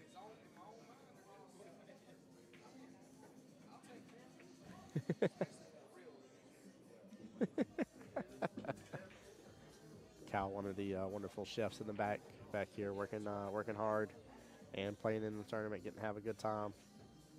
I'm happy to get to see him play some.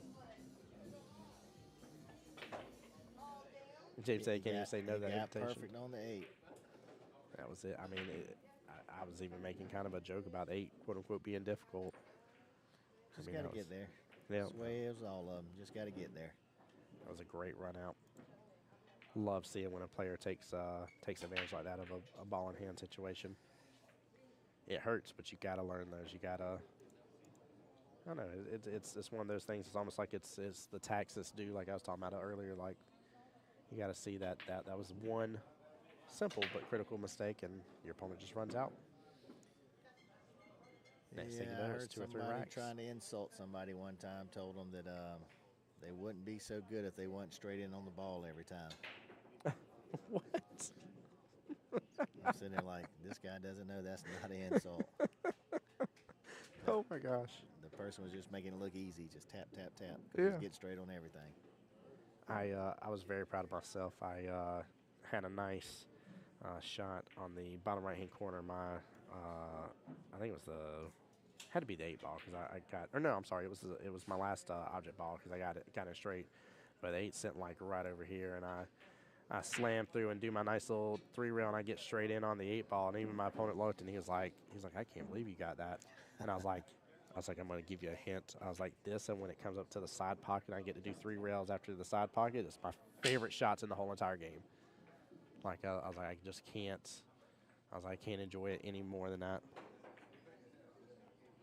You trying to show me something? Or? No, Okay, sir. sorry. No, you're good. I got one of my players playing up there, playing on the singles board. There we go. I like hearing that. I'm a huge I got fan a lot of singles of them boards. up there, but I always get them to send me the board so I can see who they're playing because I usually know the other people as well because I played out of Atlanta myself for 10 years, and that's where they're playing. There we go. So, yeah, actually, that brings up a good question. So, you know, how we do down in Jacksonville. So, it's us, First Coast, and Southeast Georgia. Who is it that does your regionals? What's y'all's little grouping for regionals together? This year it's in Atlanta at Mr. Q's. Okay. Last year we actually hosted it here in Macon. There we go. We did it over at Doghouse. It was it was a lot. Yeah. We had about 155, 160 people there Let's total. go. That's a good Or turnout. participants. Some of them were multiple in 8 and 9. But, Of course. it was pretty tough. Yeah, it was tough. Yeah. I'm such a fan of singles boards, and it's funny because people always wonder why, and I'm like, I feel like it's just one of the most rewarding ways to earn your way to Vegas because everything else APA based is team based environments. No matter what, even in Masters where it can kind of feel somewhat solo. I mean, you still got 3 other people there usually rooting you on. So I'd have to agree with you a lot on what you're saying there. What I like about the APA, and I've played it since 1989. I've played it for a long time. I love the camaraderie of the teams. Yes. That's why I've played a lot of different leagues, but that was my favorite and always has been, and that's why I actually got into it. There we go. And then to me, what I tell everybody, that aside, the singles program for the APA is one of the most amazing things. Yes. You get to go up there, any skill level 2 or 3 in 8 ball that really can't make 3 balls in a row has a chance to go to Vegas and win $15,000. Yes, they do. Yes, they do. You get And to play in your bracket. You only play people that say the same things you say because the biggest thing they say around here is, "Oh, I'm not good enough." Yeah, you're actually perfect. Yeah. You're the perfect person to go play in this because that's what you are. You're exactly where you need to be. Yeah, I love it. I love the reward factor of it. It's just All right, guys. Alex is trying to show out. Got him a little break and run in there to pull it to 2-2 with Chuck. yeah, it was nice. Very nice.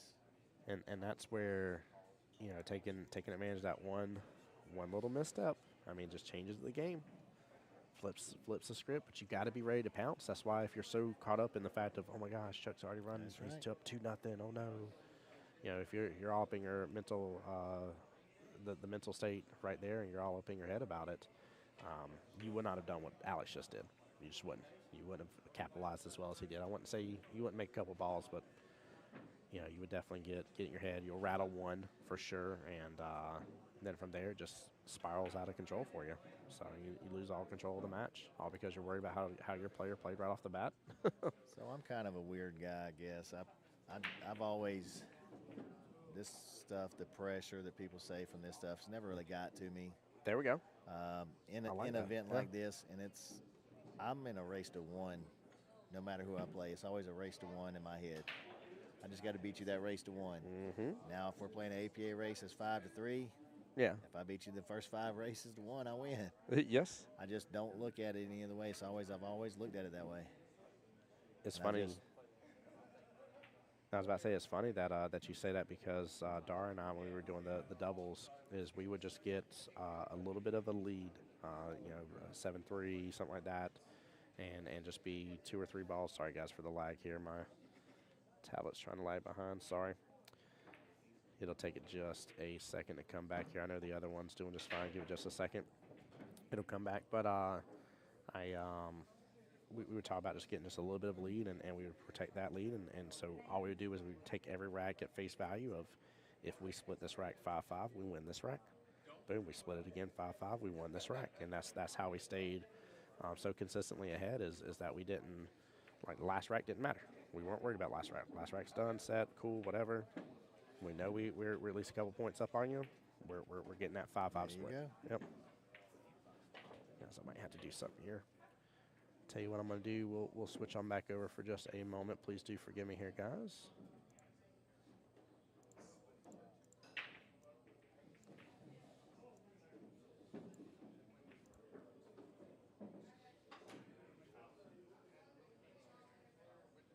May I leave you here for just a second? I'm going to run over there and take care of that camera. Be right back, guys. All right, one of the things that he does, guys, y'all don't get to see, he's going to fix the problems. Hey, guys, he's gone. I'm just going to be honest with y'all. Y'all need to at least donate $1, $2, $5, $10, whatever you can afford, just to keep this young man going, because he puts in a lot of time and a lot of effort to do this stuff. It's just more of a tip than anything, so whenever somebody does a good job.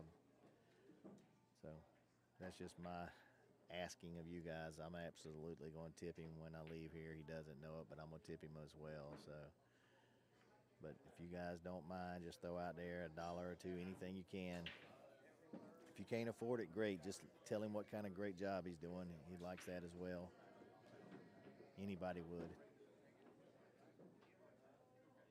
And he's got a lot going on. He brings a lot of equipment with him, a lot of cameras, gives multiple views of tables so you can see it, get some good action in there.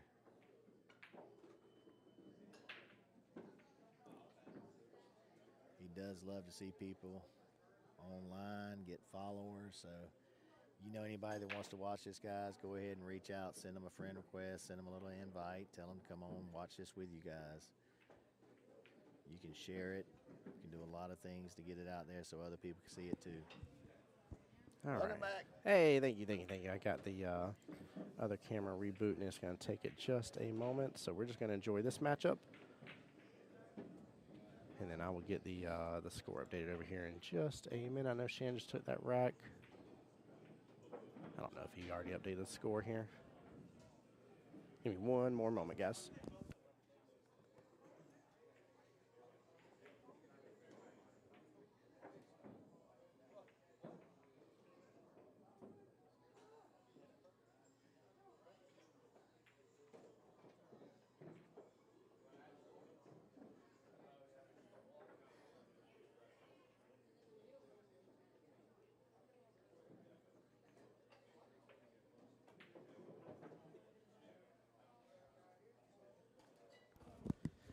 All right, so unless Shannon forgot to move it over here, it is 1-0 right now in favor of Shannon.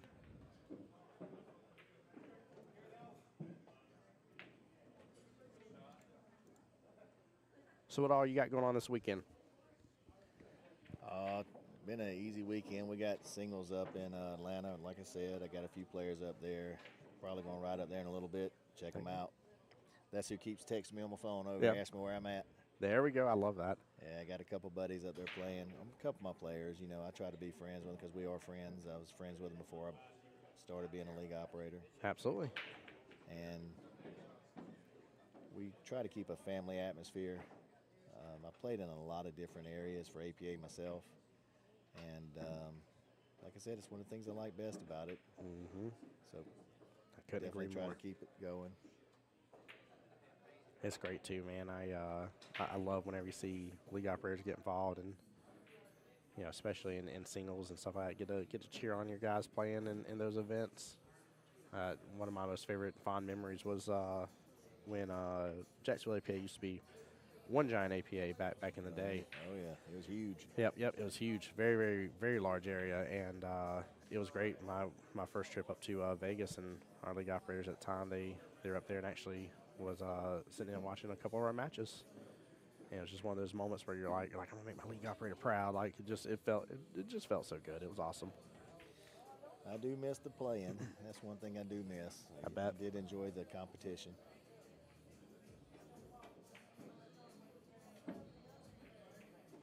What a good shot right there. That was nice.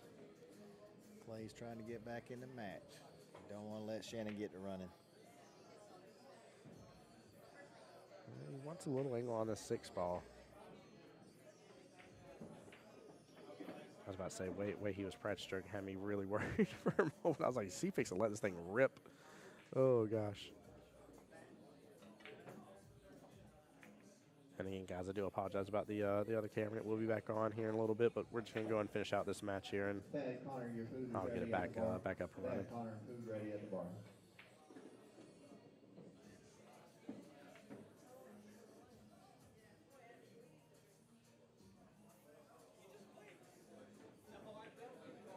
He's taking good advantage of this. This is nice. This is really, really good to see. Let's see, do I have Clay's? I don't have his Fargo written down right off, but I will say Clay went for $20 in the Calcutta, though. And he just put on a nice little run right there against Shannon Fitch. It always impresses me when I see players not worry about who they're playing. Again, I talk about it with the mental game multiple times, but it's just something I got to work on my own, and it's nice to see somebody really focused and determined. That's really cool. All right, guys. Well, I'm going to sign off for a little bit. I greatly appreciate you allowing me to come on. Hey, appreciate you joining. Absolutely. You take care of yourself. You be blessed, my friend. Well, guys, that was Billy here, AP League Operator out of Macon. Definitely have enjoyed getting to meet and know him, and a lot of his people around the area, too, is pretty awesome, to say the least. So, 1 second, guys.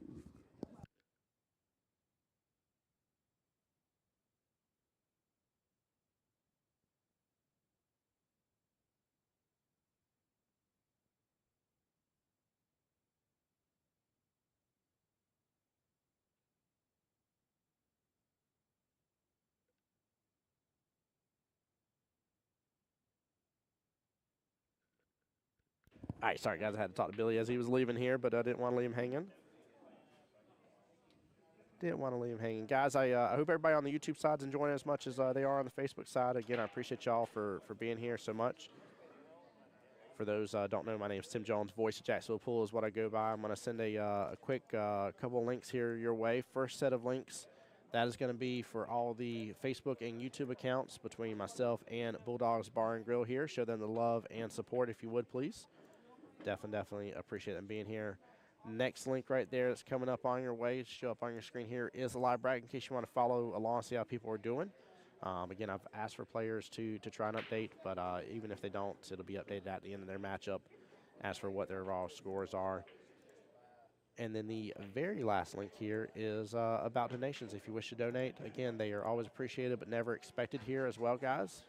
Again, I will shout you out on stream for any donations that you send my way.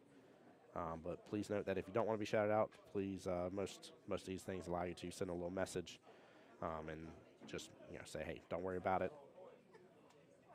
But I do appreciate all y'all that show the love and support. Again, just being here alone, sharing the stream out alone, all that stuff goes a long way, means a lot, to say the least to me. All right, guys, give me 1 second. I'm going to mute up here real fast. Be right back with y'all.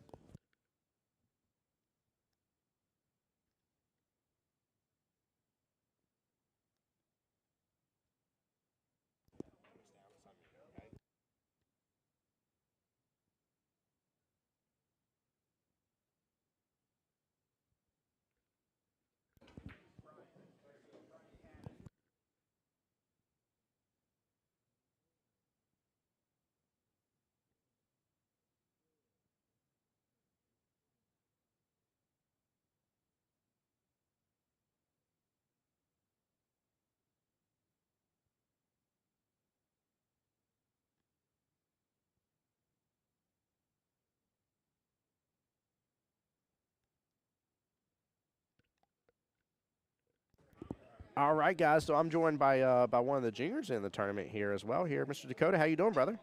Good. Good. How about you? Doing well, man. Doing well. Having a very blessed day, to say the least here. I got to have you on the stream table for a little bit earlier. How do you feel that you did? How'd you like it?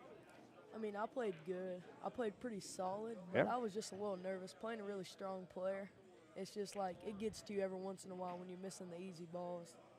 But really, no shots are easy in this game.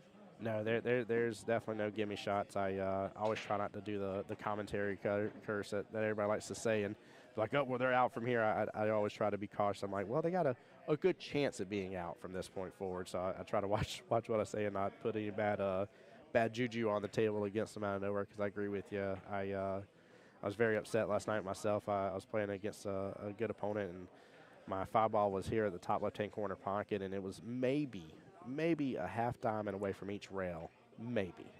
Normal shot, and 8 ball sitting in the pocket in the bottom left-hand corner. There was no chance I didn't have a shot on 8 afterwards. Like, nothing I could have done to have not had a shot, and I dogged that 5 ball. And I'm like, any other day of the week, like, I would have made that 5 ball shot, and I was just so upset with myself. I was like, you know what? It's like I played well in the tournament. I was happy with how I played. I said, really, when it comes down to it being that one shot that made the difference, like, at least I know where my mistake was, and be better for it for next time. But you played well. I saw you try for that difficult jump shot over here. What happened with the jump shot situation? So, like, I went down to jump it, and whenever I did, I was, like, lining up, and Yeah. I was about to go for the jump, and when I did, the end of my tip got in between my glove. Ah, And okay. then just slipped through, and it went like this right here. Yep. So I just I was kind of like a little agitated about it, Of but I course. was like, I might get another shot. But he played really well and broke and ran majority of the racks that Yeah. he had. No, you definitely had a extremely tough matchup. How many on a regular basis? I mean, do you normally play a lot of like weekend tournaments, or what do you normally do? What do you play? Lately, I've been playing like once or twice a week. Okay.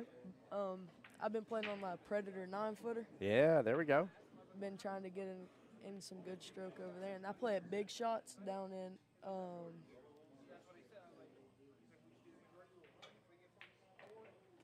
down What's that? towards Kennesaw, I believe, or something Okay. like that. Okay. I was about to say I'm not familiar with big shots right off, so I was like, I will definitely have to defer to you on location on that one. What a break! Goodness gracious.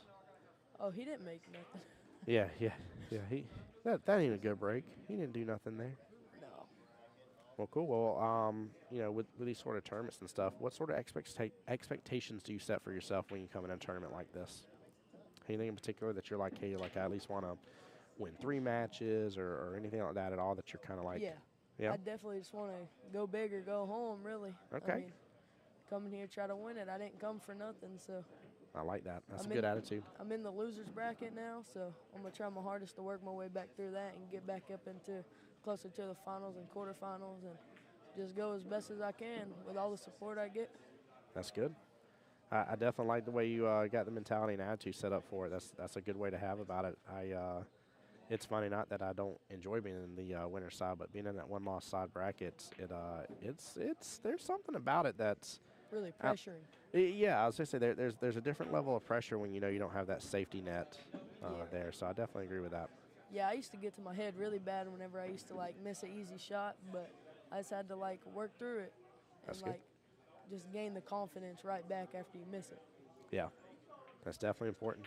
I sometimes it takes me getting if I miss an easier shot and stuff, if I have a chance later on, I like looking at how well maybe I do a defensive shot against somebody earning a ball in hand that maybe under normal circumstances I wouldn't have gotten if I didn't play that good defensive shot.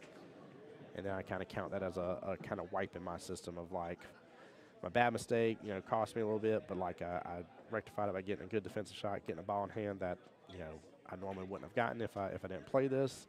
And so I kind of think of it as a balancing act between the two, and really just being able to go back out and that to me is how I try to work on my confidence personally. It helps me out quite a bit. Yeah, it feels good after you're like.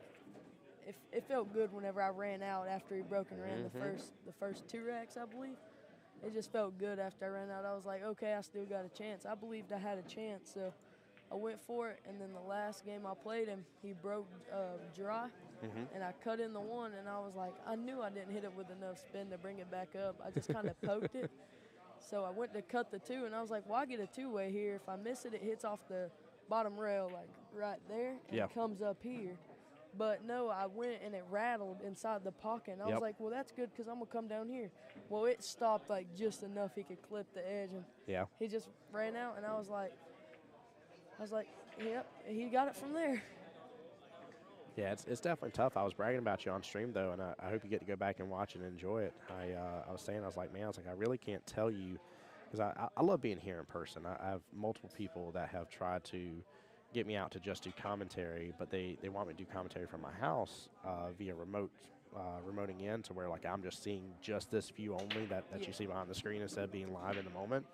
And like I've told several people, I'm like, hey, that's just not my style. And they're like, well, that's the way it's all going. Like, you got to get used to that. And I'm like, no, I like being in person because I can see everything else that's happening. And like, I love examining people's, body language and stuff. And the reason I'm telling you all this is to get to the compliment of you. At no point in time could I have taken a $100 bill and bet money. I'd be like, he knows he's not going to win, and he's playing as if he knows he's not going to win. Every bit of his body language says he's not going to win. At no point in time could I point at you and say that. Like you were down pretty big against him, and still I was sitting there just watching the whole time. I'm like, okay, he's disappointed in that shot. Cool. That doesn't being disappointed and giving yourself where you just wipe your hands on the situation and say I'm done. I can't win are two different things. And at every point in time, I saw that you were like, nope, it's not over. Nope, it's not over. Nope, Yeah, it's that's not what over. I kept saying in my head. I kept whispering it to myself. I was like, it's not over yet. I think whenever he got to 5 and he Yeah. broke and ran, no, he broke and didn't make anything. Oh, he almost got there. Ooh, he didn't get behind that 5. Yep, that's close. It was like, I just kept telling myself, it ain't over. So whenever he missed, that's whenever I made the 1, I dogged the 2, and I was like, well, he's been breaking running, and then not making anything, and then breaking running, and then breaking running. So Yep. I was like, if he gets this last game, he earned it all the way. There you go. Yeah, and hey, like, you had an opportunity, you know what I mean? And your opponent shot extremely well, and you only have what you can take away from it. There's certain things you can and can't control, and you just cannot control if your opponent's on fire or if they're not. You just there's nothing you can do about it. So I love the fact that you have a really good head on your shoulders and really good attitude about how to combat this situation, which is amazing because there's people that are easily twice your age with literally 2 to 3 times the experience that you have that cannot get over that mental breakdown at all. And it blows my mind that I'm talking about myself too, like I'm right here. But it's amazing that when I see people like you, it's definitely inspiring to me of like, hey, like, if he can do this and he get over this mental hurdle, I can get over it as well. Like, I just got to be able to be focused. And, guys, I definitely recommend for everybody at home as well, when you're battling out in these tough events and stuff, have realistic expectations for the shots that were within your skill set. You should have had the things you can work on, especially if you can replicate. If you can remember kind of the setup and replicate and then go after and practice that shot multiple times. I'm talking about 3, 4, 5 dozen times in a row of re-practicing that shot. It'll help you get your game up where it needs to be. Definitely will. I've played tournaments. I've won tournaments. I've lost them. I've lost my first match. Went all the way through the losers bracket. There we go. And came all the way back. And I still went to the pool hall after I got back the next day and practiced those shots and practiced them until I finally got to where I was making them 20 out of 25 times. There you go. I like that. I like that a lot. It's definitely, again, it's just such a solid attitude to have. Just because you miss one ball don't mean you're going to miss the next 2, 3 that you get to shoot at. 100%. Like whenever he played the safety on me and I had to measure out the kick shot and kick it in, you know. I wasn't too nervous about me missing it. I was just worried about what was going to happen after that. Yeah. Because you really can't control that type of kick shot and get shape on every ball that you can shoot like that. And now you happy to get that good hit on it. That's for sure. Well, I love that. Is there anybody in the tournament that you've seen that you're like, hey, like I'm excited. I really want to go play against that person. Is there anybody in particular that you've seen that you want to go after? I've already played one that I wanted to. There you go. I really want to get in with like Randy Jordan or Alex. Okay. Or Chuck over here on table 6. Chuck. Yep. Yeah. Yep. Chuck Dorsey. Yeah. He'll be a good one for you for sure. Yeah. There's a lot of good sporty players in here. There is, and it's great too. I mean, especially we were bragging about it in stream, but there's a lot of talk in the pool world right now, and I've seen it just so much over these past probably month and a half, where people have been discussing open tournaments versus handicap style tournaments, and a lot of people have been talking about just how like beneficial open tournaments are, and how like a lot of people say back in the day and stuff, they would play some of the best, and then it'd always be just a straight up heads up match. They would have no weight or anything like that given, and how beneficial that was. And I was talking about a lot of tournaments, I see their pricing is going up over over the $50 as well, price point, and it just nothing wrong with there being tournaments that are higher than $50, but the bang for the buck you get from this tournament, the high-end players you get from this tournament that you get to go against, and it's still only $50. Exactly. Blows my mind. Exactly. Blows my mind. It's like going to Iron City in Birmingham, Alabama. Yep. You're going over there, and whenever I first heard about it, I heard April Larson started off as like a 4. Yes. And I was like going over there paying $100 entry fee to play someone that plays really sporty. And I was like, there's some people that go over there and just go 2 and out, and they're so mad because they lose to a 4, even though that they think they play better than them. Yep. But lately, I went up to the Apple Country Billiards Battle of the Juniors qualifier, and I took home the 18U. Colston, he couldn't win both, so I went to the finals in both, and I played Colston Harrelson, and there we go. Went heel both sets, and then on the 14U qualifier, one set I had like 4 breaking runs. I was just running like a packs on him, and I was just like trying to like get my momentum back up because I missed the jump shot like I did here. And like the 1-9 set up close to the it was like dead on in the rail. So like I really didn't get my momentum really, because it made me nervous that I was going to lose because the kid plays really sporty. But I ended up taking home the 18U trophy, and I'm qualified for the Monica Webb Battle Juniors over at Sticks in Villarica. And goodness gracious, you got a lot going on. yeah, I'm just glad I got the opportunity to get up there and get my name a little bit bigger than it was. I'm glad for all the support and everything else. Sorry, guys, I'm trying to adjust the camera got knocked earlier. I'm going to leave it alone for right now while we're in the middle of the match, but I'll get adjusted here in a little bit. But I love that. I love the fact you got a lot going on, got a lot of a great opportunity ahead of you, and it seems like you really got your eye on the prize to really go at it. You definitely keep up the good work. Is there a particular, I know we kind of talked about it briefly maybe a second ago, but is there a particular pool hall that you want to give a shout out to that you play out of that you just really enjoy and love being at? I definitely want to do Sticks, and because Sticks Billiards, it's a really nice pool hall. There's 7 foots, there's 9 foots, and it's just like a really good pool hall. Everyone in there. Ryan Moore, what a shot! Wow. Table 3, Ryan Moore. Didn't quite get away with it, but he got a good hit. Yeah, it was nice. But it's such a good pool hall there. There's so many respectful people, so many good and talented people there. You walk in there, they're all wanting to say what's up and make you feel comfortable, like really comfortable. And Monica Webb, she's a really good pool player, and she has a lot of respect for the juniors. There we go. What do you think about this this pool hall here with Bulldogs? What's your overall thoughts? Really nice pool hall. Everyone here's respectful. I really haven't ran into no one that's really cocky or Yep. anything like that. It's just everyone here wants to play and have fun and just go for the money. Yep. No, I definitely agree. It's been a great place. It's the moment John and I met, and I was up here for the first time doing the commentary and stuff, and after that, really hit it off with a good friendship. And he's like, if I can have you every single month, I was like, done. I was like, every month I can come up here, I will. I'll make the 4-hour drive. Oh, where are you from? Jacksonville, Florida. Oh, yeah, that's what what's his name told me. Alden. Alden, yeah. Yep. Alden told me that he rode with you up here. Yes, sir. Yeah, Alden plays on my Monday night league team for APA, and I heard that he's a 6 or something. That's what he told me. no, he's a skill level 4 or 5 actually. Oh, he told me he was a 6 earlier. No, he's definitely not a 6, not yet. He's on his ramp up. I've given him props. He is definitely on the come up for sure. Yeah, I play tap.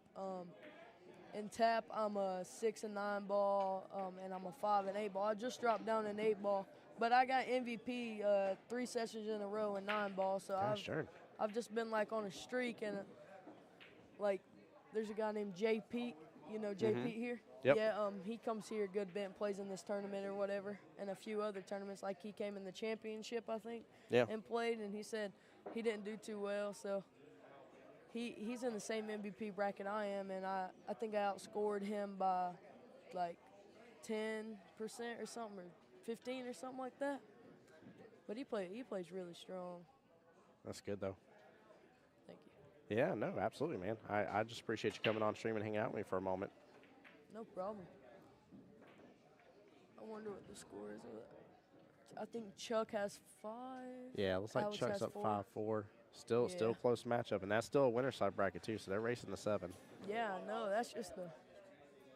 You really can't beat that match. You watching that match is like a really good whoever has the bad rolls is more than likely not gonna get the match they want. Mm-hmm. But it's a really good match. Chuck had Alex down 2-0, and Alex put his head back together and came back on him, and then he played a kick shot and got a bad roll. He hit the ball but left a shot, and Chuck put like 2 or 3 more games on him, and he just put his head together and came back again, and now it's 5-4. Yeah, it's nice to see too. There's a lot of and guys, you can't. I know my camera went down earlier, but you can't even see it on the camera as well. But there's a lot of determination. They've been cutting up with each other a little bit, but the level of determination is phenomenal between those two gentlemen. That's true sportsmanship going on over there, and just overall respect for each other and respect for the game. It's really fun to see. Yeah, we were talking to Johnny before that he was going to come or whatever before he had to cancel because some family issues or something that had went on. And we were telling him about the tournament and that there was going to be some high 700 Fargos, and he was like, huh. So he was like, well, you tell them that I'll be there in 2 hours. It was like,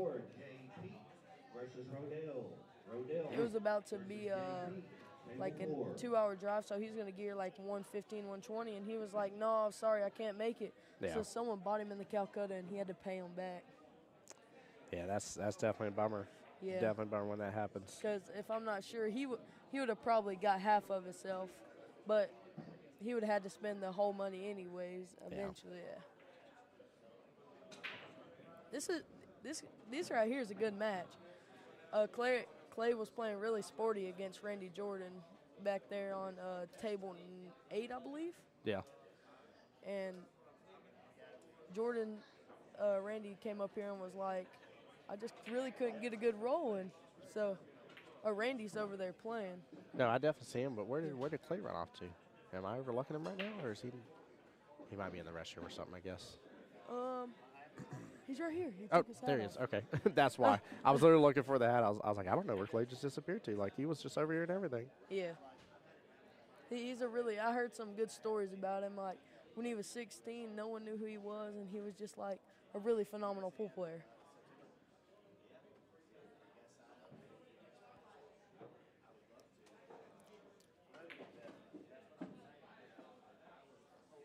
Not enough pull. Yeah, he didn't pull that back at all. No, he This- definitely has the stroke too. Oh yeah, it's very unlike Shannon Fitch to have that too. Who do we have? Oh, side camera. Oh yeah, still the same table. Oh yeah. Yeah, I got 2 set up on table 1 and then 1 set up for table 6. It's funny, I thought something was going on my camera and my dumb self let it die. Time to play the charge. He's a really smart player. I've seen him play defense on every shot that he needs to play. I've seen him run out phenomenal. He's kicked in like 2 or 3 good balls and played for shape. I saw him do a kick thin earlier and thin it and played a really good safety. Yeah, Shannon's amazing. I was telling chat how much I love the fact that, plenty of people will see him and he'll be sitting there in a chair, a little crisscross applesauce and everything, and people will be like, who's this guy? And just completely underestimate his skills and ability, and he plays so well. Plays so well. Unfortunate. What happened? I didn't do nothing. Mike Lowry's coming. Oh, it won't be quiet in here much longer. Oh, never mind. He's in the building. He's in the building, guys. I might have to turn down my microphone or something here in a little bit. Mike Lowry has stepped into the domain. He's here, and so it's gonna get a little loud in here. Yeah, I'm hoping to see which match ends first. Hopefully I can get on this table right here next and get on the stream table again and hop back off, There you go. I'm up next, and he's on the hill. Yeah, Shannon's on the hill. Unfortunate bad hit there by Clay on the 9 versus the 8, and ball in hand. Of course, Shannon closes out, which is not unexpected even between both these gentlemen if either of them were in that situation. So. No, Clay can always catch a gear and come back too. Yeah, he's been known for it. We've absolutely seen, people say it's impossible, but we have seen this exact situation happen and finish up being 7-6 overall. Yeah. So never count anybody out as long as they got the, like you do, as long as they got the right attitude. That's the big part. If they've sold themselves out at this point and say, hey, it's impossible, I'm done, not worried about it, I don't care, then yeah, it is done. It doesn't matter. You get all the lucky rolls in the world from that point, but that guy's got a killer break. He really does, but one ball is hidden a little bit. Bad part is even if he hits the right-hand side of the one ball, he's going to end up scratching here, so I'm assuming a little one-rail kicked. He could even actually go for the kick safety to make it, but yeah, he can go for the safety. Easily. I think he's going to go to make it. He's going for it. Wow. That's what I was talking about, guys. If he shoots his left-hand long rail. Oh, he got the safety off on him. Look at that. That actually worked out really well. I Nice would say I roll like for the Claire. speed he hit it. Nice shot for Clay.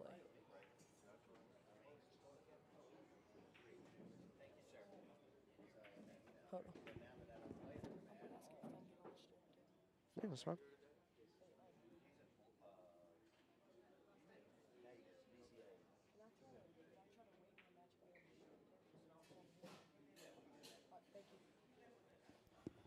All right, guys, so I'm going to be back on the stream table here in just a few minutes after this match ends.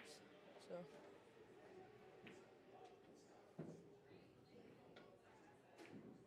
What a shot. Goodness gracious. I cannot believe he just went for that. Oh, my goodness. He is snookered up. Well, not fully snookered, but he's stuck behind that 4-ball. But what a absolute baller two-rail kick into that, too. I cannot believe that just happened. He hit it so good, it spun out, went inside spin, and spun right off the ball. If he would have just stopped there, he would have. 7, Bradley Turner, Jimmy Chanel. He would have Bradley been. Turner, Jimmy Chanel, table 7. He'd have been one of the happiest guys in here right now. Right? If I'm not wrong, he's probably gonna measure this and try to kick it in 2 rails. Oh, here he goes. Oh yeah, he's going for it. By the way, Alex and Chuck is they're even right now again 5-5. What a matchup! game. Yeah, what a matchup.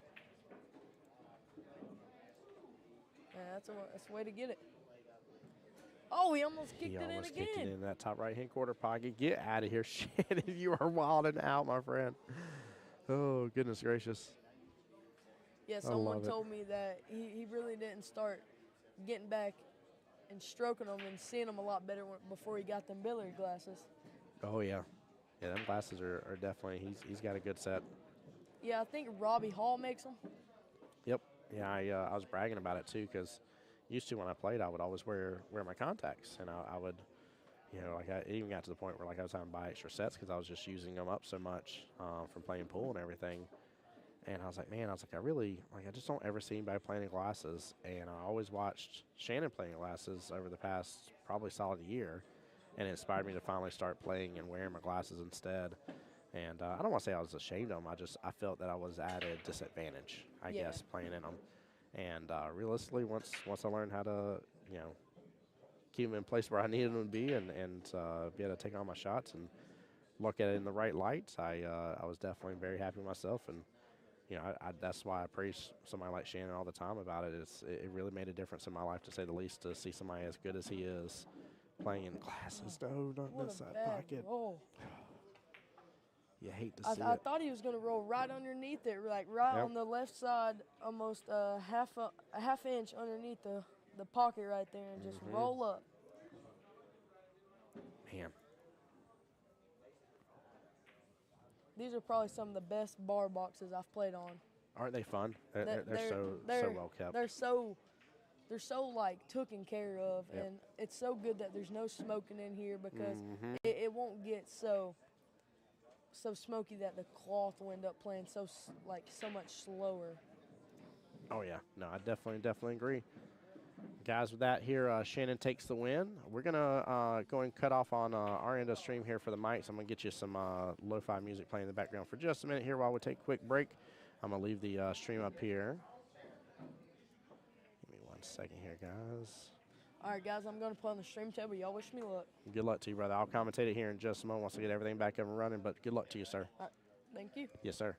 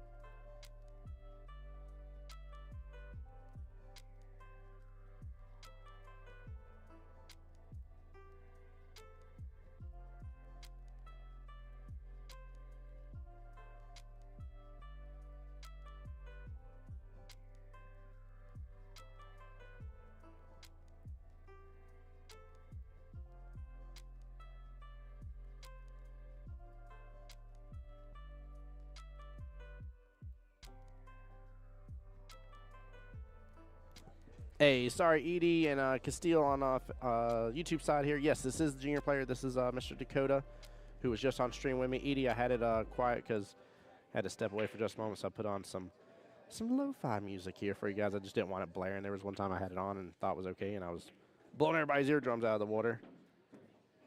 But I just didn't want the mic to be completely silent. Didn't want to have nothing going on in the background for you guys, so I made sure to have the music playing.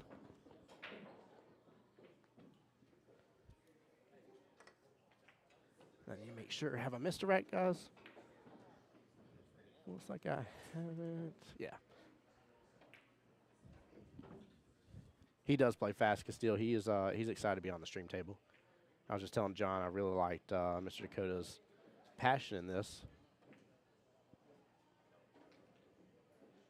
Edie, I will be doing that here in a little bit. I'm trying to think what time it was. It's probably, I don't know, it's probably like 11:30.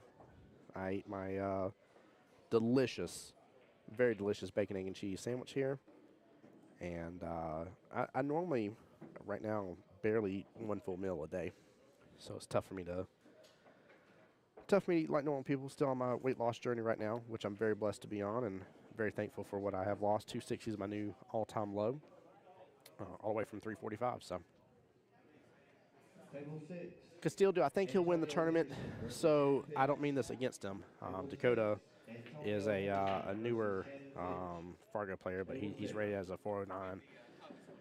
No, I don't think he'll take the win all the way home, and this isn't against him personally. It's got to deal with the fact that there are multiple 700 skill level players right now in the tournament, and there's still a lot of them in here, a lot of heavy hitters, and nothing's impossible, but the odds are not favorable. Odds are not favorable for him, so.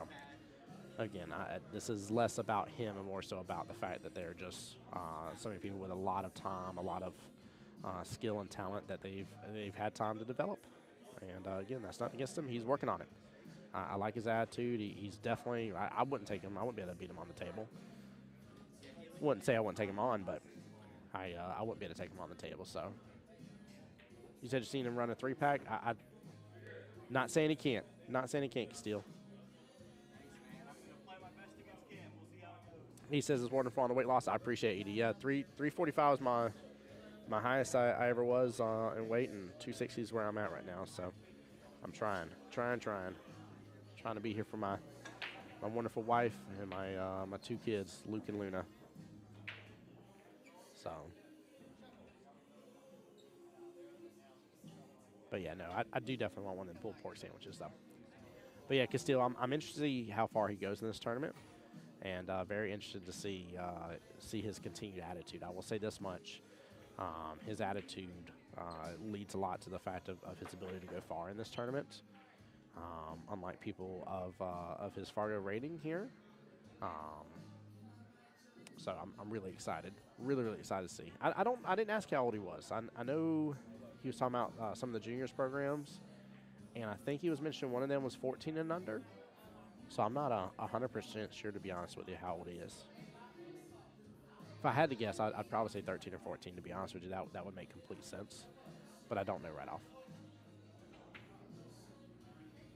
But I will say this much, though. If he continues playing at the level he's playing and continues to grow and really just takes that time in to get into these tournaments and continue going after them and leaves the problems that we decide to tack on to ourselves in these matches, if he can leave that stuff behind and keep up his attitude, give him 1 year. Give him 365 days. I'm being dead serious about that. And we'll see somebody like him running this tournament. 100% he could have the capability to do that. 100% could. And I'd love to see that happen too. That'd be really cool to have like a flashback to this moment in time where you asked me that, and then here we are a year later, and him taking home the win from this tournament. That'd be pretty cool. But you can't beat it though. Like when you see people with the thought process and with the vigor and the passion behind the game that he has, when you see all those things combined, I mean, you can't beat it with a stick. You just can't. You just can't do it at all. It ain't gonna happen. And it's good to see. It really is. Matt Leonard, I see you in the stream. How you doing, brother? Matt, you got to tell me how your matchup against Kevin went. I didn't get to watch any of it here. I was busy doing things and playing in this tournament. But I got to know who took home the win. Sorry, guys. I'm talking about a little singles match that went on yesterday between two friends of mine from back when I first started playing back in old school bank shop billiards days.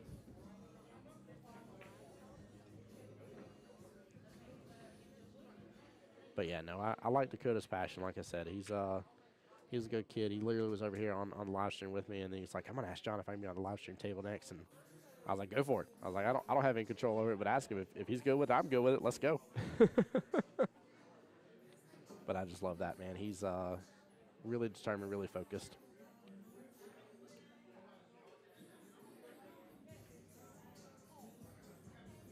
It would be amazing if he ends up. Did I talk to him? You mean Dakota? Dakota was just the one that was on stream with me last. I don't know if you were here during it, Castile, but literally the last voice you heard on stream with me before I played the music, that was Dakota. That was Mr. Dakota Bryant himself. And he was the one, for those that didn't get to see earlier, he was the one that played,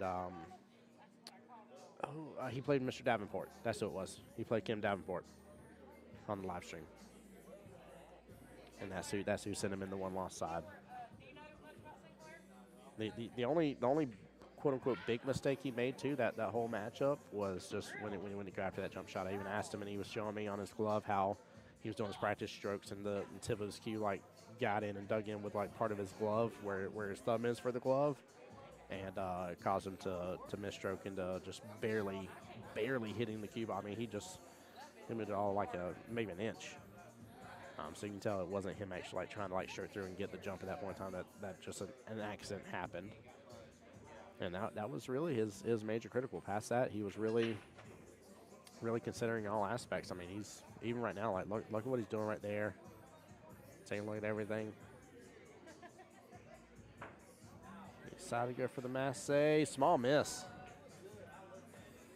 I don't think I've seen AJ play Castile. I could be wrong, but I'm fairly certain I have not.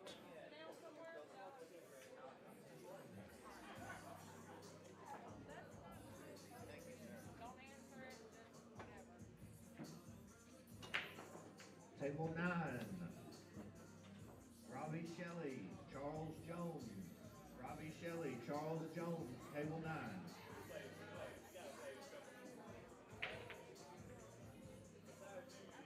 No, small wobble right there on the bottom right-hand corner pocket for Mr. Stefan there. Dakota's going to have a good opportunity here.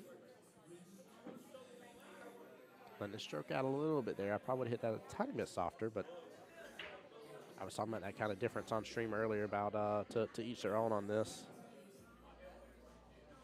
Oh, he was throwing it. I think he did like a little bottom left there, if I saw correctly, to hit to the left-hand long round. Kind of shorten up where the cue ball is going to be for the 9.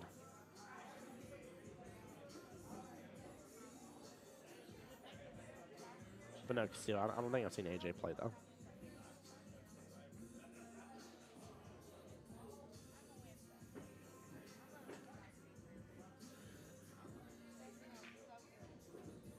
Good out there by Mr. Stefan, taking advantage here. Both gentlemen having just some simple mistakes there, but Stefan was able to capitalize and come out on it at the end there. I believe it's 1-1. I don't think I missed. Let's see, 2, 4. Yeah, I don't think I missed a rack here while I was taking care of something else for just a brief second here. And guys, while we're waiting for things to continue kicking off here and going forward, Rod Rent's in chat. What's up, Rod? How you doing? Sarah, welcome in as well. Mr. Wynn, how you doing? Guys, for those just joining here, by the way, my name is Tim Jones, voice of Jacksonville Pool, coming to you live from, of course, Macon, Georgia, here at the Bulldogs Bar and Grill. We're here for the first Saturday of every month 9-ball open tournament. Sign-in started here at 11 a.m. We had the auction probably closer to about 12:30 or so-ish, give or take, try to give time for a couple people to get here. And this is monthly, guys. Don't miss out. $50 entry fee, up to $2,000 total added if it is a full field. And while you're up here, take advantage of the Friday night as well. Free 8-ball tournament with the optional $20 side pot. Let me get the score updated. There it goes. Perfect. Ooh, I thought 8-ball was about to kick it in. He's going to have eyes on the 1. Man, you got a little bit of a situation going on with the 659. Going to be interesting how he handles that situation. But the 1, 2, and 4 open up. My worry about the 2 is depending on your angle here. You may end up risking getting stuck behind that 659 situation.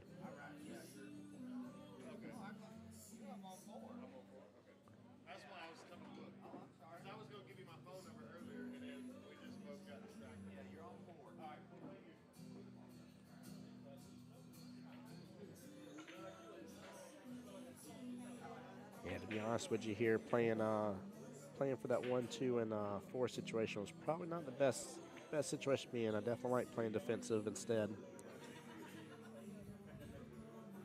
Definitely like playing defensive instead. That 5-6 has got me a little little worried on how they're going to handle this rack. Also, guys, as well, here I'm going to do a couple links here for you. The first set of links is going to be a link to each of the Facebook pages and YouTube pages here. As you can tell, we are streaming, for those watching, we are streaming live on the Bulldogs Bar and Grill Facebook page, and then on my Voice of Jacksonville Pool YouTube page. And then you also have the links to the others right there for us. And then I'm also going to get you linked to the live bracket as well. Big shout out to John and team using Digital Pool for that. Makes life a lot easier here whenever it comes to streaming, I'll say that much.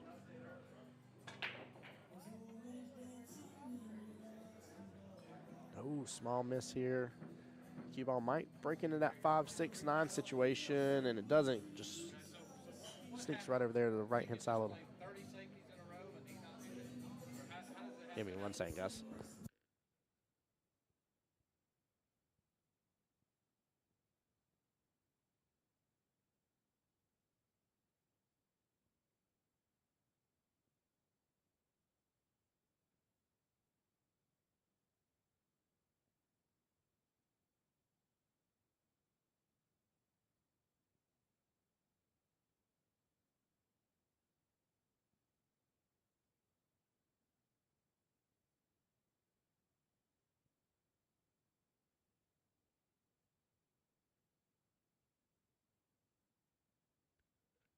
Sorry, guys, was muting up for just a moment here. There was a bit of a rules situation question going on here.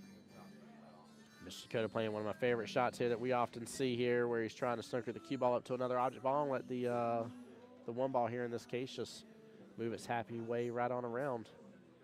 Now the 1 rail kick looks like it may still be open because he didn't quite get that cue ball and 2 snookered up to each other. Yeah, the 1 rail seems open. Mr. Stefan's going after it right now. He gets a great hit on it. Even a little double hit on it to an extent here. Did a little drive-by and then came off the right-hand long rail, tapped back into it. Dakota should play this 1 ball back behind. Oh, I got to watch out for that side pocket, but he was definitely trying to leave that 1 ball behind all that mess with the 2, 6, 5, and 9.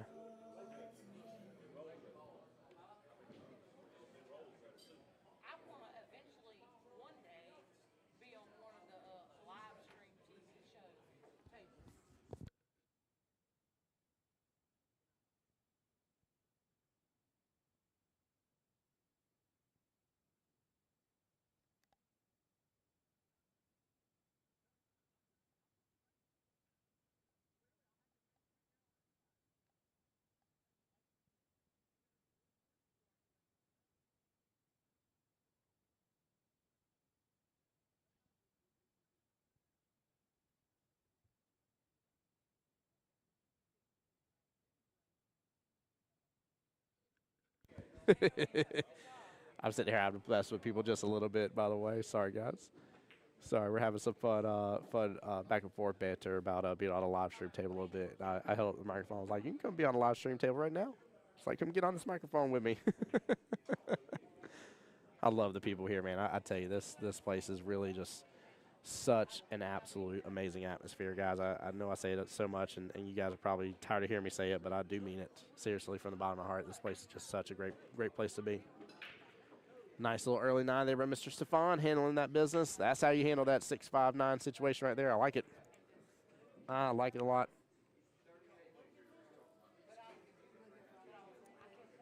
And guys, after this this matchup is done here, I'm going to go through, do some maintenance around all my cameras here, try to get everything adjusted back. So I ask that you guys bear with me for a moment here, and we'll we'll do some things here.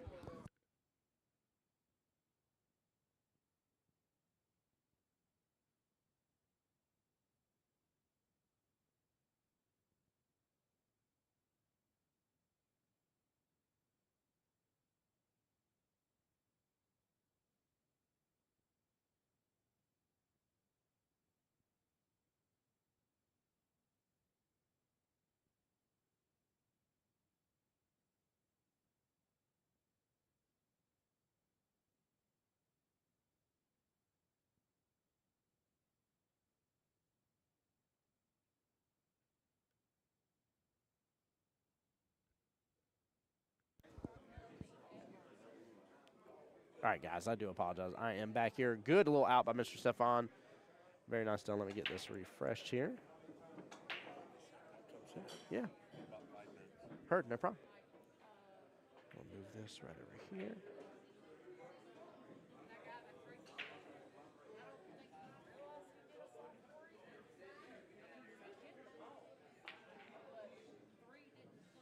I like Mr. Stefan's focus here. Dakota's going to have to definitely step it up a notch.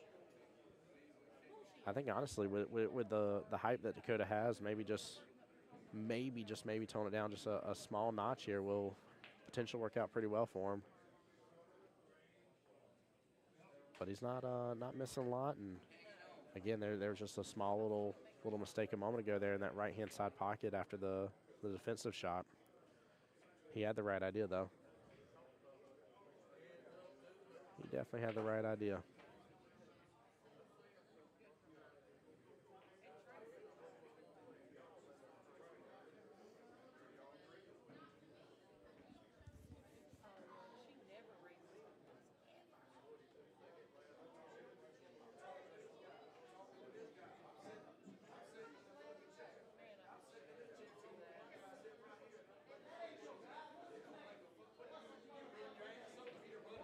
One second, guys.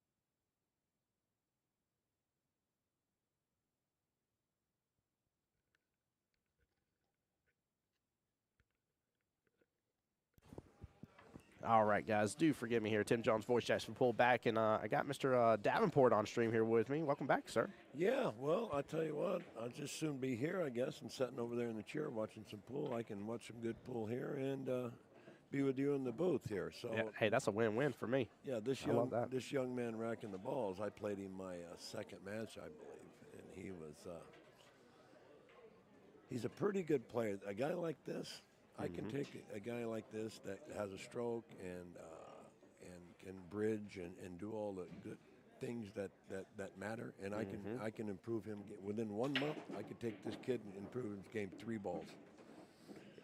Now you take somebody else that really doesn't have the natural talent that he has, the bridge, the shooting ability, all that stuff, and it's kind of hard for me to teach. But a guy like this, I could really help this guy. No, I definitely agree. I was bragging about him on stream because stream asked me, do I think he can take it all the way on this tournament? I said, look, this isn't against him. There's a lot of heavy hitters in this tournament. It's going to be tough for him to take him out and get the win all the way to the first place. I said, however, I was like, with the attitude that he has on his shoulders and already with the shot process and everything he has going on, I was like, and I would love for somebody to clip this and come back to it. I said, give him 1 full year. I said, give him a year, let him get some more experience around tournaments and stuff. I said, he'll come back running it. It's like I have zero doubt because he was on stream with me and getting to talk, and you can't teach passion. You just can't. Either you have passion, you have a love for it, or you don't. And with his talent, like you were talking about, between that and the passion, love for the game, and dedication, he's going to do awesome things. I'm really excited to get to know him now because I'm excited later on to see how he's doing and I'll be like, I had Dakota on stream with me, and I actually got taught to him before he had his huge come up and everything, and it's pretty awesome. So yeah, but like he just made a crucial mistake on the 2 ball, something that he's just young. That's all. definitely is. Castile on YouTube side asking if you're going to teach Mr. Davenport. I'm sorry. Castile via the YouTube side was asking if you're going to be the one to go teach him. No, I'm not. No. That's why I don't teach. But I'm saying somebody like that I could really, really help, and somebody that really, like I said earlier, doesn't have just the natural ability. It's hard for me to teach them. But a guy like this, I could really, really improve his game. Table 7, gentleman 9, Charles Marr. See, like there, he's supposed to, if you miss it long, and rail first on that shot. He hit the top side of the ball instead of going deep into the rail. Yep. I will say, though, Chat and Castile, with you asking your questions about Mr. Young Dakota here, it's really cool to see somebody with the years of experience and knowledge here as Mr. Davenport coming in. I didn't even prep him on it. I promise you, we were dealing with another situation off stream that I had to meet up for. But for him to come in right off the bat talking about that, I mean, that speaks highly to the capability that somebody like Dakota will have here. So that rattle may end up hurting Mr. Stefan here. This may give rack number 3 to Dakota. Well, rack number 5, I should say, but Dakota's 3rd rack. Yeah, right now, he's just young, so he just shoots, and he don't care where the cue ball goes, really. He's just shooting, and he can make any shot. I was having him over there on the snooker table when we were shooting shots, and he was rifling them in. He definitely was. Billy Sykes says he's going to try to come up next month, he hopes, and he says, I'm an old friend you'll recognize. Do you know Billy Sykes? Who said that? Billy Sykes. Well, I'm sure I do. It sounds awful familiar. Yeah, Billy Sykes, that sounds really familiar. Well, I guarantee I see his face on it. You have a picture of him, I guarantee it. Let's see if I can pull him up here. I'm just anymore with names, just like, okay, wait a minute. But if I see a face, it's kind of hard to forget.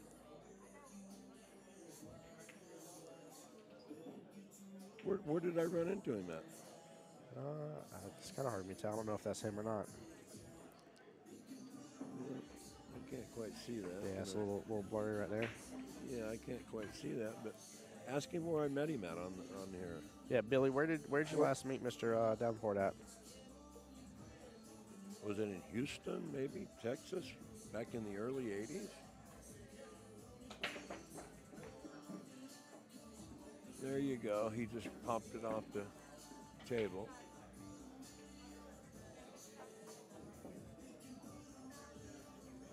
Yeah, he don't care. He's young. He said, oh, so what? I'm gonna Right. beat this guy anyway. He'll learn. If he's going to keep playing pool, he'll learn not to do those mistakes that's unforced, because he's going to be losing a lot of matches and he'll get tired of it one day. Billy said it was the year at the U.S. Open. What year?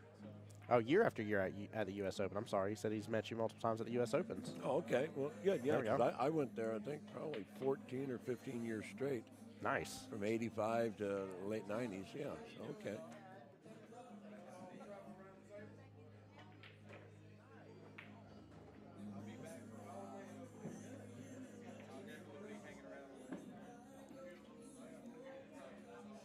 That's a place right in that Virginia area up there, in that Tidewater area around Norfolk.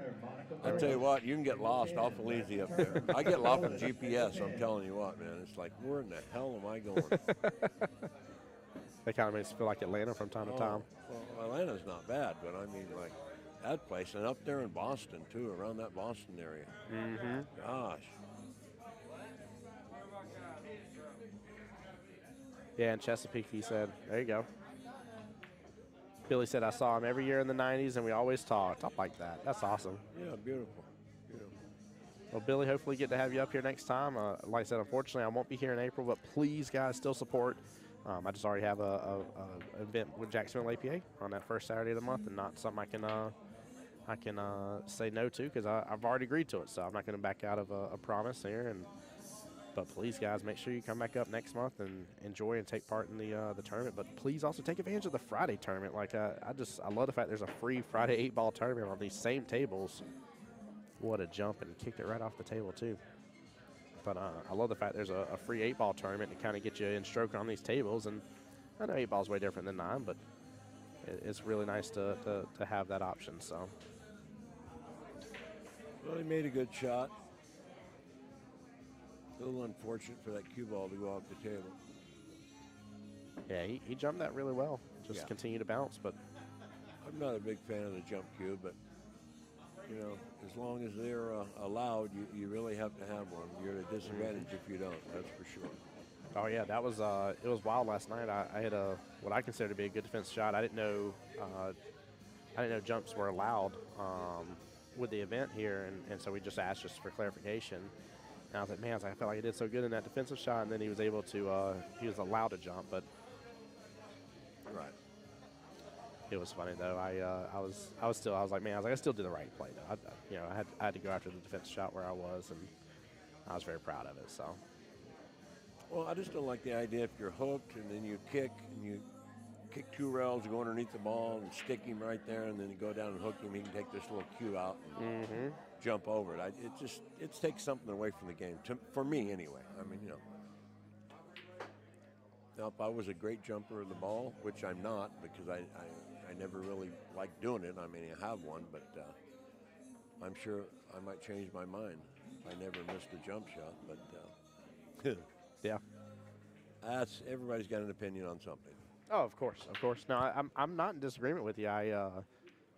With APA being my main way that I play, and not in the master side, jump shots are not allowed under most circumstances, or at least you don't have a breakdown cue. Now, he didn't get the balls past the side. 3 balls are supposed to go past down in the kitchen. Oh, no, he didn't do the 3 points, did he?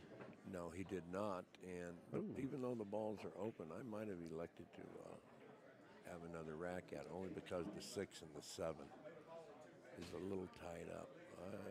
But probably not. I probably would have rather. See, this is just for him. I think that magic rack needs to be moved. Oh, look at that. Oh, yep. That's kind of why. I think he caught it with his cue. Yeah. Well, jump cue again.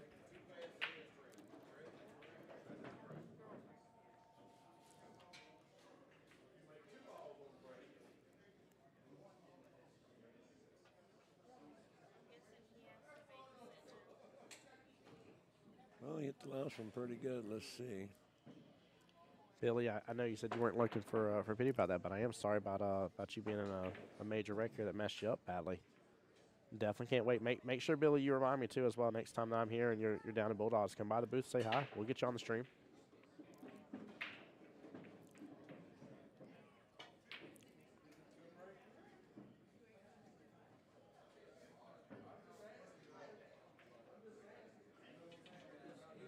He's had a little too many beers, that gentleman over there on table 3. Yeah. He made 3 balls, and 4 balls went past in the kitchen. He says that's an illegal break. Yeah, he's yeah, just a little too many beers, I think. he's being a little pushy about the rules. What's the score? Yep. All right. Well, all right. What are you doing about that 6-7 situation here, Mr. Davenport? I would try to either draw it back a little bit and bank it in the corner, if that's on. If not, just try to snip it and get behind the 8 and leave it right there where the 7's at. One of the two. I don't think he can break it out. I don't know. That was some kind of wild shot there. That was risky. Now he is hooked up with the 8, but I know he may kick at it, but he could actually tie that 8 up in that mess too. Yeah, that's just from being young. That's all that is. He's like almost I don't care type thing. So yeah. Yeah, I don't know if that would have worked out better there, but with the breakout now, the table's very open now. Yeah. So I think honestly I would have opted. Yeah, I'd 100% know that I would have opted to take that 8 and push the 8 into the 6-7 situation. Would have handed the ball in hand. Might have had a little defensive battle back and forth potentially from there, but I would have taken that on versus risking opening up the whole table.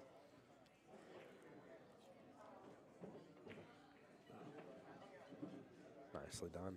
Getting on the left-hand side of that 9 ball.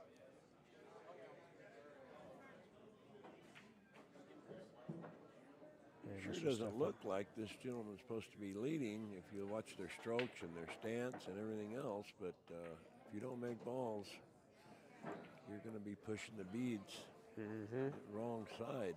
So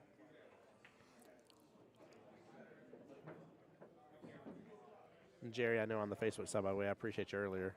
I know it was kind of funny what you were saying about typing out the commentary for a second there while we were silent for a moment, but I appreciate you, sir.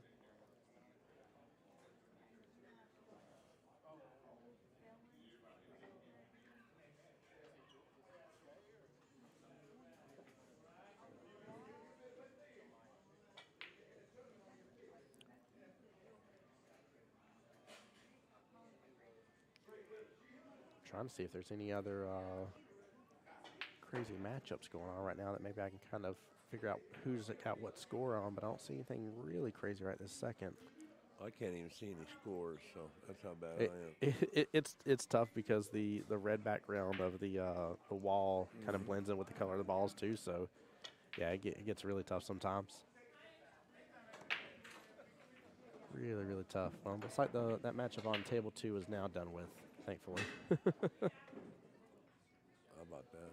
It was going to scratch, it came back out, and then it got kissed in. I know one thing.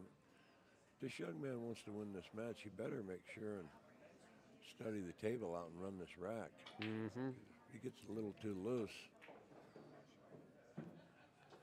I guess the one didn't go. I was wondering if it went by the 5 just fine, but it looks like it didn't, not without at least touching it.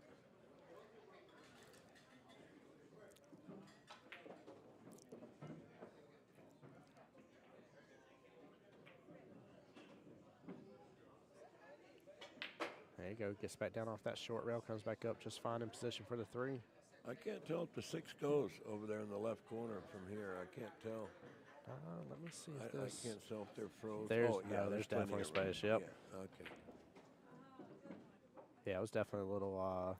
I always love how the camera just makes that. I would say they were way closer than what the side view had. Yeah. That's so funny. And I don't like this shot that he's having to take on this 4 ball. There's something about being over that side pocket, that pocket point, that messes with me sometimes when I'm shooting. Yeah, a little bit. But he has a good enough angle to go out 3 rails. Just roll it, I think. See, he rolled it softly, so it's okay. I guess he had it a little more straighter than it looked like.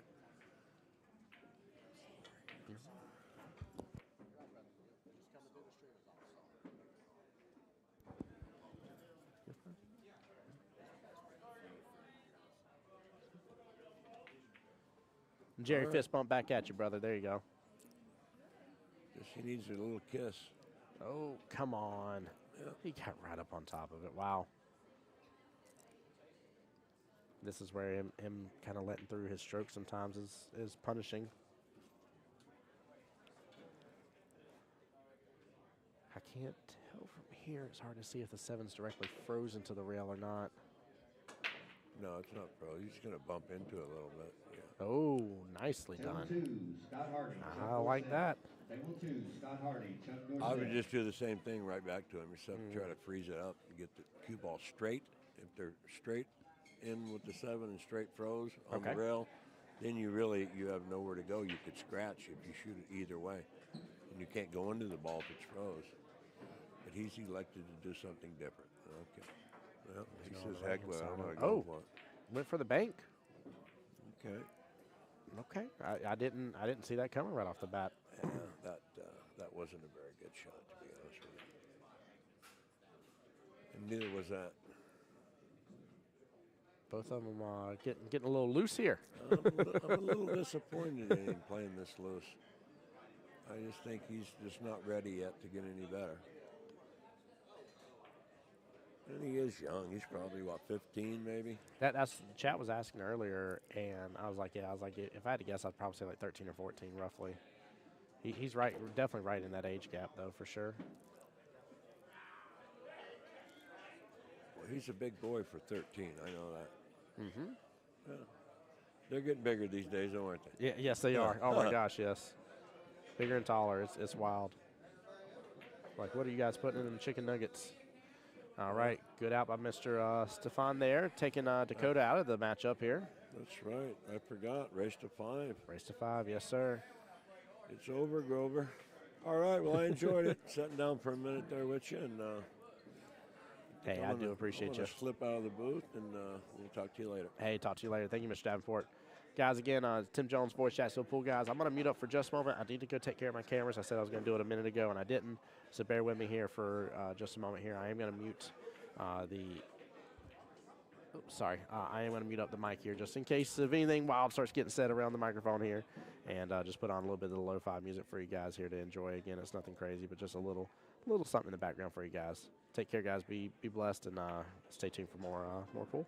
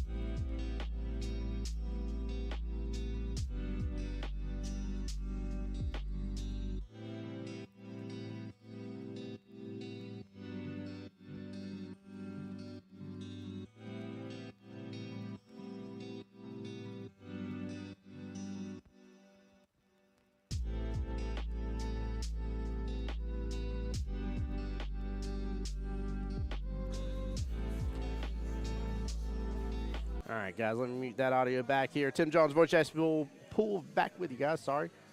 Did I miss a rack yet, guys? I probably did at least miss one rack. Y'all let me know what the score is. If not, I'll get it updated here in just a moment here. I do apologize about being away for just a minute here. Had to do a quick little dealio with the cameras, and then also quick little break here. Again, I appreciate y'all being here. Adam, I wasn't sure what you meant, by the way. You said, great job, sorry, you're looking forward to the split bracket. I do not know what you meant about that one.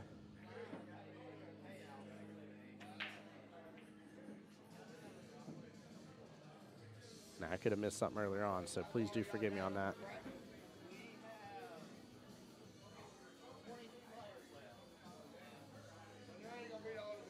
Where is my digital pull score? There we go. All right, I think it is 1-1 against these two gentlemen here. Let me see. Yeah, it looks like it's 1-1 here, so I must have missed the first rack going to Mr. Alex here. William Aguilar versus William Gooden. Table 8, William Aguilar versus. And guys, again, I appreciate y'all joining in with me. Don't forget that tomorrow, nice little weekly 9-ball open tournament here every Sunday at 2 p.m. right there. And there is a handicap for it, Texas Express rules just like this one is. But don't miss out on that coming up next here. Edie's giving a quick shout out to Leon. Says, what's up, Leon? Leon, I'm going to give you a shout out as well. Tim Jones here, Voice of Jacksonville Pool. Good to see you. Appreciate again each and every single one of y'all for being here, hanging out with me for the day.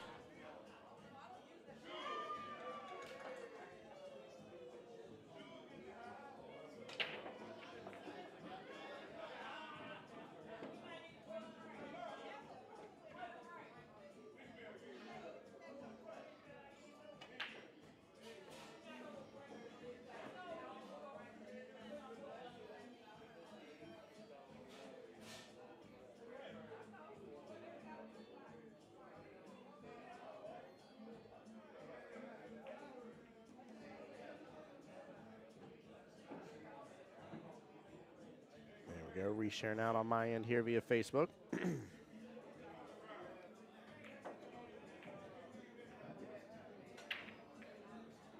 Nice, I'll break out on the 2-3, maybe. Might just go defensive here with the 2. He's looking at the back cut, though. Side pocket's going to be tough here.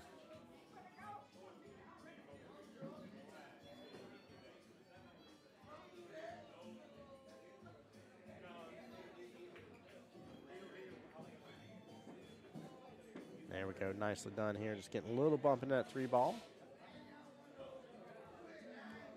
He's going to have to, I'm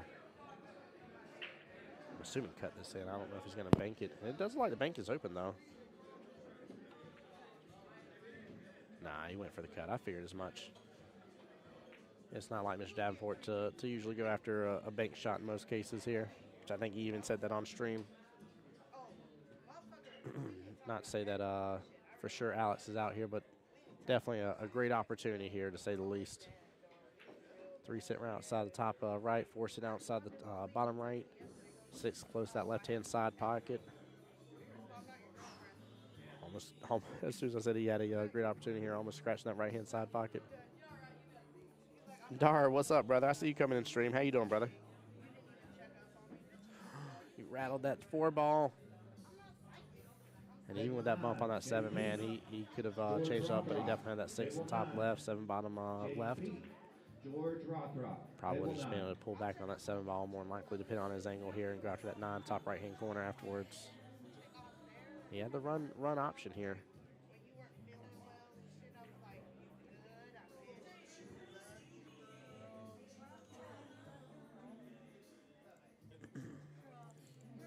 Yeah, I'm going to go ahead and relink the live bracket for y'all. That way, for anybody at home wants to follow along, they're going to be able to do so. Dar, what's up? He says, yo, what's up, brother? How you doing, my friend?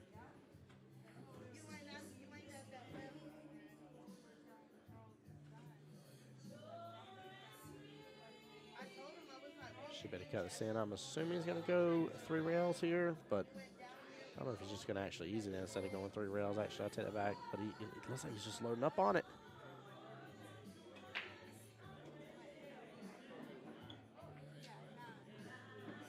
Oh, he was able to stay in between those 2 long rails. Nicely done. Wow. Very well played.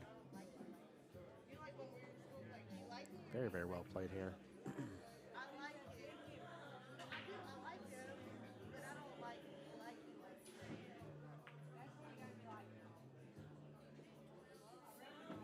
Keeps it short and sweet right there. Not a lot of traveling.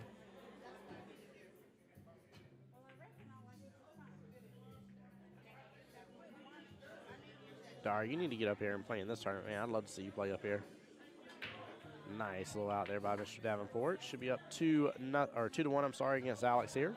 Again, race to 7 here. This is on the winner's side. I'm gonna start taking a look here. Let me pull up the bracket on my end. Let's see here. All right, so we see this matchup going on, but Alex and Kim, of course, in the winner's side.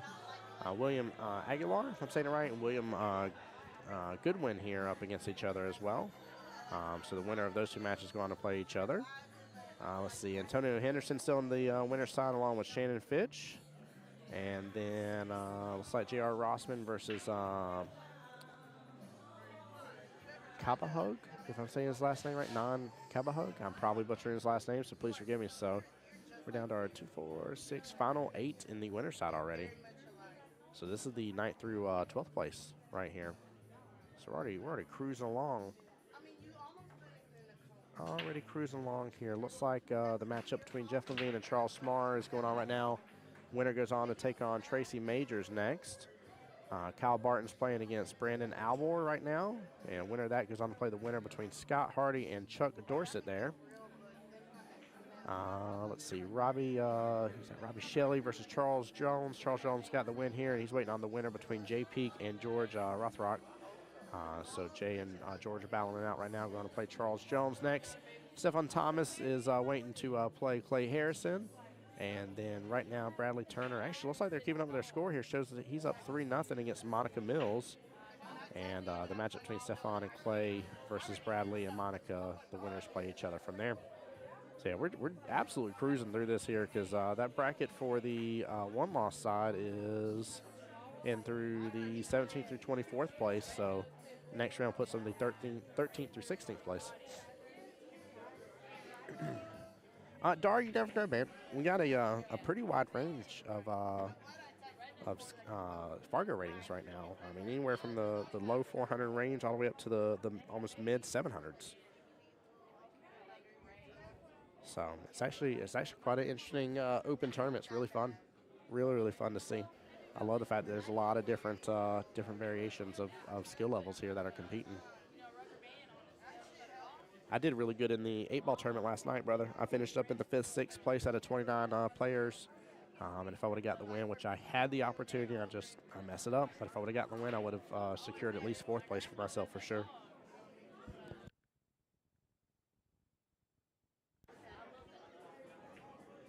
And guys, I'm just now getting notification on my phone that we had a couple people. Yeah, actually, we had a couple new subscribers on the YouTube page. Thank you, guys. Appreciate y'all. Appreciate y'all a lot, by the way. That's strong. Congrats on last night. Thank you, Dar. Dude, I was very pleased, man. I was shooting pretty well and having some really good runs. I did have a couple really tough opponents, and I think what really started me off on the nice right foot though is I did have a opponents right away that him and I were very similar. I feel like in skill level and stuff and how we were playing. So it was really fun. Really fun to say the least.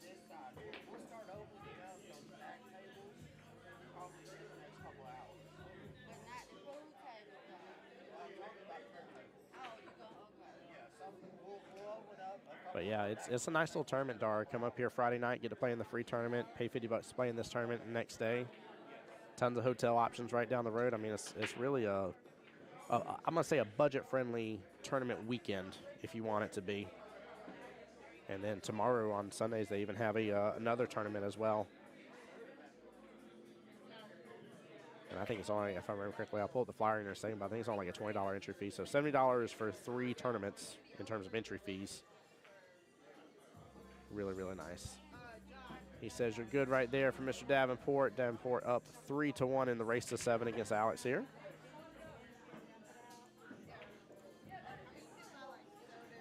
Question is, can Davenport hang on to the run here? Davenport often let the Mr. Dorsett there behind him, Mr. Chuck, go ahead and finish up with his run here. I like that. That was very nice. Very, very nice. But yeah, what you up to this weekend, Dar? What you got going on tonight and tomorrow? Guys, for those who don't know, by the way, Dara in chat here helps me out a lot with commentary and stuff. So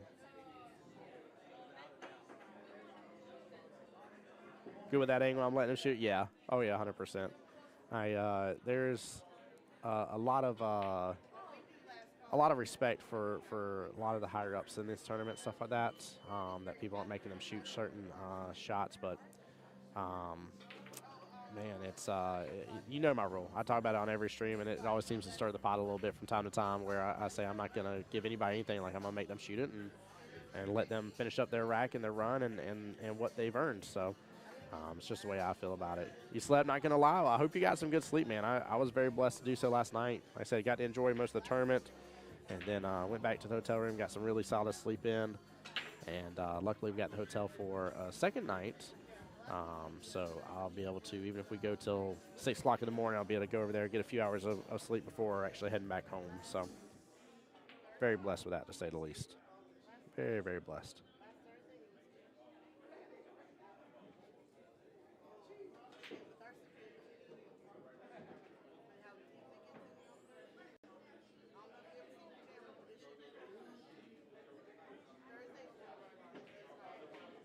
Nice little shot there on the one ball, letting it drift back out. Sounds like a good weekend. It's been a great weekend, brother. Really, really has. Really has, man. You know I love doing this kind of work. And plus, we're getting closer towards, you know, the latter part of March here. And when I get there to that latter part of March, we got just Montreal, and then it really just kicks in high gear there for me.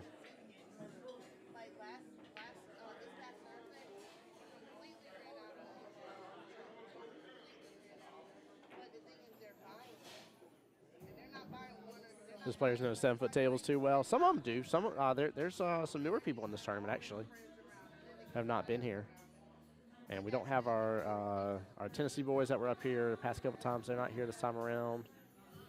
I know we've had a couple other people from Jacksonville talking about coming up for this tournament. It's fun playing on these 7-foot diamonds, though, Dar. I very much enjoy them.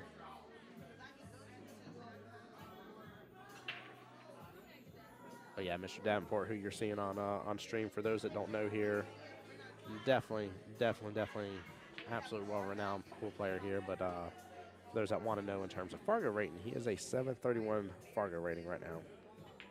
He's the highest one in here, followed by, I believe it's Mr. Shannon Fitch at 726. I'm looking now. I know it was like 720 something. I want to say it's 720. Yeah, 726, and then Randy Jordan, 724.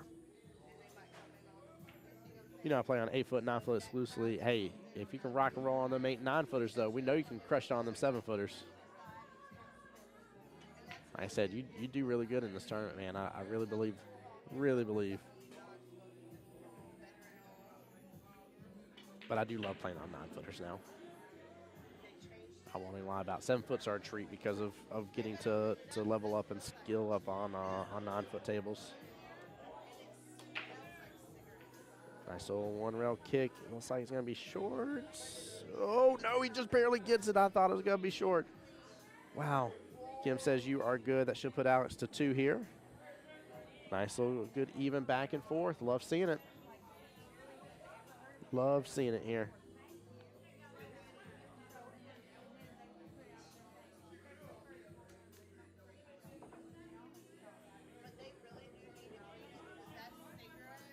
One second, guys.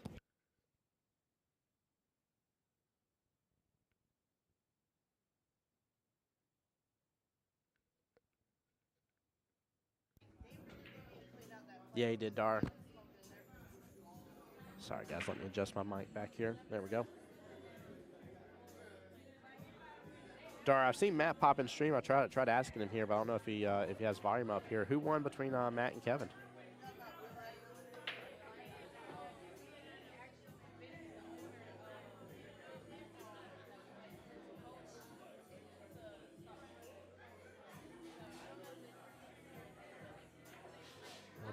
A spread of a break, but unfortunate nothing on the break. This table looks fairly wide open here. April says Kevin won. That's my boy. I love them both. Don't get me wrong, but I was rooting on Kevin for that one for the win. I was rooting on Kevin. I love both those guys though. April, how you doing, my dear?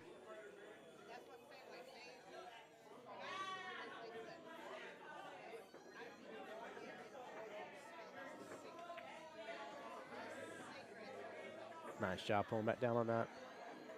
Oh, super close, 13 to 11. That's awesome. That's really good.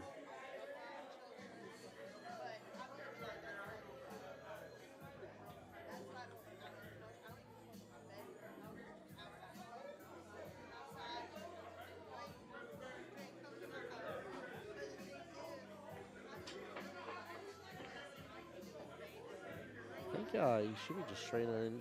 Maybe just pull back on that a little bit, take the angle on the 5 ball.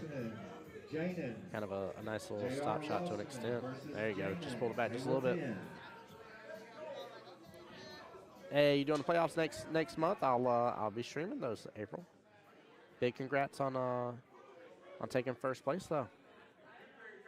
Very big congrats.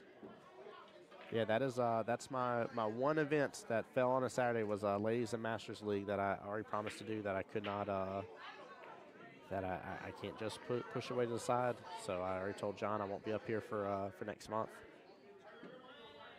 Luckily though, normally that first Saturday of the month I'm almost always freed up. So, and again, it's such a blessing to be up here with John and his wife Tasha and just the whole staff up here too. They treat me like family already. Jim ain't here right now, but Jim's an amazing person too. Harry, what's going on? Welcome back. Says this Kim guy seems to know how to play a little. Yeah, I would say Mr. Davenport definitely knows how to play a little bit of pool, a smidge. Oh my goodness gracious, my hair. I got that wonderful mic carrier. Un poquito, just the tiniest of bits. He knows how to be able to play for sure. But no, I've actually been blessed to have him on stream though. It's been a lot of fun to say the least. Getting Mr. Davenport on stream, and it's cool because he really wants to get back on stream and everything. So I always feel bad because I'm like, man, I'm asking some of these higher ups, and of course people want them on stream and everything, and I feel bad almost like I'm taking advantage of them being on the stream and everything, and really it's just such an honor and pleasure, and he loves being over here. So great out there, but Mr. Davenport up 4-2 here against Alex. Again, it's still a good close match. Races to 7 guys on the winner's side. So, but I am, although I may have needed a slight, well, I just need to lose the rest of the weight if I'm being honest, but I am wearing the official Bulldogs shirt, guys. I did post on my Facebook page, though, but if you get a chance to, for anybody in Jacksonville that wants one of these shirts, let me know your size first. Let me make sure they have it, and then you can cash at me the 20 for the shirt, and I will bring it to you and deliver it to you. All proceeds go to Bulldogs, so I did not do any sort of like markup or anything around that here. I just really want to support this pool hall. They're great people and show them love and support. And then coming up very, very soon, I got to have a conversation with a friend. But coming up very, very soon, I'm talking about hopefully the next few more days, I will have my shirt released here for the Voice Jacksonville Pool official shirt, and some of those proceeds are going to go towards the Montreal trip. So, how many total rounds in the tournament here? I will get you the bracket here. Let me pull it back up. This is also just for anybody else that wants to see it at home, but let's see. Total rounds will end up being 6, potentially 8 rounds. Potentially 8 total rounds. How many players? We ended up having 42 players for this one. Probably, I think it was like 8 or 9 last-minute cancellations, Dara. And we were about to have the one and only Johnny Archer here as well, but unfortunately, from what I was told earlier, I believe he was dealing with like a car wreck or something like that that was happening, and that kept him from getting here. So Harris has been breaking good all tournament. Yeah, that's one of the things that if you look at Davenport, you look at Tommy Kennedy especially too, you'll see that both of them have really like very consistent breaks, very good breaks to say the least, and it's really made a difference. I was even telling somebody before, like if you can't get your break down in this tournament, I'm not saying your skill level doesn't matter, but you're going to be at a clear disadvantage. And with there being such closeness in some of the actual Fargo ratings, when you look at people and you see somebody like a 620 versus a 670, you're like, all right, there's 50 points difference there. It starts to seem like there's a way bigger gap than what there is. I mean, 50 points is, for some people say 50 points is massive, but a 620 to 670 is not a crazy massive difference between them. Both the 620 and 670 can do breaking runs, right? Like, both can leave you sitting in your seats. And so really that break's just so crucial. A lot of pull, Dar. A lot of pull. The first time I did this event, I was packing up as of like 6:30. So, or actually, I'm sorry, I keep saying that. It was like 6 a.m. is when it was. Let me get this updated here. 1 second, guys. And guys, for anybody just joining us, my name is Tim Jones, voice of Jacksonville Pool here. This is the first Saturday of every month 9-ball open tournament here at the one and only Bulldogs Bar and Grill here in Macon, Georgia.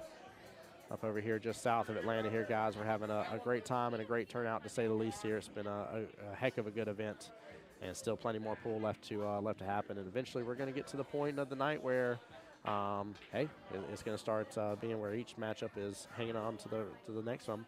Talked about the Friday night tournament here. That's the one I played in. Was very blessed to do well in. It's very fun, but it's a good time here. And then in case you want more, oh yeah, wait a minute. There's a weekly 9-ball open tournament on every Sunday as well. So make sure you take advantage. Dar, you say you're young but can't handle that. You got this, brother. You can do it. You can do it. I promise you. I believe. No, what you have to do is you just don't have to make the mistake I did, and that is where I drove up. So I was awake as of like 3:30 a.m. Saturday morning. I got back into Jacksonville around 10:30 Sunday morning, 10:30 a.m., right? Was up the entire time. Took about an hour and a half nap, got up, showered, changed, and I was right back in Park Avenue doing the stream from there. That's the mistake you don't need to make. That's the thing you don't need to do. Don't pull on me on that one. Get you a hotel room. There's literally, I'm not even exaggerating, there's over 10 options that aren't even a mile away that are right off the exit. You remember that? Goodness gracious, dude. Pepper. Excuse me, hold on.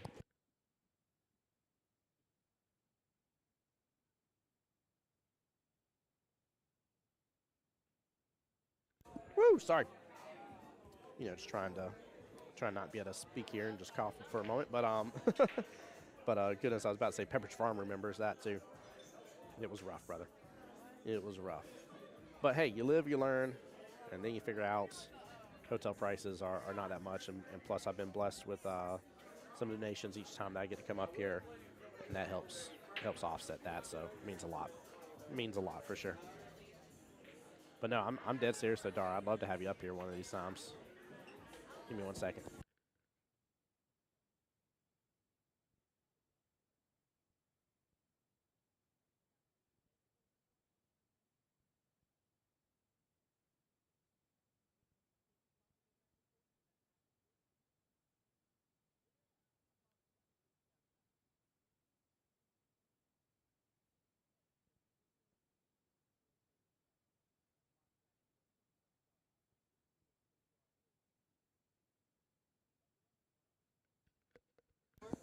I was just checking in, talking with Jeff Levine there, and he just got his win over there. I think it's Mr. Charles he was playing. Yeah, he was. Looks like he won 5-1 there, getting a good win. But yeah, guys, Dar I see in here. Like I said, April's in here as well. I just appreciate all you Jacksonville people coming into the stream here. I know this isn't a Jacksonville stream, but when you guys come up with me on the streams here and come and participate, I do want you to know from the bottom of my heart, it means a lot. Really, really love when we come in and show up and show out. Alex with just a beautiful little run right there. Getting up 3-5 against Mr. Kim here. again, race to 7 here, so it is still a 4-2 race, but Jeff was up to like 3 or 4 this morning. Yeah, Harry, was it you that was telling me that he was shooting really good? I just hope he has the muster in it, man. Like I said, I'm not one to participate in the Calcutta, but had opportunity to go in with somebody for Jeff, and I was rooting for him before, man. There's just something about his gameplay and his style and stuff that I really enjoy watching him play. I absolutely do. And so for once in a blue moon, your boy participating in the Calcutta. It's wild.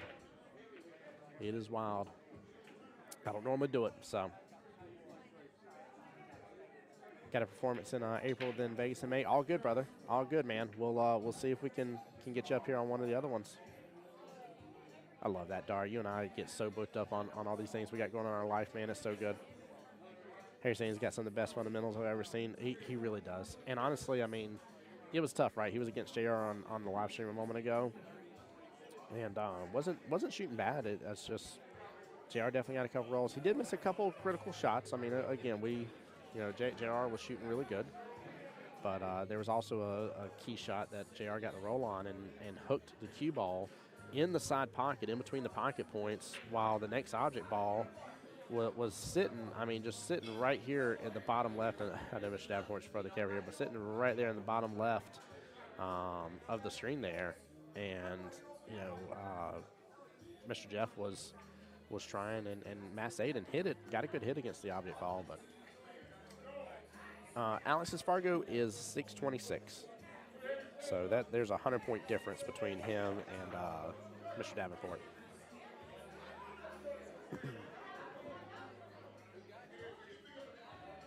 I'll be honest with you, that was very interesting that we saw Mr. Davenport actually jump. We were just talking about that on stream a moment ago. He is not somebody that enjoys doing jump shots, but he was talking about how he does feel that you can be at a disadvantage if you don't have the ability to jump. Definitely liked his conversation about that. It was very interesting to hear.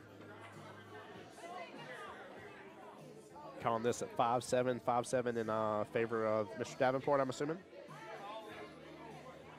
It's weird seeing the old champs use jump cues. Harry, that's so funny you're typing that. You're probably hearing exactly what I was saying just saying go about it. Very, very uncharacteristic. It's something that we literally just discussed on stream with Mr. Davenport being here about it. And, ooh, come on. No, Mr. Alex. Oh, such a small miss. But, yeah, it is very uncharacteristic. And I don't blame him, right? Like, it isn't something that they had readily available, and it wasn't a part of the game, right? The game's evolved. It's changed. And as it will, we'll look back 10, 15 years from now, and we'll say the same thing again. There will be something new, something that will change, some sort of rule difference or different way of playing it. And, it is just the way the nature of the beast is with it. So, but that was cool that we actually caught him trying and jumping on stream. So that's not something you're going to see him do a lot of at all. He knows very well how to handle that cue ball and do 2 and even 3 rail kick shots if he has to get out of a predicament or situation. His game is so advanced to be able to handle that a jump cue is not always beneficial for somebody like him. He can handle it better. So I would even dare say a jump cue can be a hindrance to somebody like Mr. Davenport. Harry saying 7-3. Woo. Brian, I definitely agree. Brian, how you doing, by the way, sir? He says the equipment makes it so much easier that anyone can quickly learn to jump and whatnot. That's true. That is true. There's been a lot of things that have adapted with the jump cues over the years.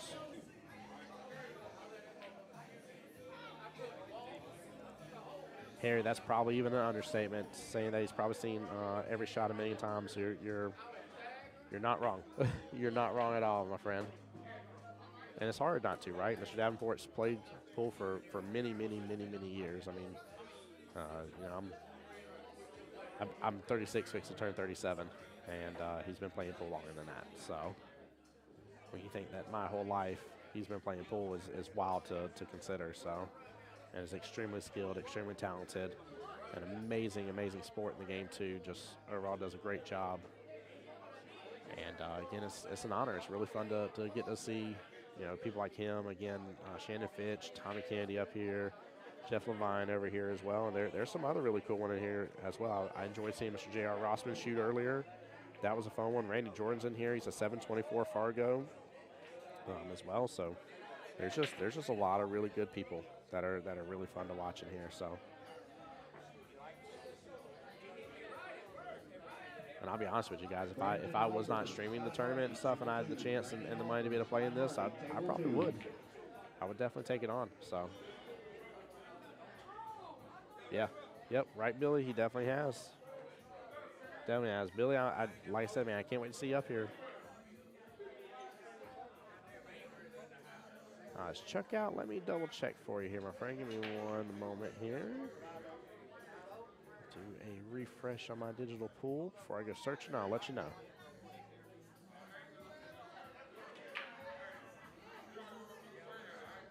So Chuck lost to Alex to get into the one-loss side, and he is currently. Yes, Chuck is out. I'm sorry. Scott Hardy beat him 5-2, and Scott Hardy is up against Brandon Albor.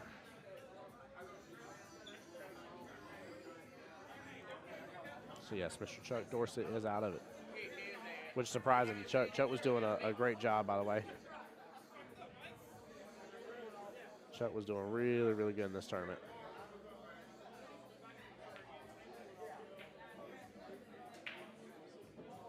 Got a little bit of an interesting rack going on here. He never does good in this tournament. It's weird. He shot phenomenally on the stream table earlier. And honestly, when I was checking in on him a little while ago, when I was walking by and just seeing him shoot, man, he was in stroke and rhythm. Like he I don't know. I felt like he was unstoppable for a hot moment, I'll say. Ooh, nice little try here for the kick onto the 2-ball. You want to say, Gus?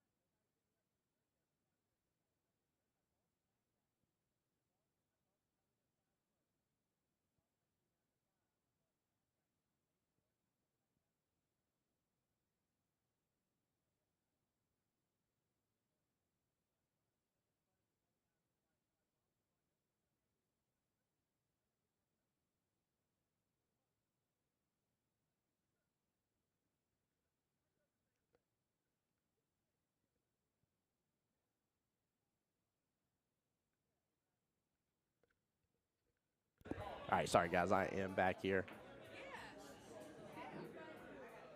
Alex shooting that just perfectly here, getting back a little bit to the bottom right of that 7-ball.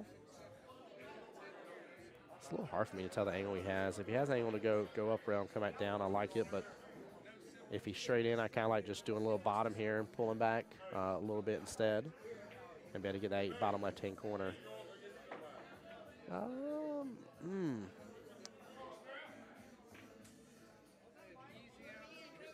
I'm not sure what he's going to do here. I'll be honest with you guys. I'm really not sure at all.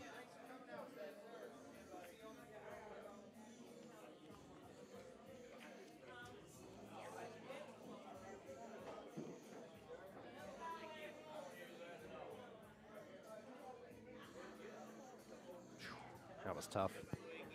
That was a tough leave on the 8-ball to be able to make something else happen to get back to that 9.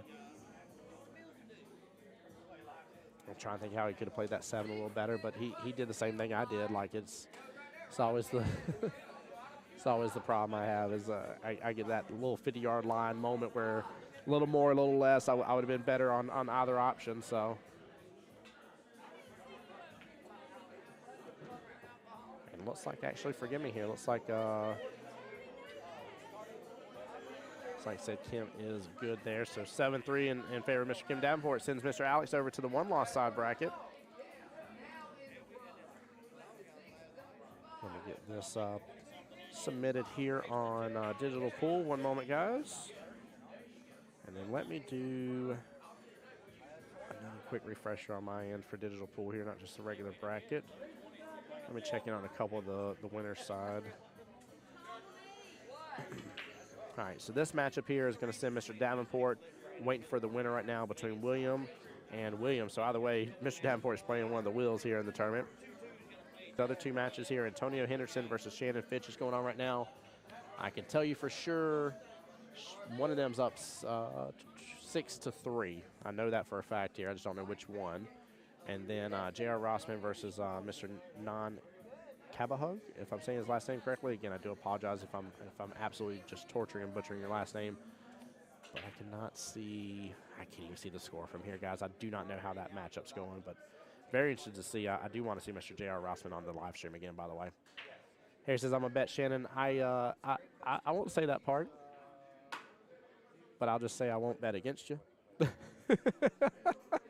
I'm just going to say I won't bet against you, brother. It's hard to, man. Shannon is, he's such a good player, brother. He really, really is. I mean, it's amazing how good he plays and just how determined and focused. And, I mean, we saw it earlier. We saw the great defensive battle that he had as well. Like, it was really cool. Really, really cool.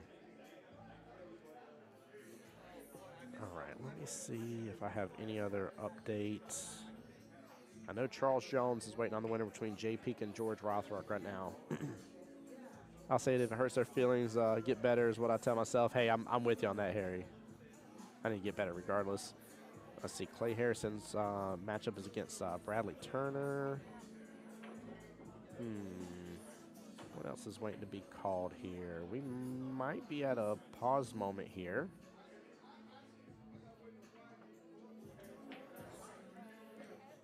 Yeah, let me check real fast. But I think we're at a, yeah, we ain't got nothing to play. Okay, perfect. Yeah, guys, we're at a pause moment here. So what I'm going to do here is just switch over to the side view for a moment. So that way you guys can see the wonderful 9-foot table there in the top right and the matchup that's going on right there. I know it's kind of hard to see because it's focused mainly on this table, but that is the matchup on table 6. That is the one that we were just literally talking about here. And that's the one between Mr. Antonio, who's shooting right this very second. You see at the top left of your screen versus Shannon Fitch right now. But bear with me, guys. I'm going to mute up here, and then I will be back shortly. All right, guys. Tim Jones, Boys Jacksonville Pool. Stay tuned for more wonderful pool play. Appreciate you guys.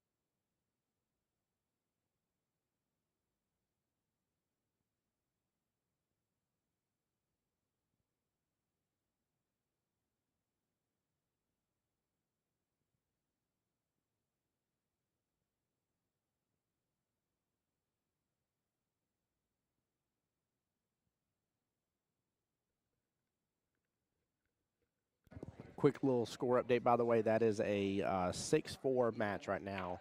Still in favor of Shannon Fitch. Race to 7 right now. That is in the winner's side bracket, just as a heads up.